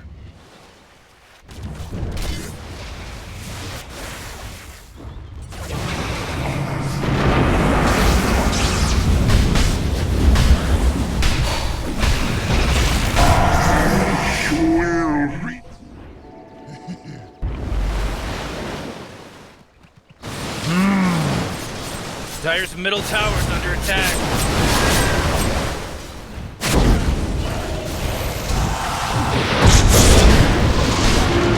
Dire's bottom tower is under attack. Accustom yourself to loss. It suits you. Dire's top tower is under attack.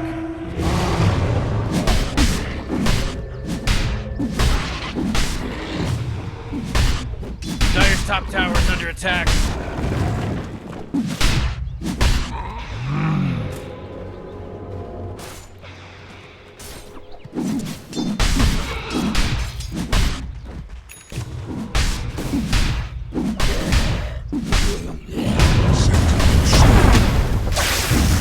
Radiant's middle tower is under attack.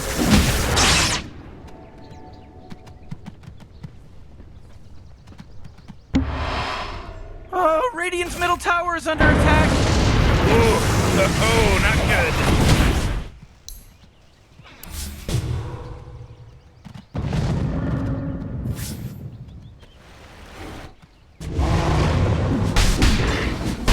Double time.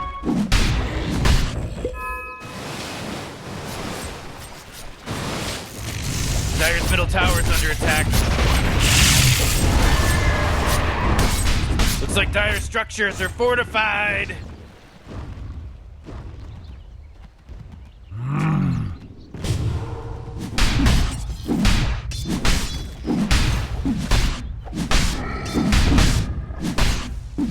Radiant's bottom tower is under attack! You know, Morty, it sometimes feels like they don't even care.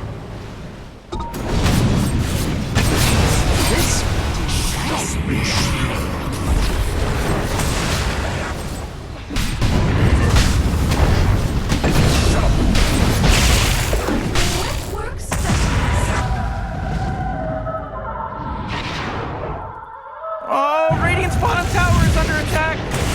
Dire's middle tower is under attack. Double kill. Dire's middle tower is hot. Boy, oh boy! Oh, Dominating, I guess.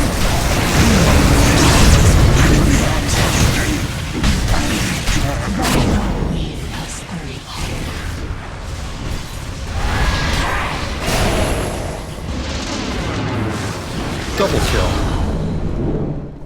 Ultimate sacrifice. Loaded to the gills.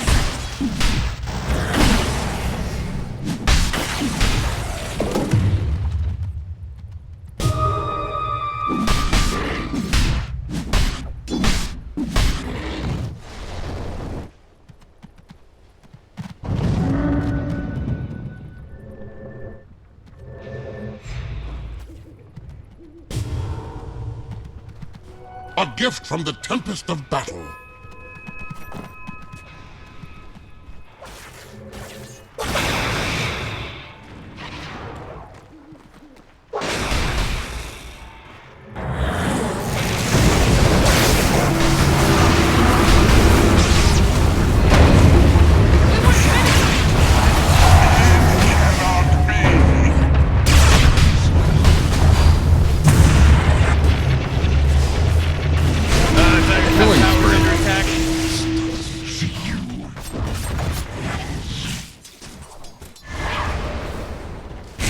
top tower is under attack.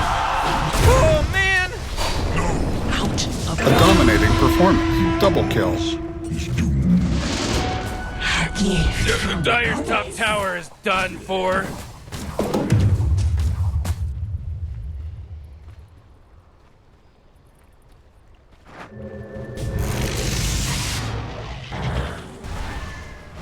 Dire's top tower is under attack.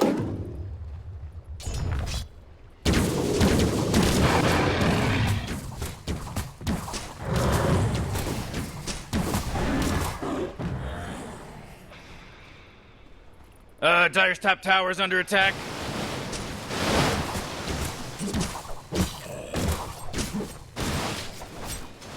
Radiant's bottom tower is under attack.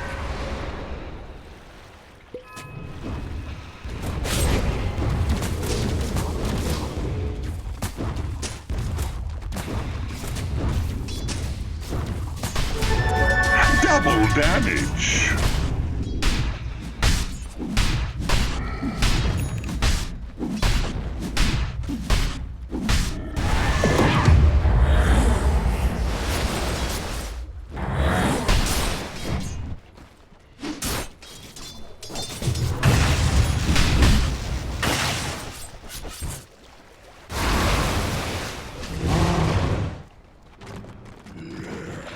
Oh jeez, Radiant's courier just got killed!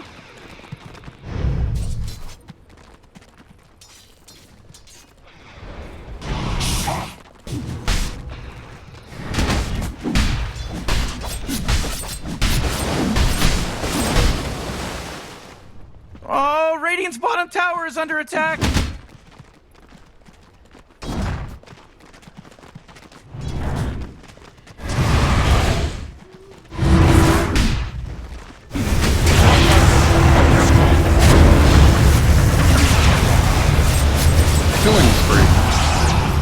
Mega kill. They're unstoppable. Double kill.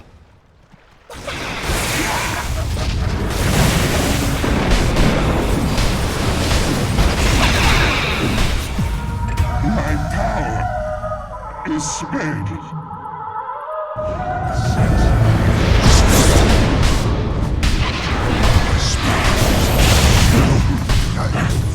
Double kill.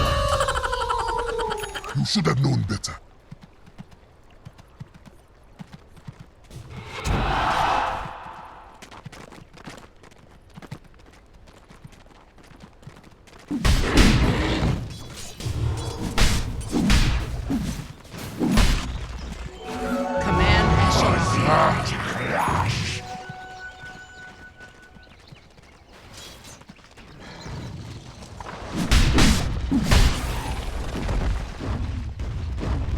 Radiant's middle tower is under attack! Man, you might as well save that energy, because Radiant just fortified their structures! Radiant's bottom tower is under attack! Way to go! Radiant's bottom tower is completely gone!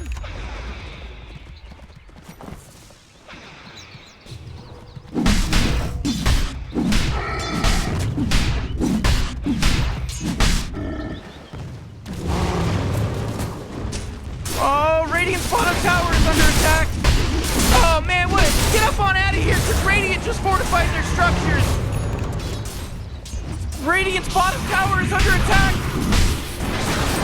Evangelize for my cause. Oh, Radiant's bottom tower is under attack! Way to go! Radiant's bottom tower is completely gone! It's pretty lame. You know, that's what I'm trying to tell you.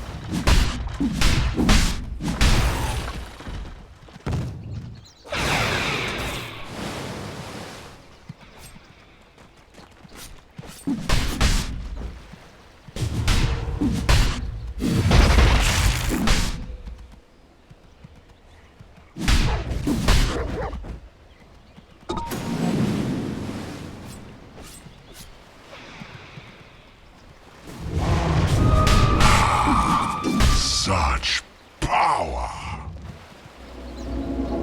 Oh, Radiant's top tower is under attack! Oh boy, Dire's middle tower is under attack.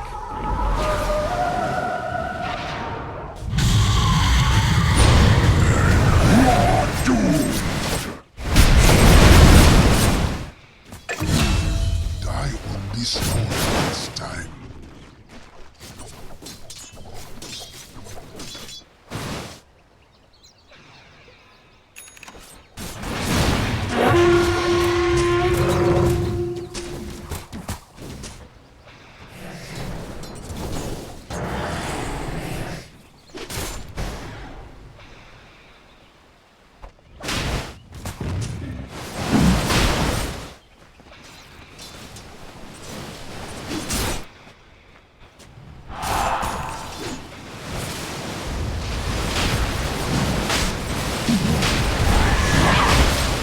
Let me tell you that, Roshan, we just delivered a bunch of goodies to the Radiant! Radiant's middle tower is under attack!